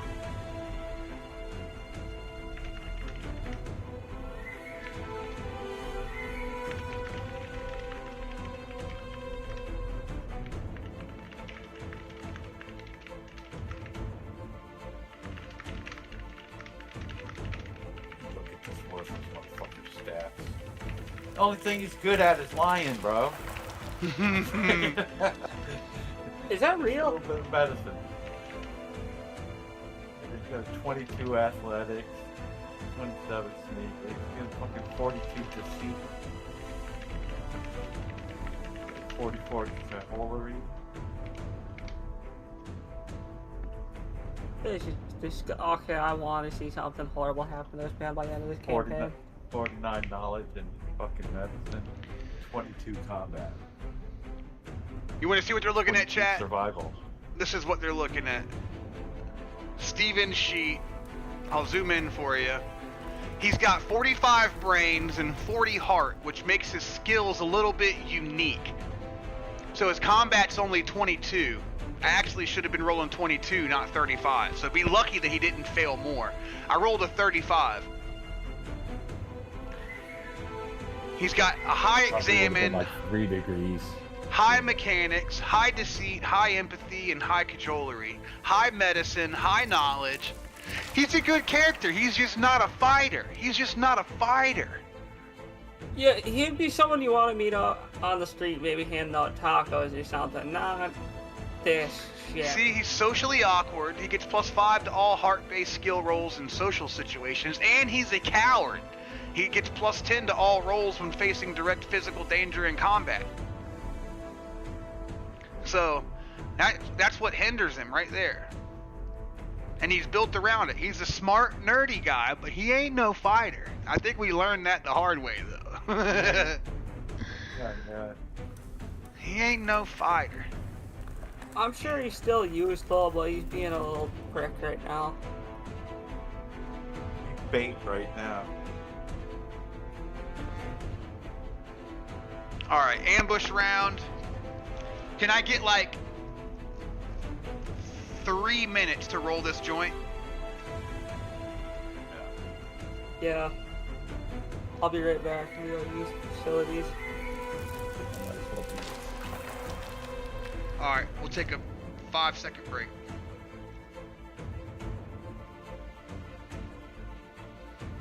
We'll be right back, chat. We're gonna start this round of combat as soon as we come back. Give me 5 seconds. Could I get extra cheese as well? I guess I'll get some lettuce. And I'll get some tomatoes. Black olives, I guess, some black olives. And I guess I'll get 2 pickles. And I guess I'll get some pepper. A little bit of lettuce, a little more lettuce as well. And some mayonnaise. And I guess a couple more tomatoes. And some green peppers.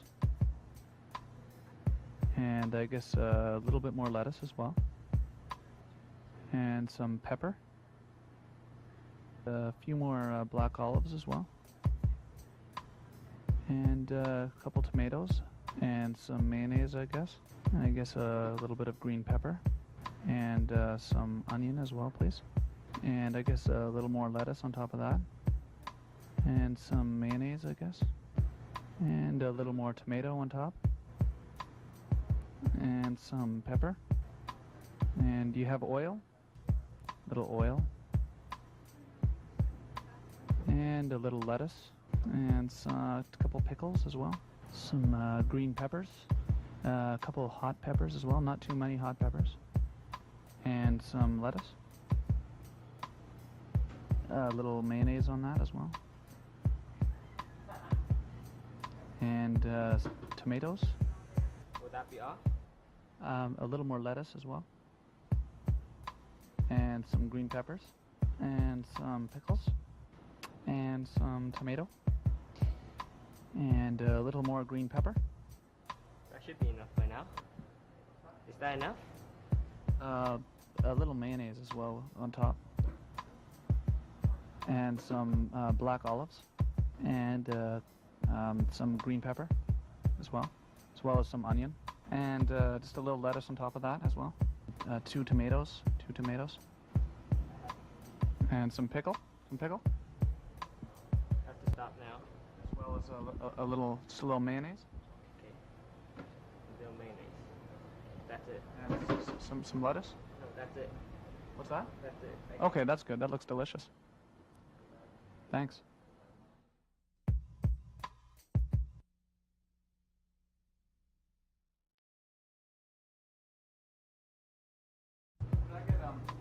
Could I get extra cheese as well?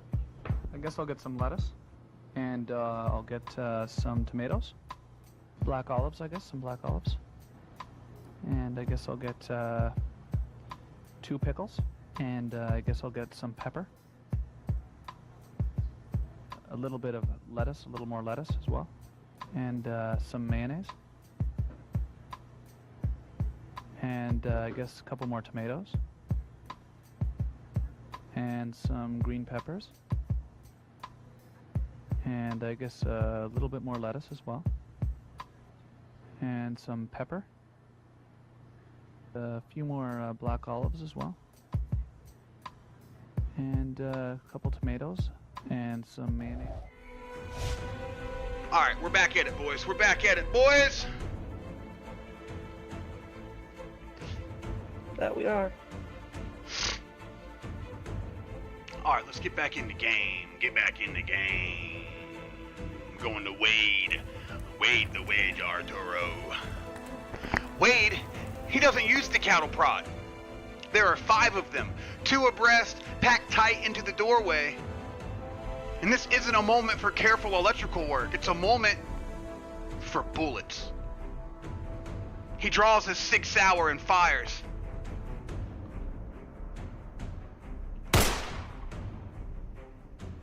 The shot takes Tuxedoed Man in the chest, center mass, right through the crisp white shirt, right through the bow tie. He probably spent 10 minutes adjusting before the captain's dinner that never happened. 15 damage. The impact lifts him off his feet. He staggers backwards, arms pinwheeling, crashing into the polo shirt couple behind him. Blood sprays across the sequins of the woman beside him, across the matching shirt to the couple, and across the walls of the corridor beyond. He goes down hard. He doesn't get back up. One shot, one kill.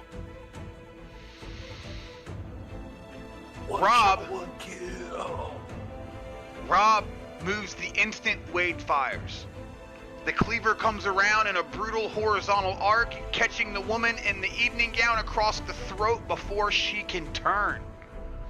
Before she can react. Before she even knows she's under attack. 9 damage. The blade bites deep. Through the sequins, through skin, through the soft tissue of her neck, and blood sprays in a wide arc, painting the slot machines, painting Rob, and painting the neon Lucky Star sign above them. She staggers. A reflexive gesture, a ghost of humanity. Her hand goes to her throat and comes away red. Her mouth opens, but no sound comes out. No broadcast, no scream, just a wet gurgle and a spray of crimson. But she doesn't fall. Not yet. She's been hurt badly.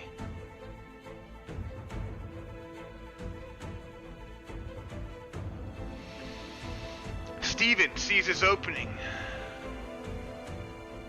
The big guy in the back, the entertainment corridor, the largest target in the doorway. He squeezes the trigger. Shot goes wide. Not by much. The bullet sparks off the archway 2 inches from the big man's head, sending chips of decorative plaster flying. But a miss is a miss. The big man's head turns. Those empty eyes find Steven's position. Shit, Steven breathes. Shit, shit, shit! He's been made. The element of surprise is gone. And this brings us into round 1. We are now in the intent phase of round 1. The doorway erupts into pandemonium. The tuxedoed man is down, blood pooling beneath him.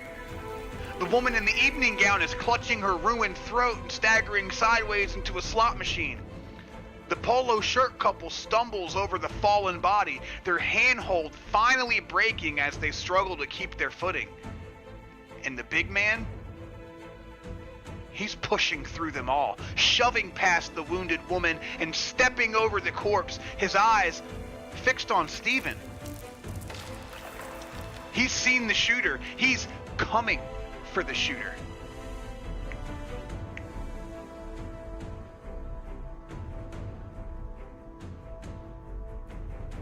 Puppet number 2. She can't broadcast. Her throat is ruined. Nothing but blood and air escaping. But she can still fight. She turns towards the sound and the source of the pain. Towards Rob and lunges. Handbag swinging like a flail. Those manicured fingers curled into claws. Her intent for turn 1 is to attack Rob with her handbag and her claws. The polo male puppet, puppet number 3, stumbles over the tuxedoed man's body, nearly falls and catches himself on the doorframe. His hand, the one that was holding his partner's, reaches out reflexively, grasping for her, but his eyes find Wade, the man with the gun, the one who killed his fellow puppet. Does it even matter? Agent 3 identifies the threat and his mouth opens. Puppet number 3, the polo male, intends to broadcast and move towards Wade this round. Puppet 4, the polo female. Her hand is completely empty now. Her partner's grip torn away by the chaos, and she stands in the middle of the doorway, between the bodies and the blood, head swiveling between targets. She sees Rob, the closest, most vulnerable, still recovering from his swing, and she charges. Puppet 4's intent is to attack Rob. The big guy. Puppet number 5. He's the biggest and the strongest, the one built for exactly this kind of violence. He doesn't waste time on broadcasts. He doesn't hesitate. He charges straight for Steven's position. Massive arms pumping. That bulky frame building momentum like a freight train. The slot machine Steven is hiding behind suddenly seems very, very small. Puppet number 5's intent is to bull rush Steven, close the distance, and overwhelm him with size. Wade and Rob stand on either side of the doorway. The nightgown puppet is the closest to you guys, and then you've got the couple wearing polo shirts just past the evening dress lady with the slit throat, and the big guy is charging towards all of them.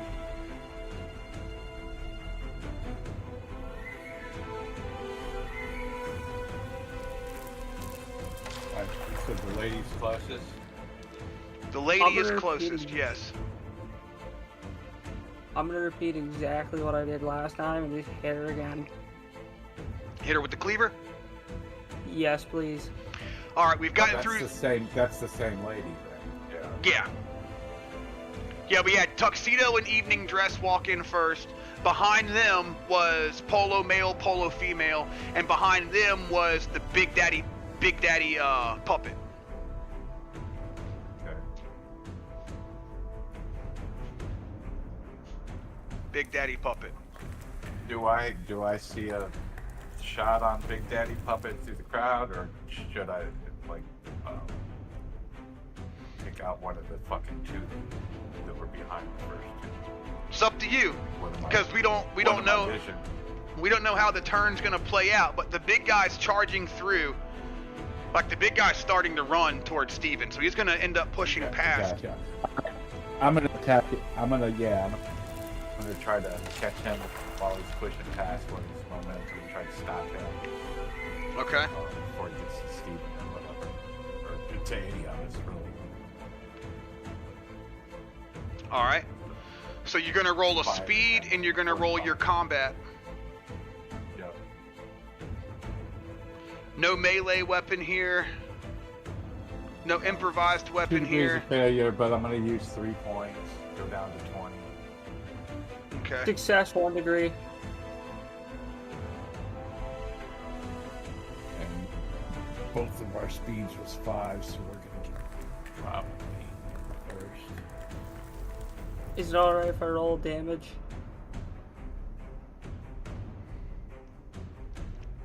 No, hold on. Okay. Add your fortune. Thanks for the reminder. We've got... Oh, Tuxedo's already dead. What am I doing? Evening gown. Then we got polo male. I'm gonna have to do this so that I can keep track better. We've got polo female. And we've got Big Daddy.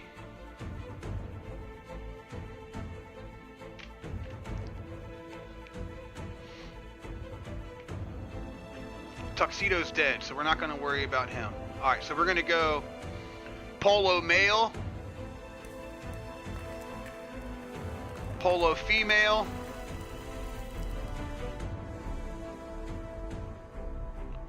evening gown, and Big Daddy. How did the puppets all roll 3s? Straight 3s. That's crazy, dude. All 4 puppets rolled 3. That's unreal. To roll 3 4 times in a row. What's the probability of that? Evil. These things are evil. We gotta eliminate them. They're all synchronized. What's the probability of that, chat? Of rolling 3 4 times in a row on a D6.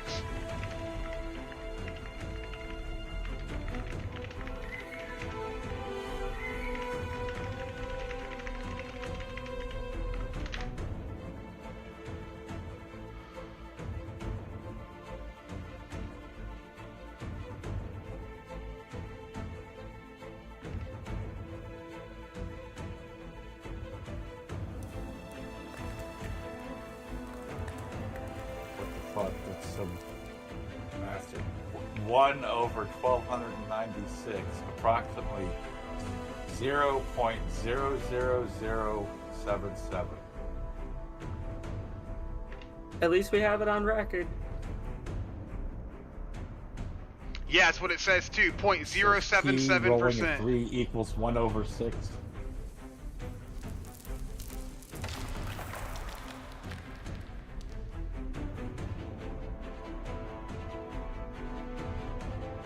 Yeah, it's 1/1296. 1 in 1296. That's the chances of rolling 3 4 times. But there's also argument and probability that says rolling 3 4 times in a row is just as probable as rolling 3 one time.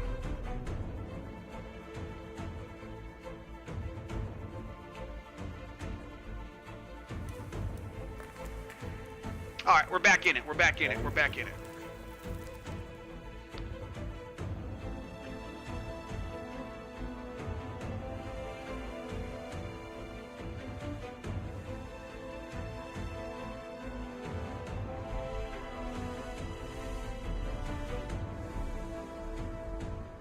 All right, so what do we got? We got Wade and Rob. Who has the highest reflex? I think that's Wade.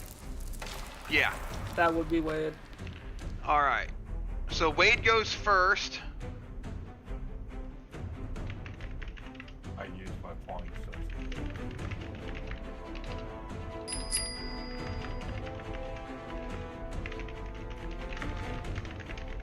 8 damage. Did we get a CeeLo roll? Is that not working? Is that what's happening?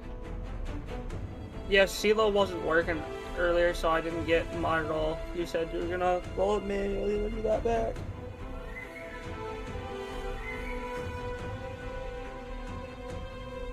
Alright, Stewie, here's your roll. Here's Stewie's first roll.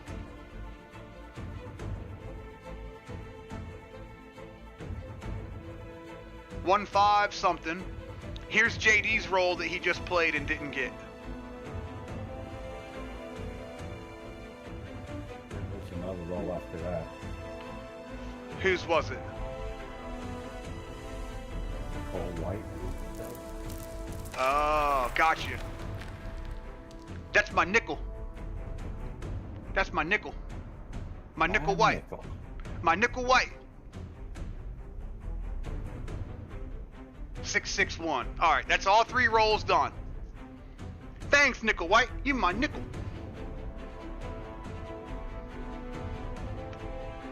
Nickel White, that's what her name is. That's what it said. Nickel White. That's how I read it. Nickel White. I don't know. I'm saying nickel. Yeah.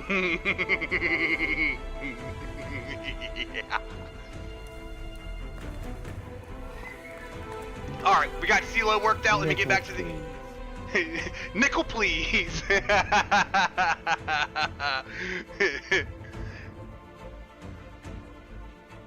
Alright. So, it's Wade, then it's Rob, and then it's the puppets. Right? Yep. Yup. Yeah, because they're all 3s. Alright, Wade fires first at the big guy Look at that. charging through the pack. You used your fortune to make a hit, and you deal 8 damage. Yes.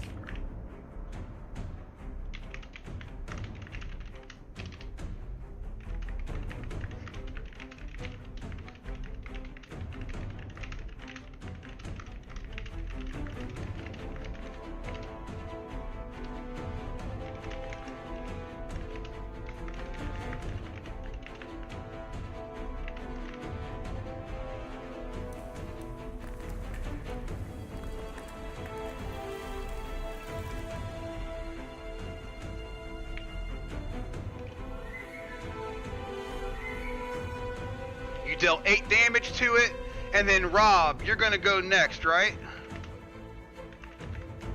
Correct. Swinging your cleaver at the evening gown. That would be a 6.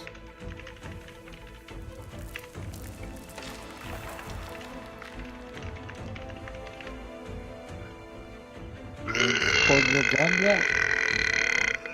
No, he doesn't like using his gun. He doesn't want to cooperate. No, I'm going to. I'm dealing with the threat at hand first. All right. Then the evening gown lady's going to attack Rob. Let's see. Where is evening gown?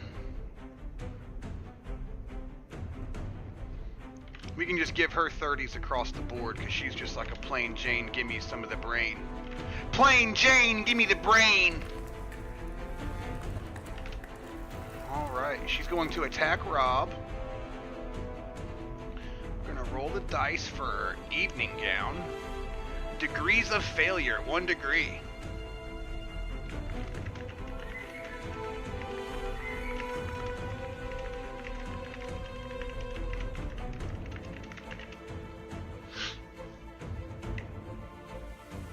Next is the polo male.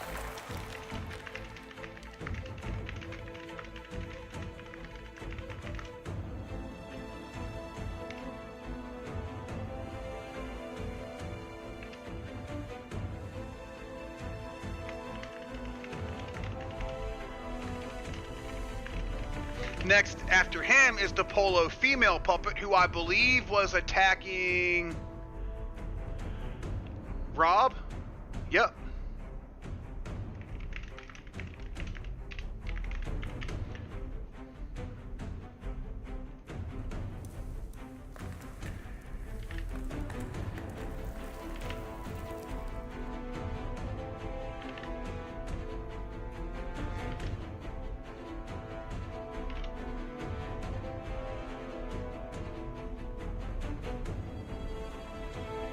This is polo female attacking Rob, fails by 4 degrees.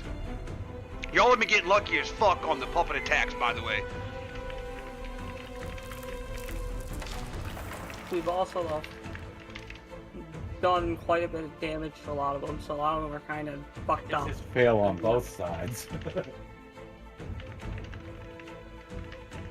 Straight fail all night on both sides.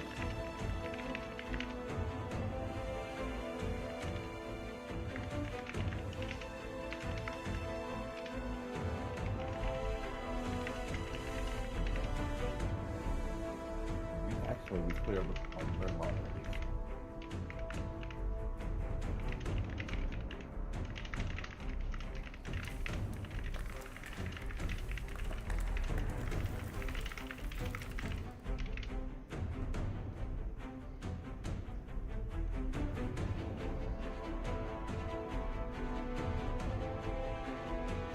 All right, Steven, here's your moment of fucking truth, dude.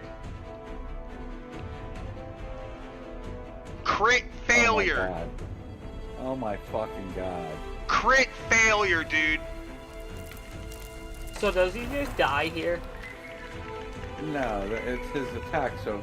Well, the gun breaks, that's established, right? Or jams or something. Breaks, yeah. That's why I'm asking, does he just die here? Because he's a nerd otherwise. 3 degrees of failure causes a jam. 5 degrees of failure is a break. Like his breech pin or something totally breaks and the lever flies off the pistol. Like the slide Trigger flies falls completely out out. of it. Yeah. Yeah.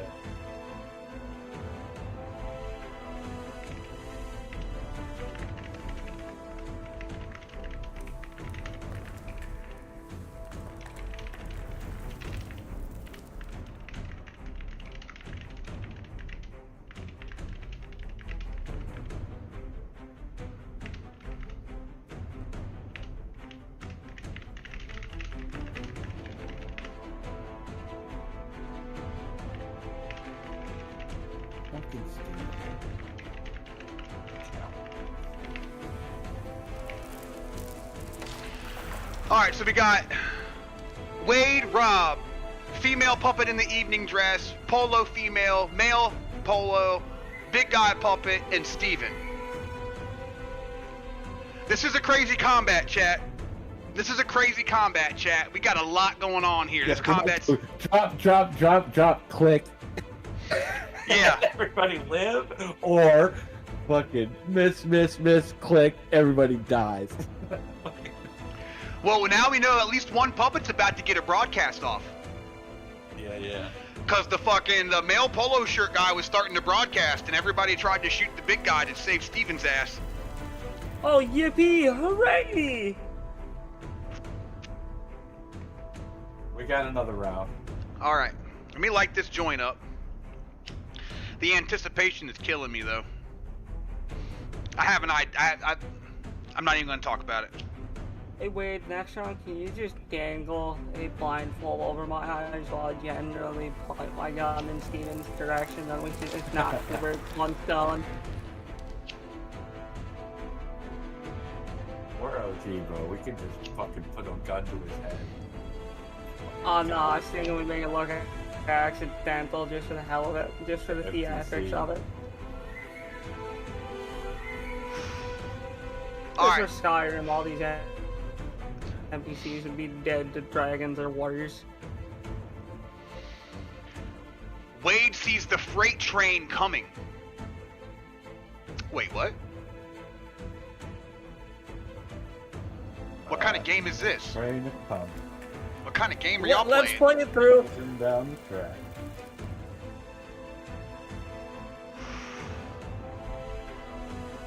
Alright, Wade feel sees like the... Is this your first train, Rob? Wade sees the freight train coming. The big guy, entertainment coordinator, conga line leader, probably the life of every party on the ship. And he's barreling through his fellow puppets like they're traffic cones. He shoves past the polo shirt couple, steps on the tuxedoed man's corpse without breaking stride, and charges straight for Steven. Wade adjusts his aim and fires. The bullet takes the big man in the shoulder. It's a solid shot. Blood spraying, meat and muscle torn, 8 damage. But he doesn't slow down. He doesn't stagger. He doesn't flinch. He just keeps running. That massive frame absorbing the impact like it was nothing. Those empty eyes fixed on Steven with mechanical determination. He's not stopping! Wade shouts. Steven, move! Rob doesn't have time to admire his handiwork. The woman in the evening gown is coming at him. Throat ruined, blood cascading down her sequin dress, handbag swinging in a wild arc towards his head. He ducks under the swing and brings the cleaver up. 6 damage. The blade catches her under the chin, driving up through the soft tissue and through the already destroyed throat and esophagus, through bone and sinew and everything that used to make her human. And she stops.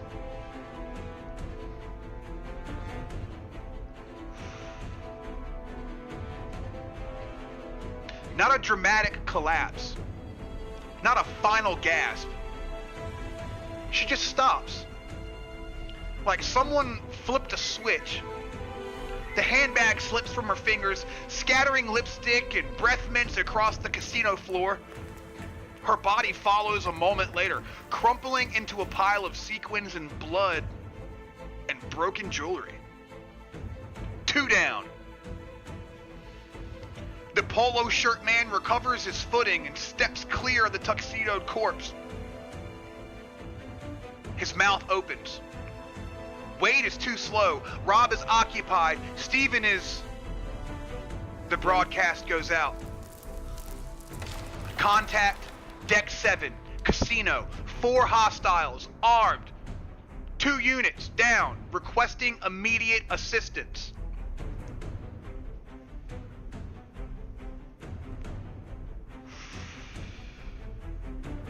You notice a mistake in the broadcast. It says 4 hostiles. But the broadcast is clean, complete. Every word transmitted with perfect clarity, broadcast to every puppet within range. The polo shirt man's mouth closes.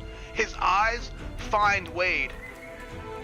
His hands curl into fists somewhere on the ship, in the Stardust Lounge, in Poseidon's Court, in the corridors and cabins and dark places.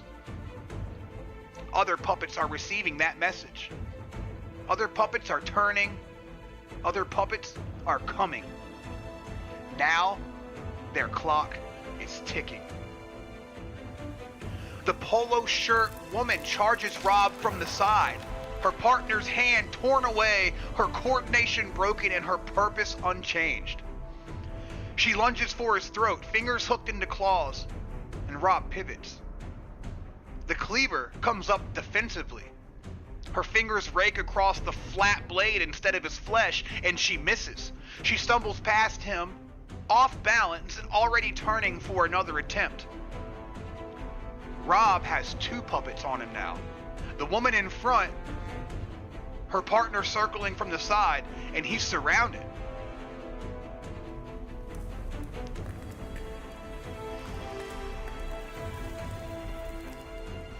The big man, puppet number 5, he covers the distance in seconds. He doesn't dodge around the slot machines. He goes through the slot machines. Shoulder checking Wheel of Fortune. He hits the cabinet hard enough to send it rocking, shoving past the blackjack table and scattering chips across the floor. Steven sees him coming, raises the Glock and pulls the trigger.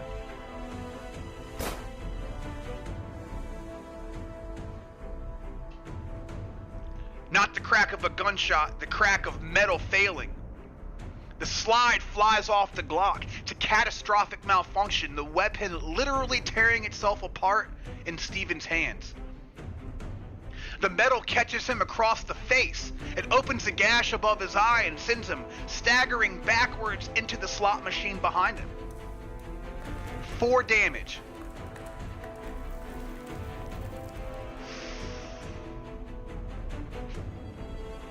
Blood streams into his eye. The ruined Glock clatters to the floor in pieces as Steven's back hits the slot machine and he slides down, dazed and seeing stars. The big man looms over him, and he doesn't attack. Not yet. He's used everything he had to close the distance, but he's here now, right on top of Steven, close enough to touch, close enough to kill. Steven! Wade screams. That brings us through the check and the resolution phase of turn 1. It is now turn 2. The male polo puppet, his broadcast is complete. His job is done, and now he can focus on killing. Containment protocol is over. You guys have displayed a terminal threat to the puppets, and the goal now is elimination for safety. He turns towards Wade, the one with the gun and the one who dropped the tuxedoed man with a single shot, the one who feels like the biggest threat, and he charges. Puppet number 3's intent is to melee attack on Wade using fists.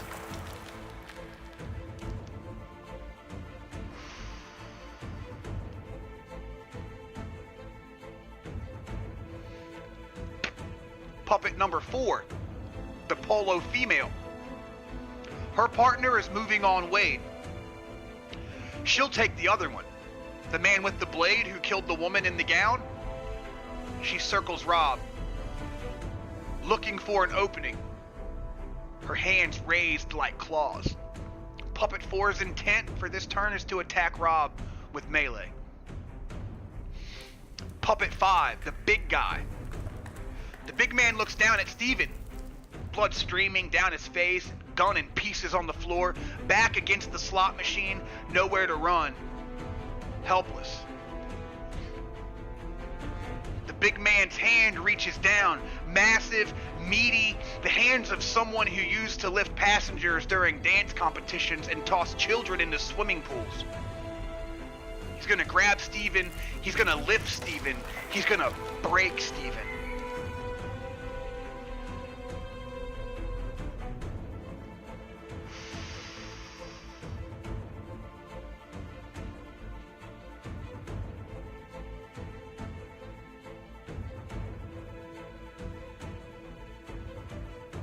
Oh no. Oh no.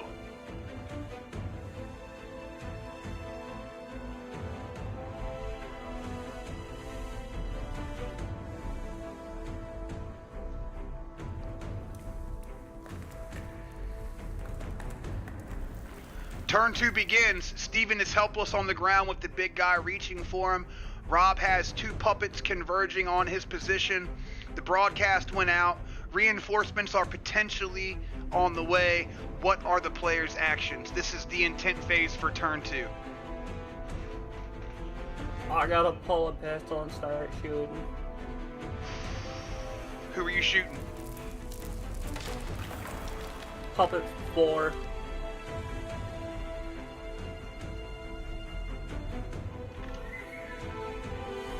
Well, no, there's 2 coming for me. I'm gonna shoot the 2 that are coming right at me.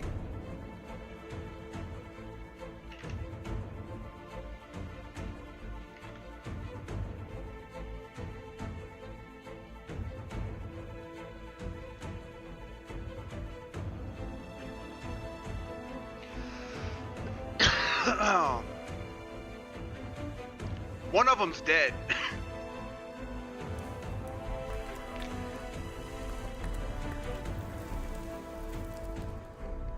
Yeah, you killed the sundress, the evening gown lady. Alright, I want whatever's closest to me. I want Pretty to sure. hit Let that me target. reread that again.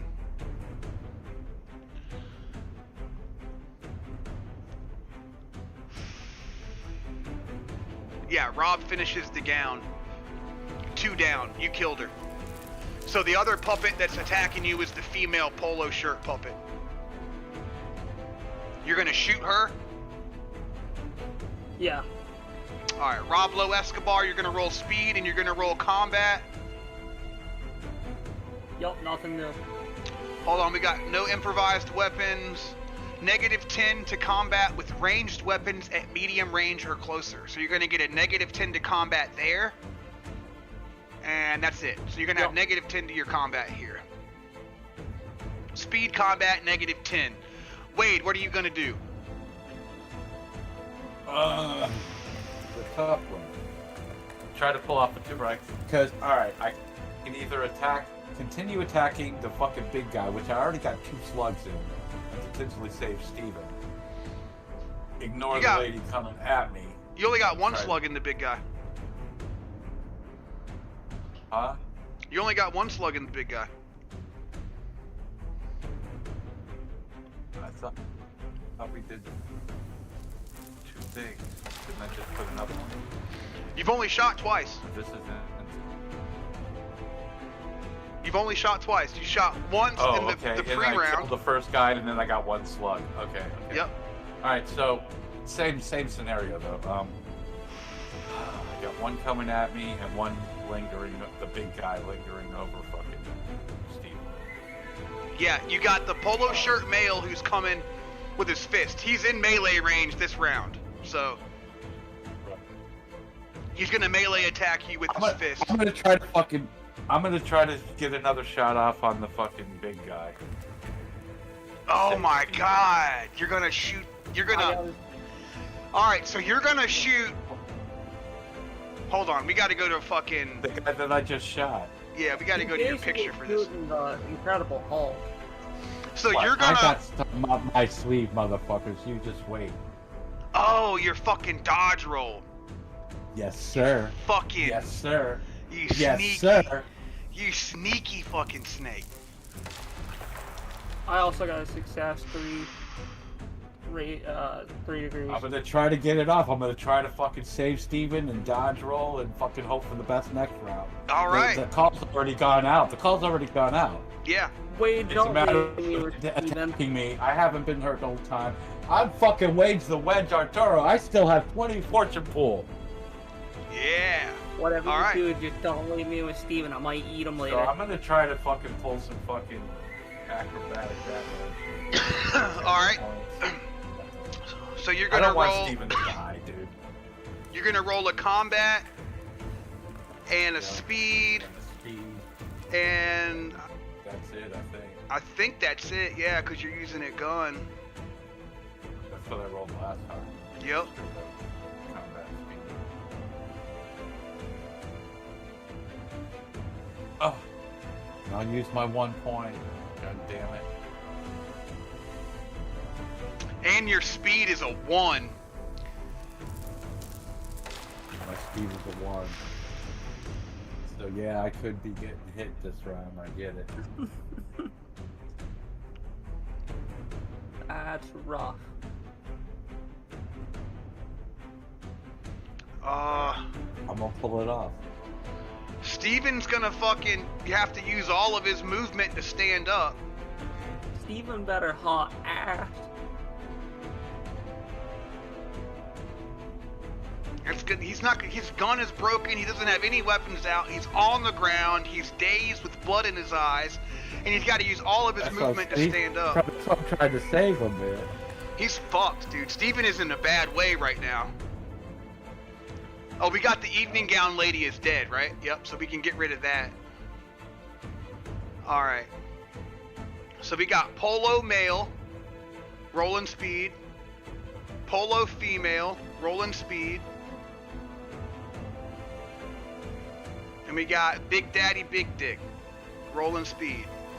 3s.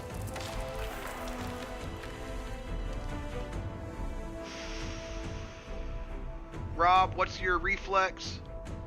17. So you're going last on the 3 section. So turn in order is polo male, polo female, Big Daddy, Oh man. Steven actually goes first and stands up. And then you got Rob, and then you got Wade.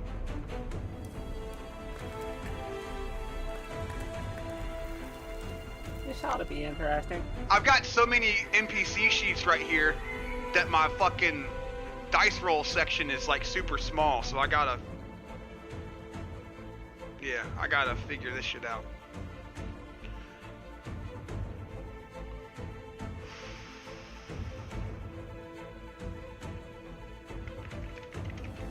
First polo male, that's the guy on me. Yep.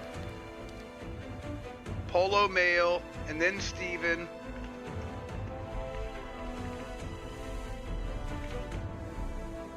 And then we got 3s, which is polo female, and then Big Daddy.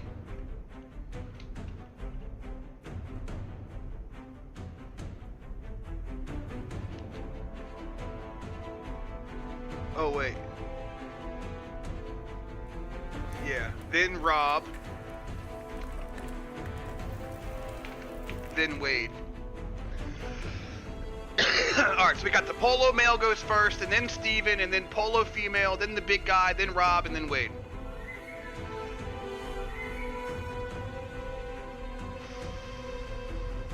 I'm ready for this shit show when you are. Alright. Polo male. Combat.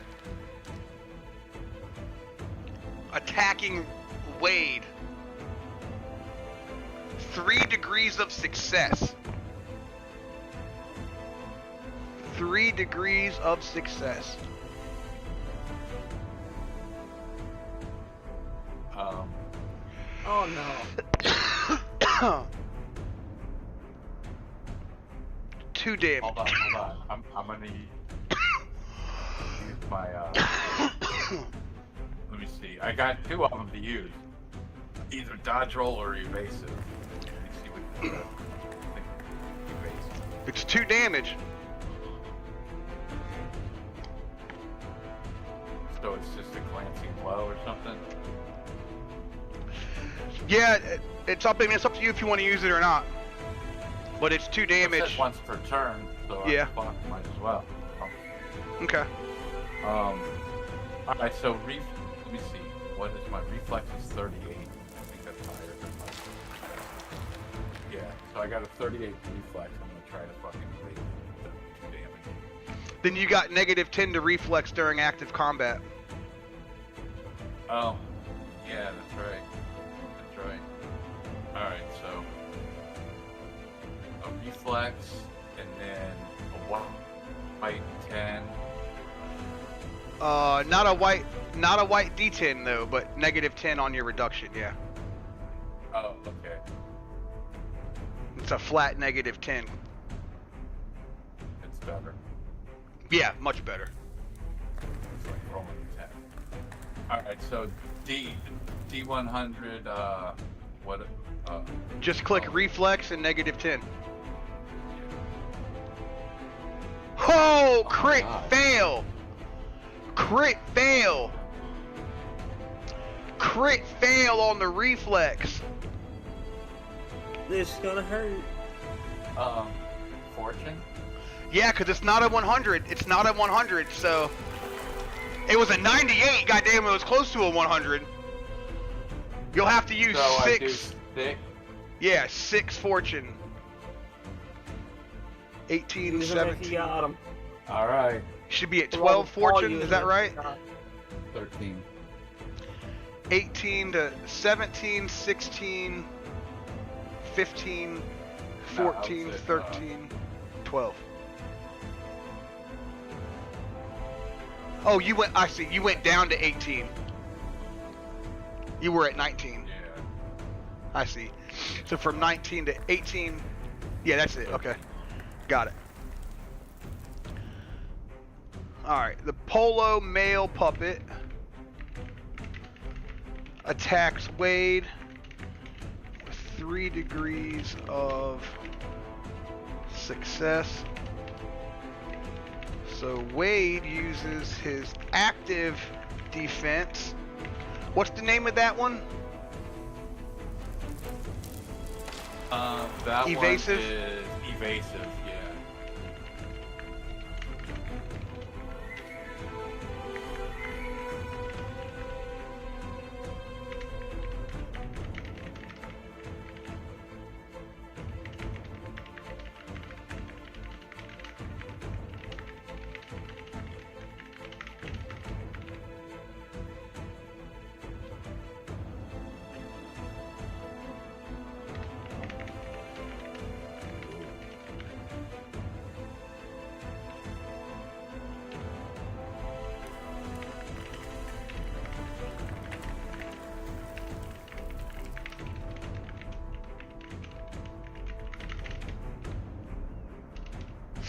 Steven is stunned and tries to has to use all of his movement to try and stand up.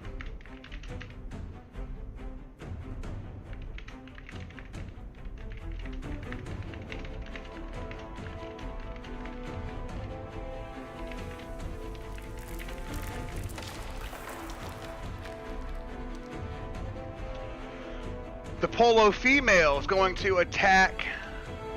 Let's go to Polo female. She's going to attack Rob, is that correct? That's what we said? Yeah.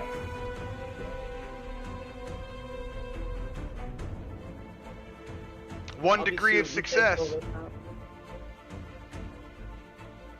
1 degree of success.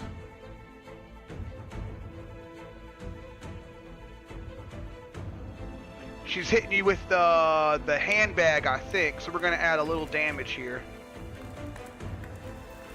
4 damage to you, Rob. That's What's your- not the worst. What's your purse? What's your tolerance? 6, so no injury. Hallelujah, GG. Oh my. Sweet.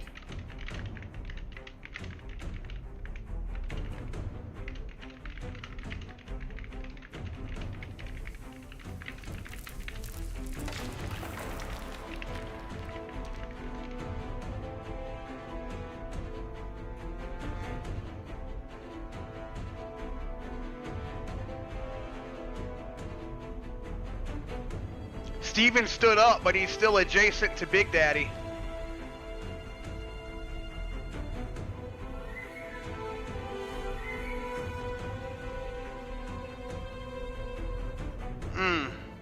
Oh no.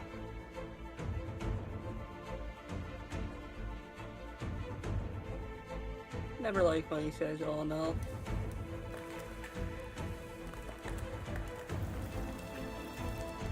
Yeah. Never followed by yay.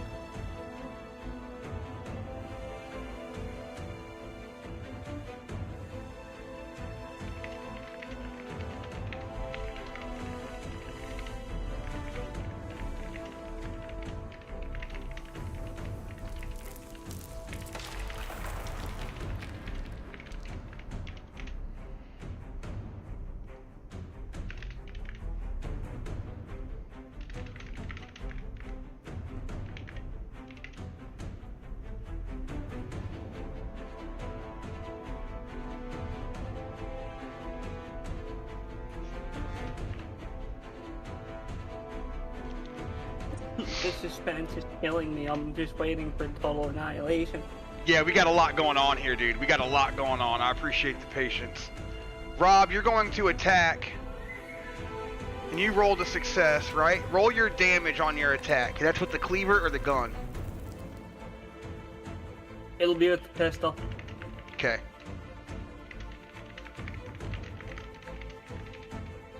$11 damage.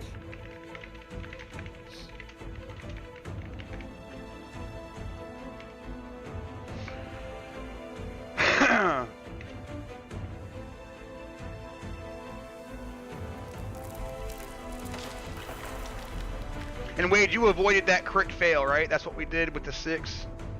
Yeah. And then your attack was a fail too, wasn't it? And you used fortune for that. Yep. Yeah. And did you roll damage for that yet? No.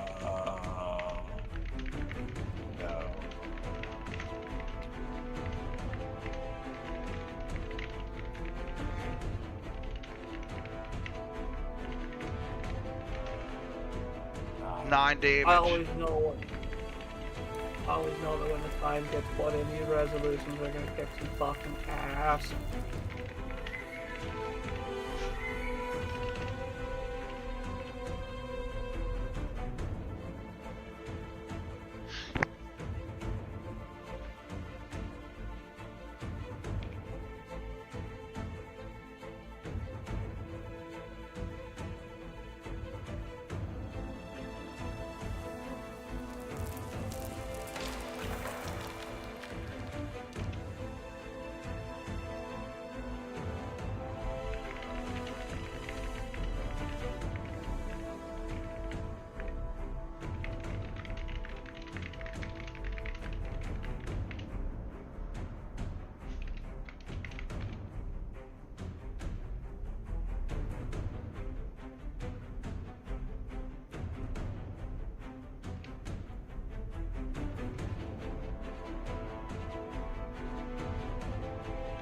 Alright, I think I got it right now, guys. Let me see. Let me see. Boom Boom 85. Hey, I'm sorry. When I played the SSRPG, I'm so ingrained in typing the story out and the dice rolls and the website and stuff. I always miss chat a lot. So I appreciate you hanging out. Thanks for stopping in. I'm glad you're here. Fucking awesome to see you. And I apologize for letting your chat go unanswered for 22 minutes. Yeah, I'm terrible. But thanks for hanging out. Alright, let's resolve this combat. We rolled our checks. I'm terrible at keeping track of the phases, too. Resolution phase for turn 2. The polo shirt man comes at Wade fast. Faster than expected. Fists swinging in a combination that speaks to some half-remembered boxing class or a bar fight experience. 3 degrees of success. It's a solid attack. The kind that should connect, but Wade isn't there. He reads the movement, the shift of weight, the telegraphed shoulder, and the angle of approach. Then he flows around it like water. The first punch whistles past his ear, and the second grazes his shoulder. Wade pivots, putting a blackjack table between himself and the puppet and buying himself a half second of breathing room. No damage. The polo shirt man recovers, turns, and prepares for another assault. Meanwhile, Steven's world is spinning. Blood in his eye, ringing in his ears. The ruined Glock scatters across the floor in pieces. It's slide over there. It's spraying over here. Magazine somewhere he can't see. He tries to stand. His legs don't want to cooperate. His hands slip on the carpet and fingers finding nothing but casino chips and broken glass. He gets one knee under him, then the other. He's halfway up when the shadow falls over him.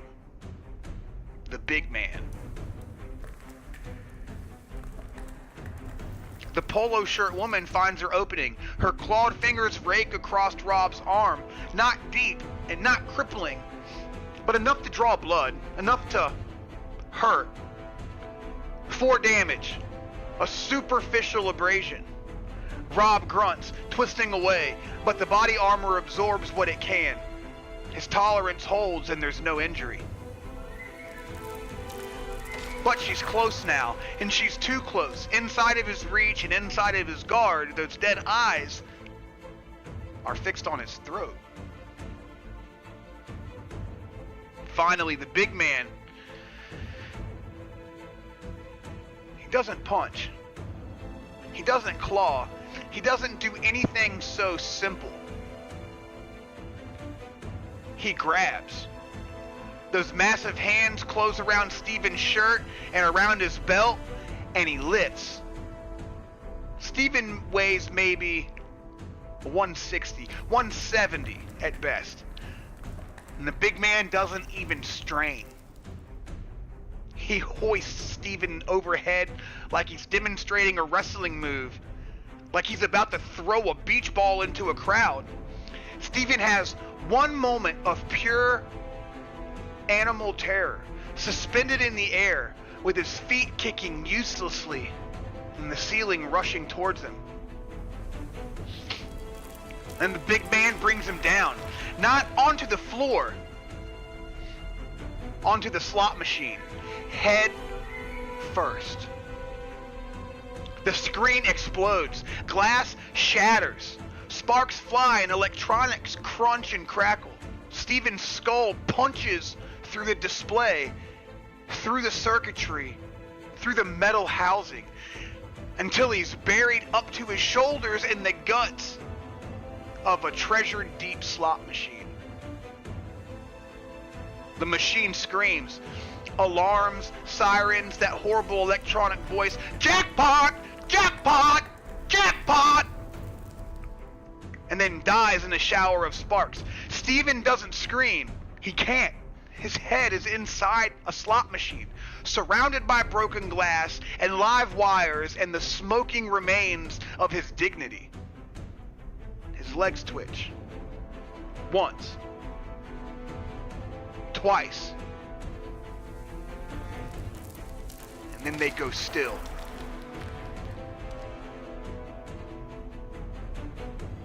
The force of being slammed head first, the glass and the metal shrapnel, the potential electrical damage from the machine, and the sheer brutality of this oversized, massive puppet.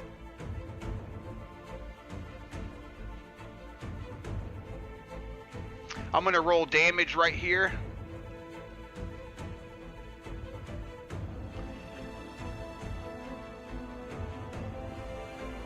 It's not going to be rolled as damage in the dice roller, but it's 2d8 plus 4.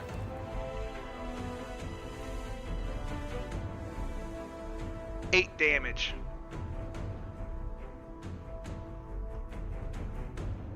For some reason, that Not seemed bad, really considering. low.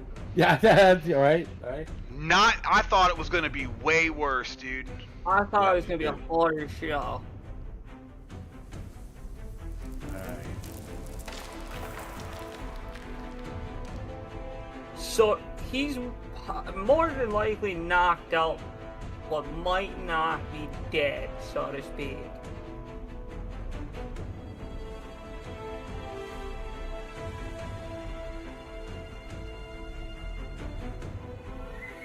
Dr. Okonkwo!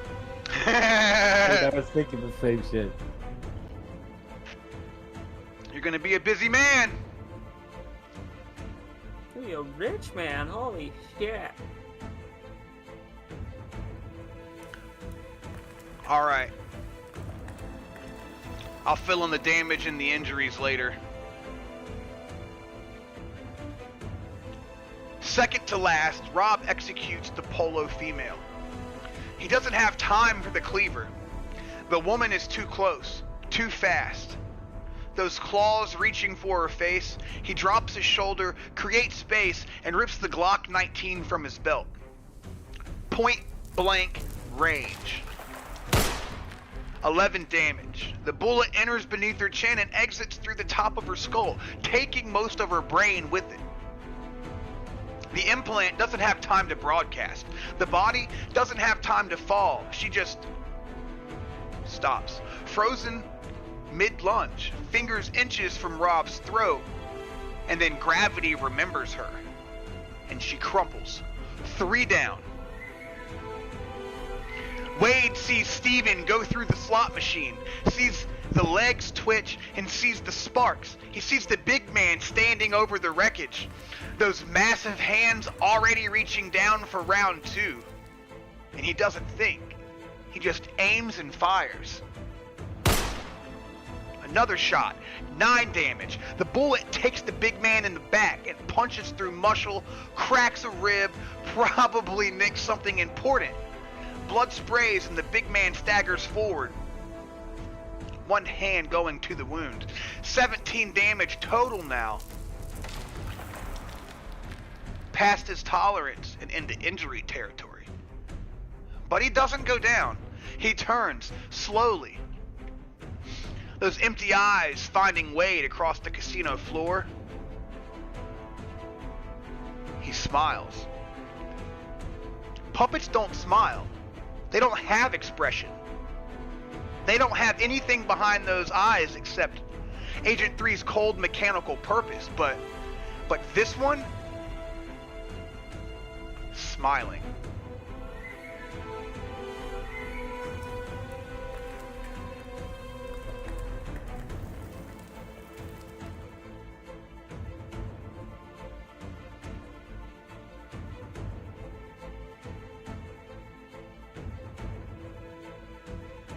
This guy's into some weird shit.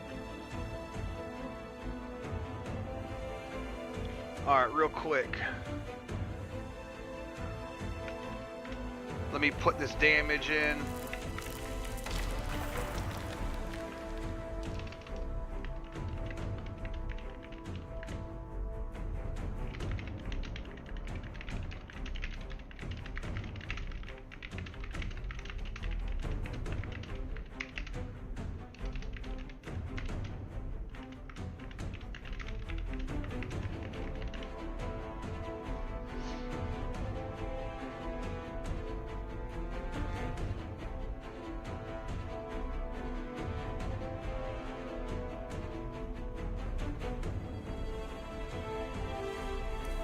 What's Steven's tolerance? 4? Yeah.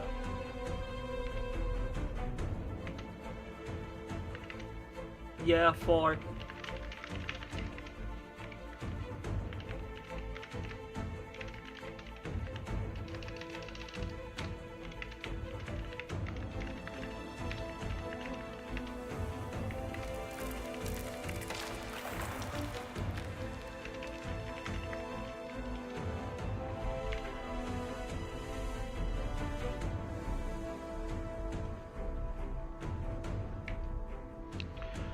Okay, so the 4 damage from the gun malfunction is going to play a part here, guys.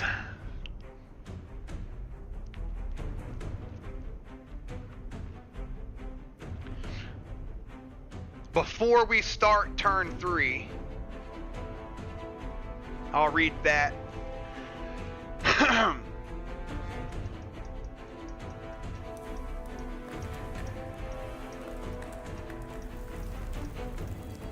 Steven's world is glass and sparks and screaming metal. His head is buried inside the slot machine, face pressed against circuit boards and ears filled with the dying whine of electronics. Blood mixing with the acrid smoke of burning plastic. Broken glass cuts into his scalp.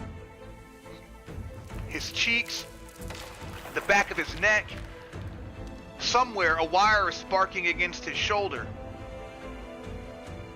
8 damage. For anyone else, it might be survivable.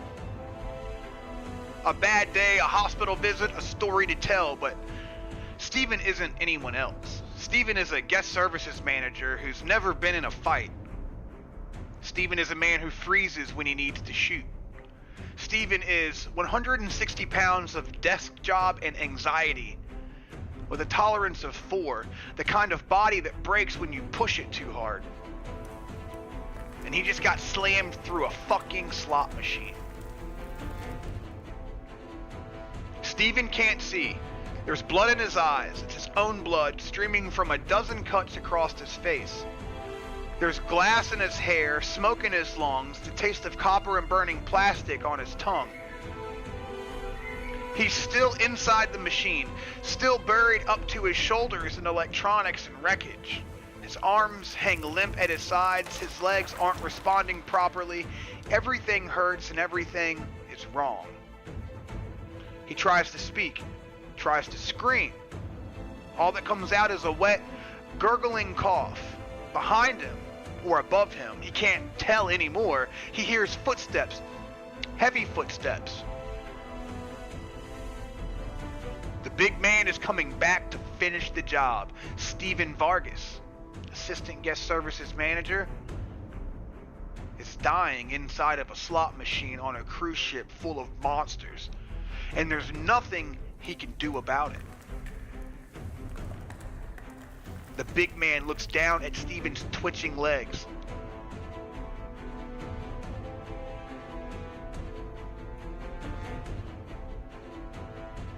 The smile still on his face. That wrong, impossible smile.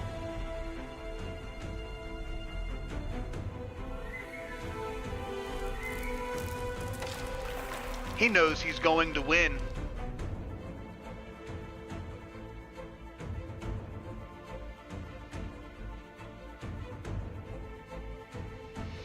Intent phase for turn 3. The polo man, the male polo shirt puppet, he's going to circle and attack Wade again with his fists.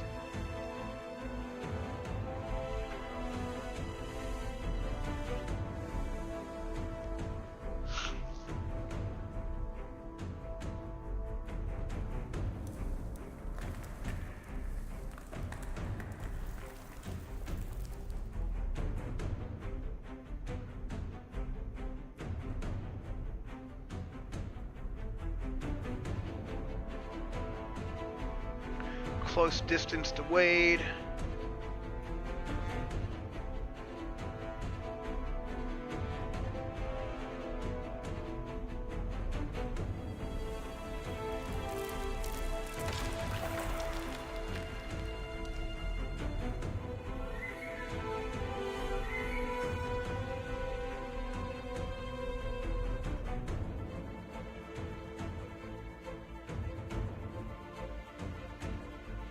The big guy turns back towards Wade. His intent is to close the distance to Wade and attack next turn if possible. So Wade has got 2 people moving in on him this round. What are our players' intentions for turn 3, guys? I'd like to take a shot at the big dude. Alright. Roll combat, add your modifiers, and roll speed. Well, not yet, hold on. And then, Wade, what are you going to do? I guess if he's doing that, there's I'm gonna attack the fucking woman that's caught. Or the one attacking, that's already attacking me. The polo male. Yeah. Alright. We're going to go into our check phase. Shoot him right in the fucking face. Roll your speed, your combat, add your modifiers from your traits.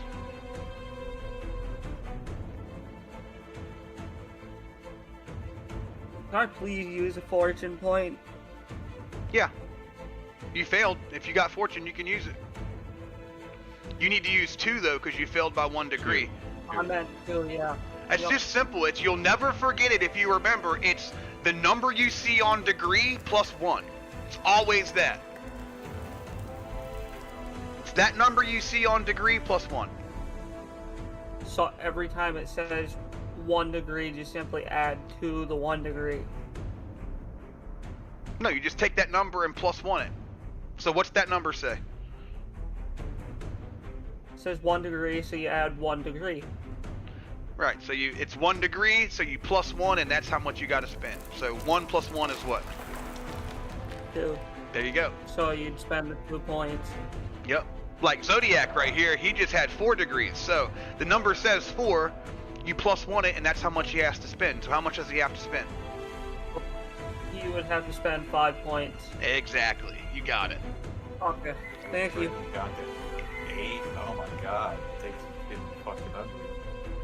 Are you oh my god, dude. You had 30 something when we started, bro. I know, dude. I've been failing. I've been using. Oh, bro. I know. It's been rough today, folks. It's been a rough one. This is my last one. Alright, I'm gonna do it. Alright. Speed 3, speed 4. Alright, we're gonna go polo male. Speed 4. Big Daddy. Speed 4. Reflex is 38. Rob Lowe, what's your reflex? 17? Yes. Yeah. And then male puppet. This is the bad round. Yep, it's It's 17. Might just be better if we close our eyes and lay her on the ground.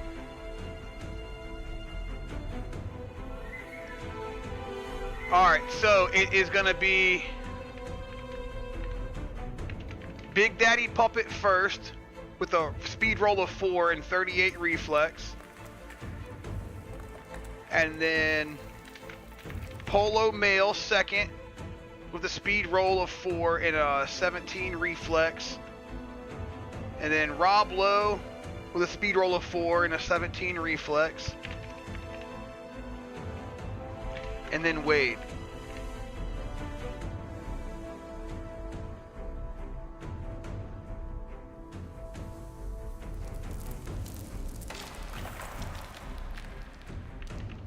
Brace for impact. Wade, it's gonna be rough.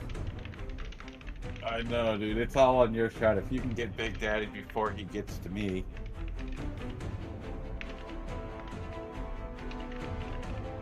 I'm saying silent prayers, and I got my fingers crossed.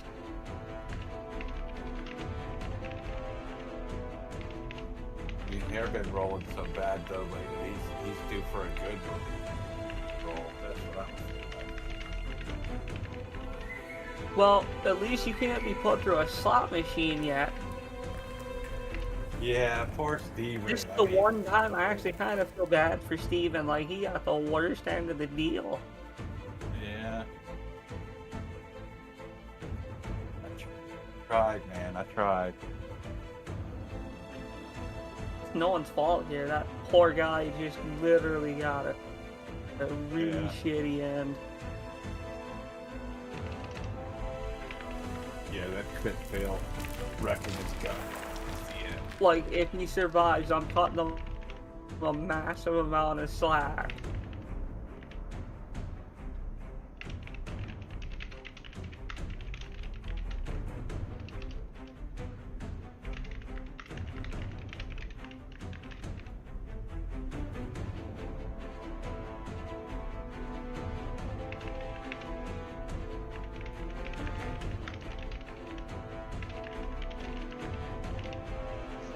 Eight fortune full. I only got one fucking trick to pull out of my ass now.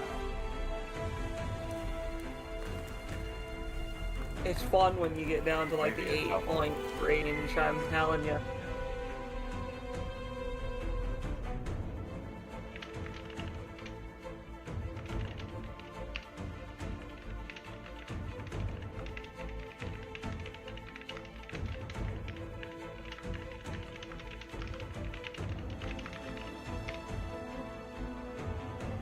All right, we got the Polo Male. Combat. Nothing crazy. He's going to attack Wade. Roll the dice. 2 degrees of success. Let me roll the damage. 1 damage. You can decide if you want to evade it or not. No. I'm gonna save it. No, things are getting critical. Okay. I mean, it's once per turn, so no, I'm gonna save it because in case this guy gets through, fucking everybody else. Yeah. There's, If I get the shot off, you know what I mean? If it'll make all the the land, difference. yeah, if Rob could save me, but if not, I'm gonna save it for the Big Daddy because.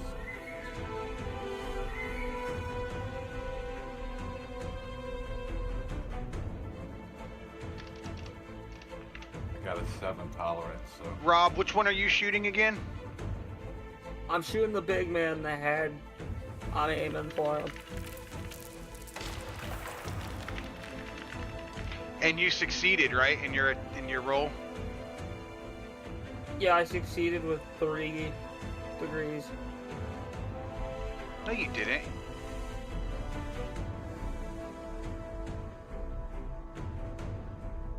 You had to use 2 fortune. No, I did not. That is correct. I Yeah. was thinking about the previous roll. My bad. You're good. But you did use your fortune, and that's a success. Yup. Okay. Now roll your damage.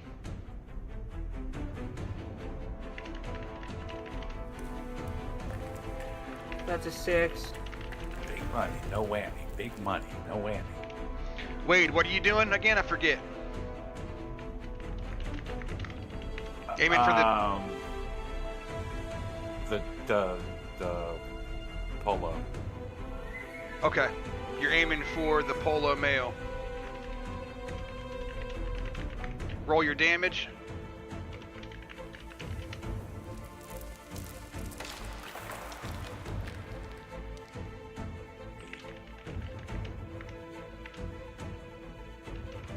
Bullet.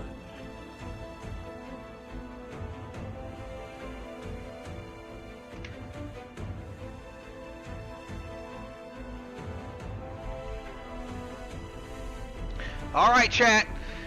It's getting fucking intense now, boy. The story just got fucking thick.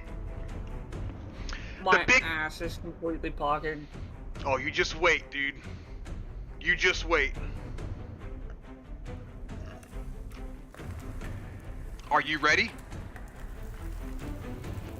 Let's just get this over with. Are you sitting down? Yeah.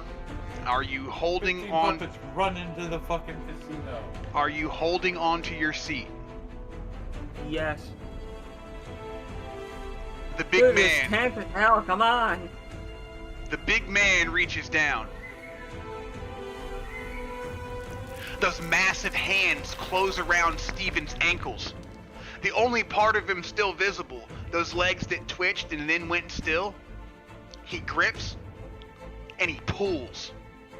Steven comes out of the slot machine like a cork from a wine bottle.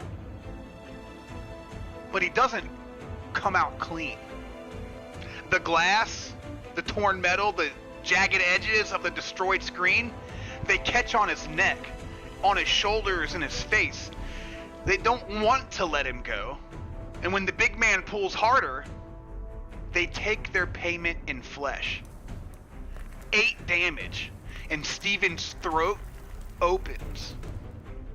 It's not a clean cut.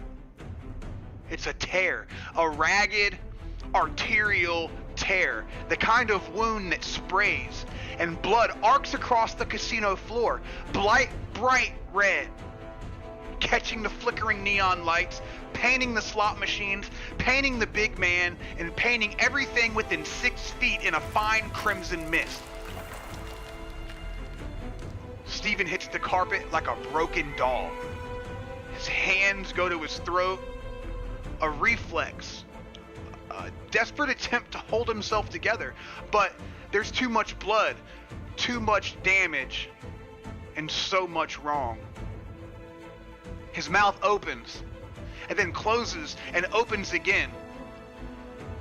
No words come out, just bubbles. Just red. His eyes find Wade across the casino floor. Wide, terrified, and pleading. And then they go glassy. They go still. Steven Vargas, 26 years old, assistant guest services manager. The man who handled complaints about massage appointments and cabin upgrades. The man who found Maria and her children hiding in a confessional. The man who kept a shortwave radio running for 36 hours, hoping someone would answer. The man who killed 2 puppets and froze twice. The man who carried a laptop bag full of supplies through hell. The man who just wanted to keep people safe. He died in a casino, on a cruise ship, surrounded by slot machines and corpses, and the smell of blood and burning plastic. He died trying to help. He died.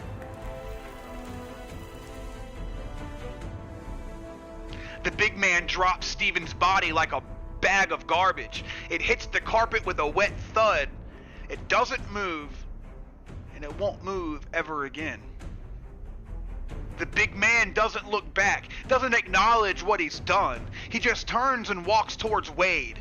That smile still fixed on his face, blood dripping from his wounds. Steven's arterial spray painting his crew uniform in abstract patterns of red. He's coming.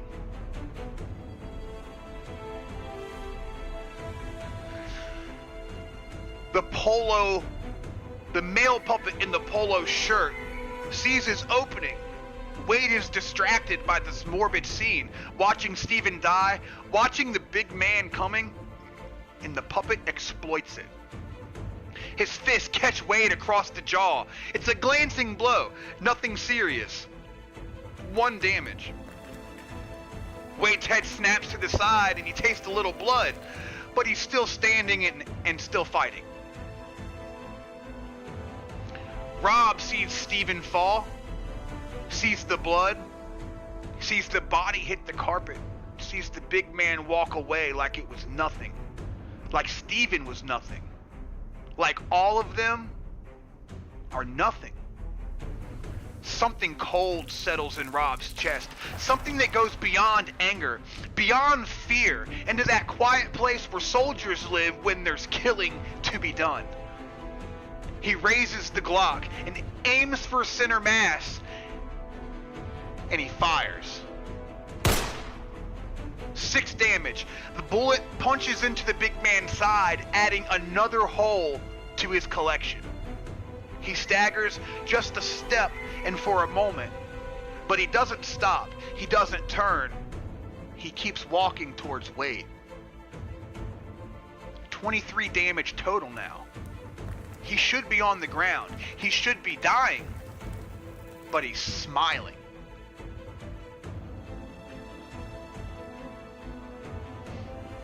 Wade spits blood, and then he wipes his jaw and raises his 6 sour.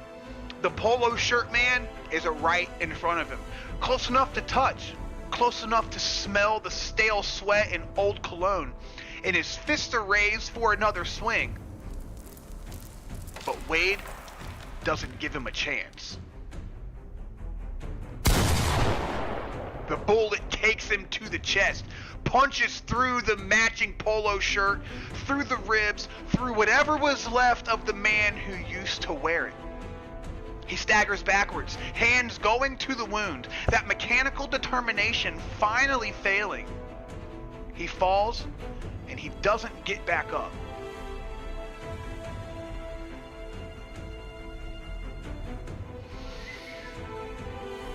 And then there was one. The big man stands in the middle of the casino, surrounded by bodies, surrounded by blood, and surrounded by the flickering lights and dying sounds of slot machines that will never pay out again. 23 points of damage. 3 gunshot wounds. He should be on the ground. He should be bleeding out. And this should have ended minutes ago. But he's still standing, still smiling, and still coming. What the hell is this guy? Rob breathes. Wade doesn't answer.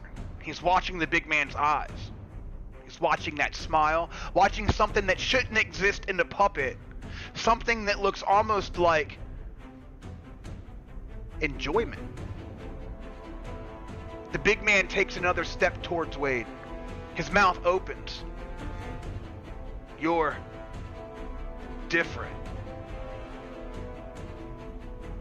His voice is wrong. Not the flat monotone of a broadcast. Something rougher. Something almost human. Another step. The smile widens. This brings us to the intent phase of turn 4.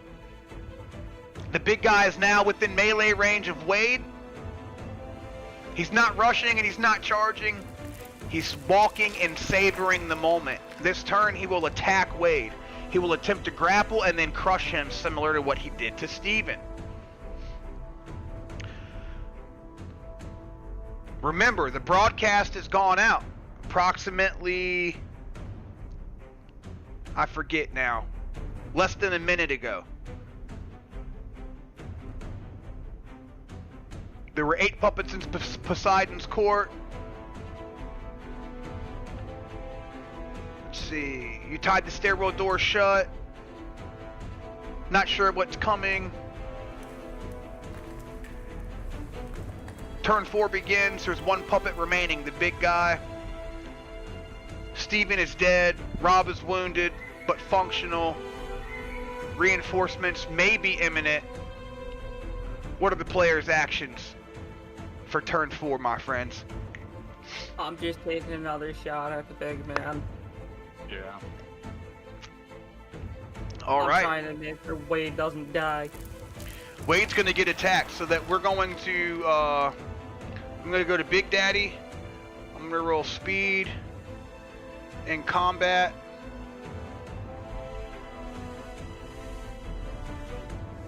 Failure with 0 degrees. Speed 6. That's lucky as fuck, dude.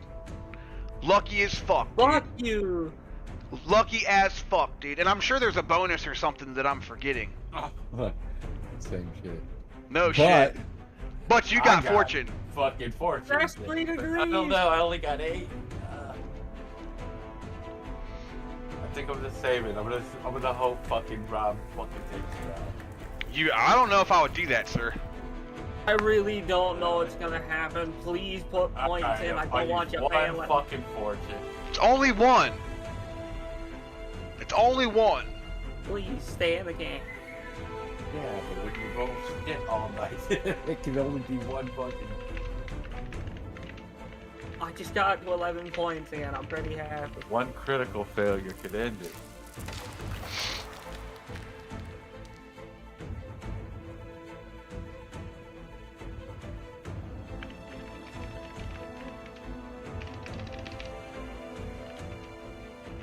One crit could end it. I don't have enough confidence that this could be a crit.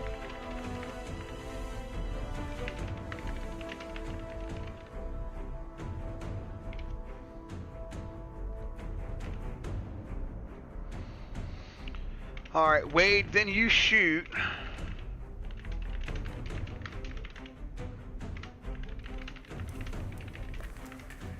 How much damage do you do? 15. Nice. Nice!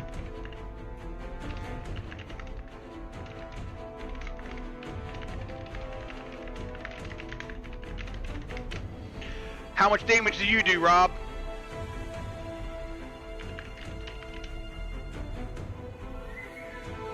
Solid 9. I think it's dead. I think it's dead.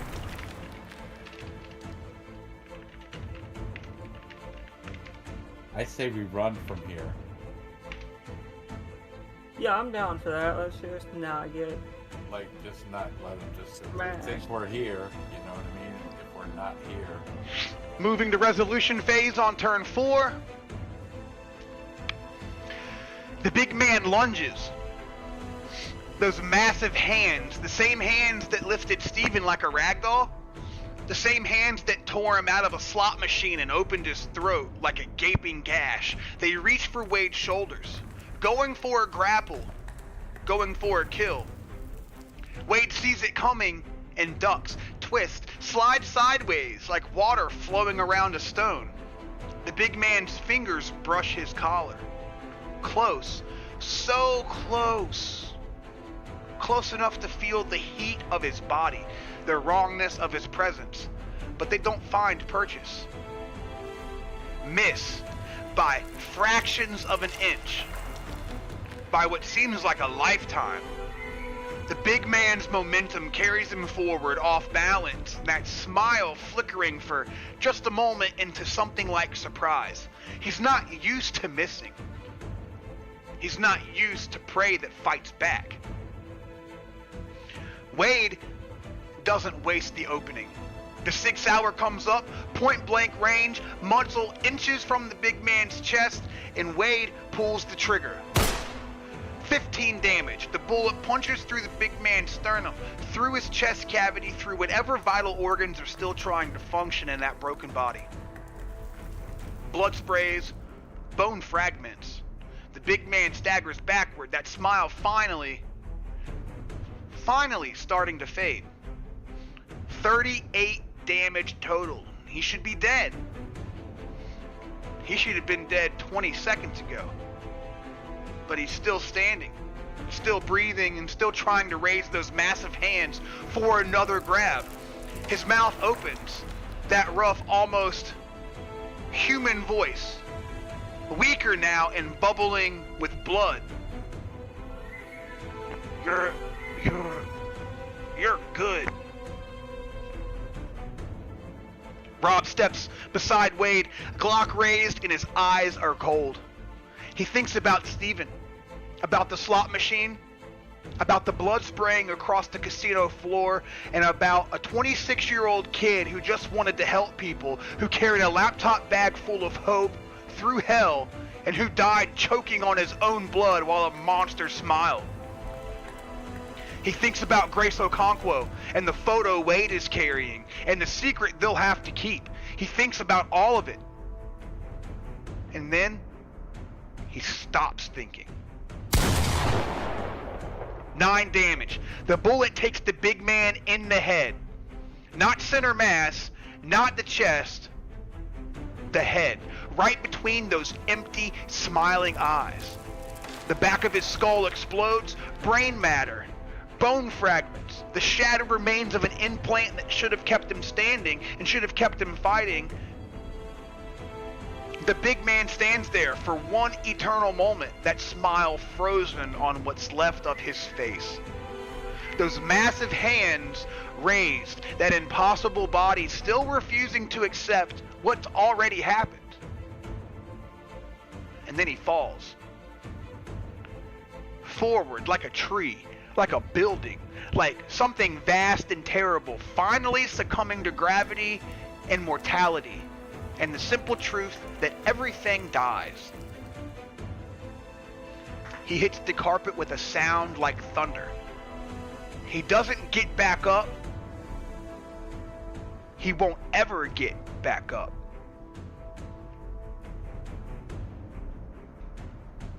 All of the puppets in this encounter have been defeated. I want to search the big man for a chip. I think I blew that apart. Silence. The slot machines have stopped their electronic cheerfulness. The neon signs flicker their half-dead messages. The bodies lie where they fell. 5 puppets scattered across the casino floor like broken toys. And Steven? Wade stands over the big man's corpse, Sig Sauer still raised, breathing hard. His jaw aches where the polo shirt man caught him. His hands are shaking, adrenaline, and not fear, not anymore. Rob lowers his Glock, looks at the big man, and then looks at Steven. Wade shakes his head.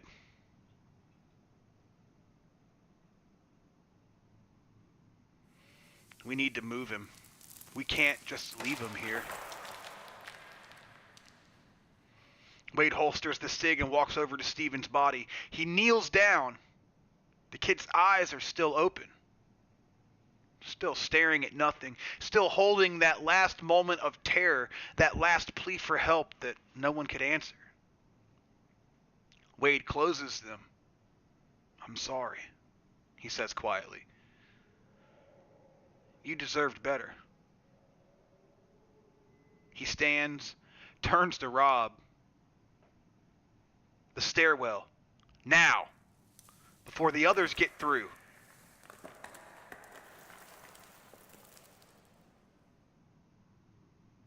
From somewhere below. From the stairwell. From maybe deck 6. Wade hears a sound. A banging. The rope. The trucker's hitch. The door that was supposed to hold. Something is trying to get through. Move, Wade says. Now. And that's where we're going to end it, folks.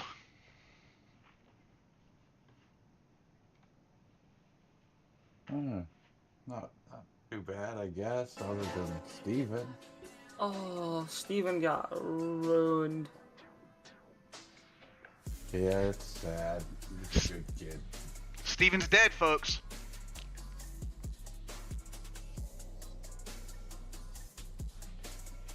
I loot Steven for goop.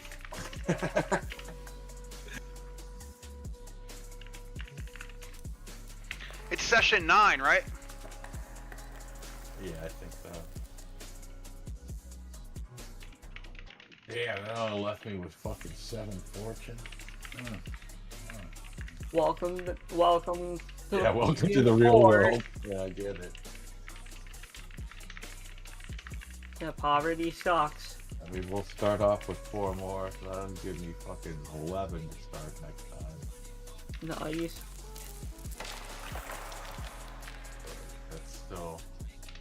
It's still only 2 crits. You know what I mean? If you roll a fucking 5, you need 6 to fucking fix it. So 2 crits could fucking cripple your fortune pool, and once your fortune pool's done, the game gets real hard. Yeah, once your fortune pool's out, the game is real fucking hard, Like, dude. I'm dancing around like a fucking maniac for like I did this whole fucking thing, but and all bad rolls, but yeah, your time runs out.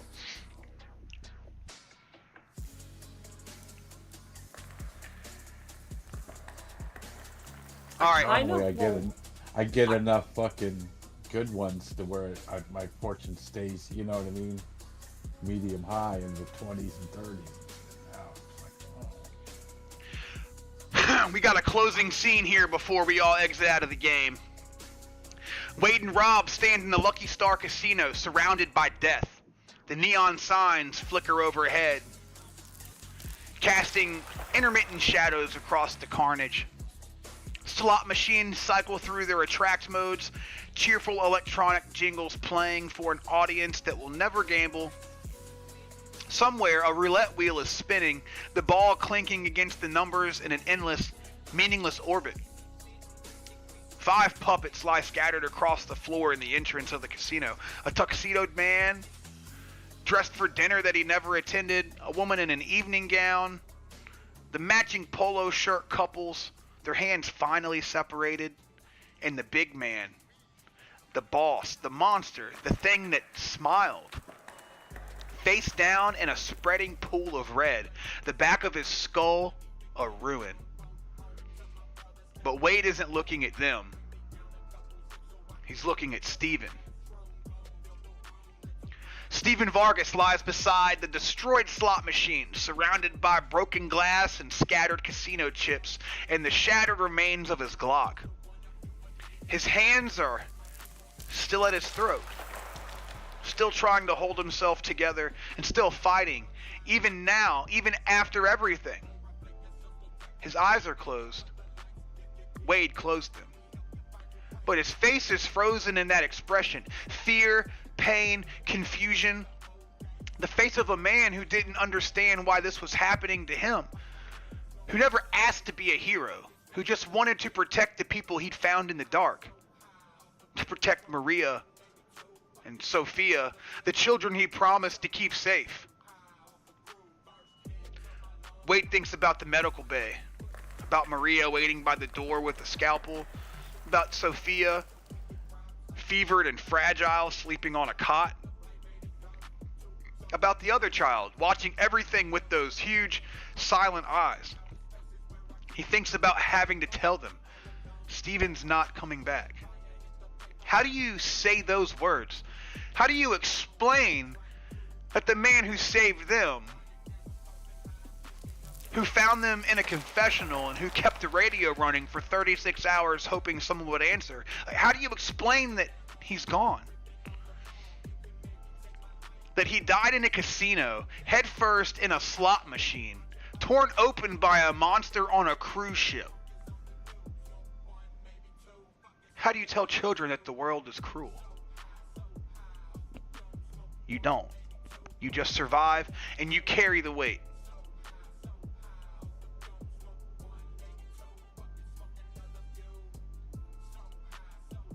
The truth, this is real. This is not a game. It's not a story. It's not something that happens to other people in other places and news reports you scroll past on your phone. This is real. It's final and it's fatal. Steven Vargas is dead. He's not coming back. There's no respawn. There's no reload. There's no second chance. His story ended in a casino, in blood, in the flickering light of slot machines that still play their cheerful songs. Tomorrow, if there is a tomorrow, someone else might join him.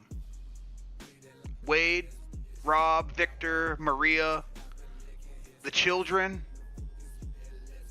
Anyone can die. Everyone will die eventually. The only question is whether it means something when they do. Wade takes one last look at Steven's body. At the kid who handled cabin upgrades and shore excursion refunds. At the man who broadcast distress calls into the void hoping someone would answer. At the survivor who became a fighter. Who froze and fired and froze. Who never quite figured out how to be brave, but he still tried anyway. at the first of them all to fall. Goodbye, Stephen. He turns away. The banging from the stairwell is louder now, rhythmic, insistent. The sound of puppets trying to break through, trying to reach them, trying to add more bodies to the pile. Wade checks his ammunition, adjusts his grip on the 6 hour. Let's go. He walks towards the casino entrance and towards the corridor, towards whatever comes next. Rob follows. Behind them, the slot machines continue their endless cycle. The roulette wheel spins and the neon signs flicker. And Stephen Vargas lies alone in the Lucky Star Casino, surrounded by the dead, finally at peace. That's the session, boys. That's the session, boys. Right. In loving memory of Stephen Vargas, everybody. Stephen Vargas, age 26, Assistant Guest Services Manager of the Celestial Majesty. May you rest in peace, my brother. Fucking Zodiac called it at the beginning of the fucking stream. What did you say at the very beginning of the fucking stream? Someone's gonna die. You fucking called it, dude. You fucking called it, dude. Fuck. Damn. Steven's fucking gone, bro. I mean, he got a spectacular death, technically. He got reverse whack-a-mole through the slot machine. Yeah. Like this was like an end of season episode, like, you know. Yeah. Oh shit. What a session, dude. That was fucking... I started the session pissed off and didn't want to do it. And now that the session's over, I'm like, damn, that shit was fucking hype, bro. That was pretty hype session, dude. That was pretty good. A lot of fighting. It's been 6.5 hours. But it was pretty good. I spent 30 fucking fortune, plus whatever I made on my couple Oh good my rolls. gosh, cry more! He said cry more.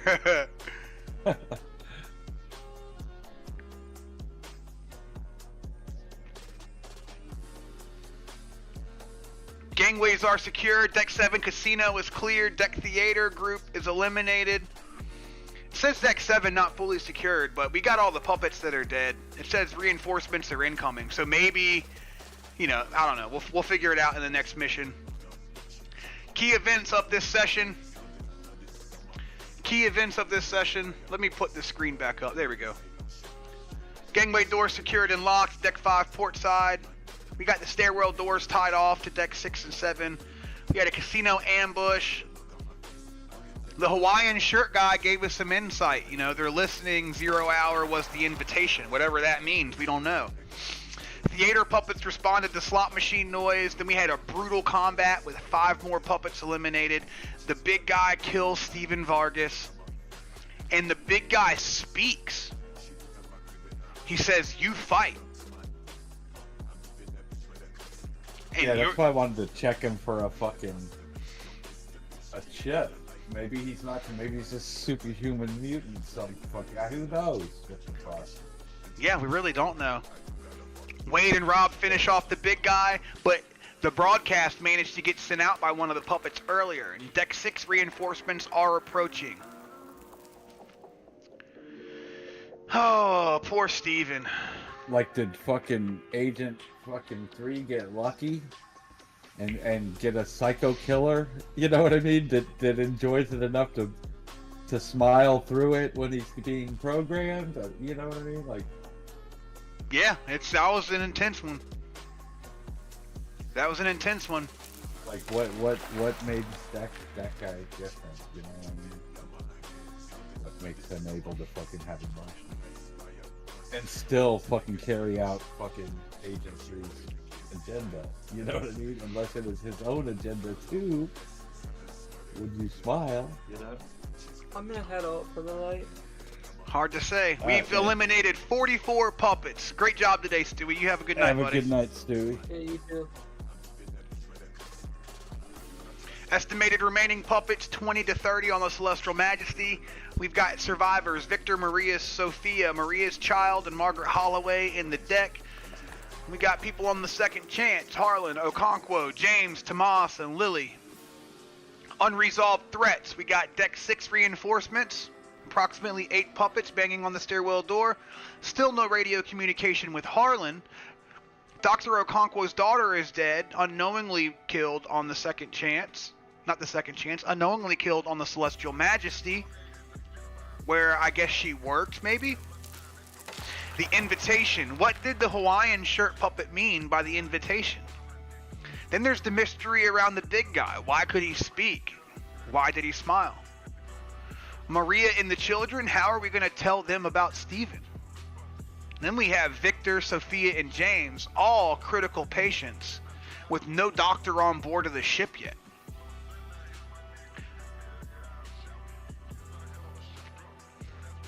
Session 10 will begin with Wade and Rob on deck 7 corridor. Reinforcements banging on the stairwell. The stairwell door is tied. They must decide whether to fight the deck 6 puppets or retreat. Return to the medical bay and deliver the news about Steven.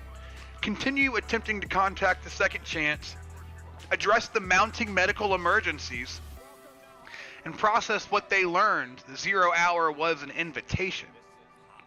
The ship is more secure, the gangways are sealed, but Steven is dead and the questions are multiplying faster than the answers can form. What are the puppets waiting for? What is coming? And how many more will die before this is all over? Find out next time, chat. Next Sunday, Session 10, Campaign 0, Survival School 2043. Where we use the SSRPG game system to make stories that we're going to animate into a show. I'm excited. Guys, thanks for hanging out with me. Let me catch up on chat before I leave. We had Boom Boom 85 hanging out with us. We had Stewie Older Bro. We had JD. Thanks for staying active in chat, JD. Harry Love. Who else do we have in here? Tink, Stewie, JD, Jam and Peace, Harry Love, Casper Chaos, Boom Boom 85, Zodiac. My nickel. My nickel. We got Nickel White. My nickel was in the chat too. Guys, thanks for hanging out with me. We'll see you on the next one. Next Sunday, we're fucking it up.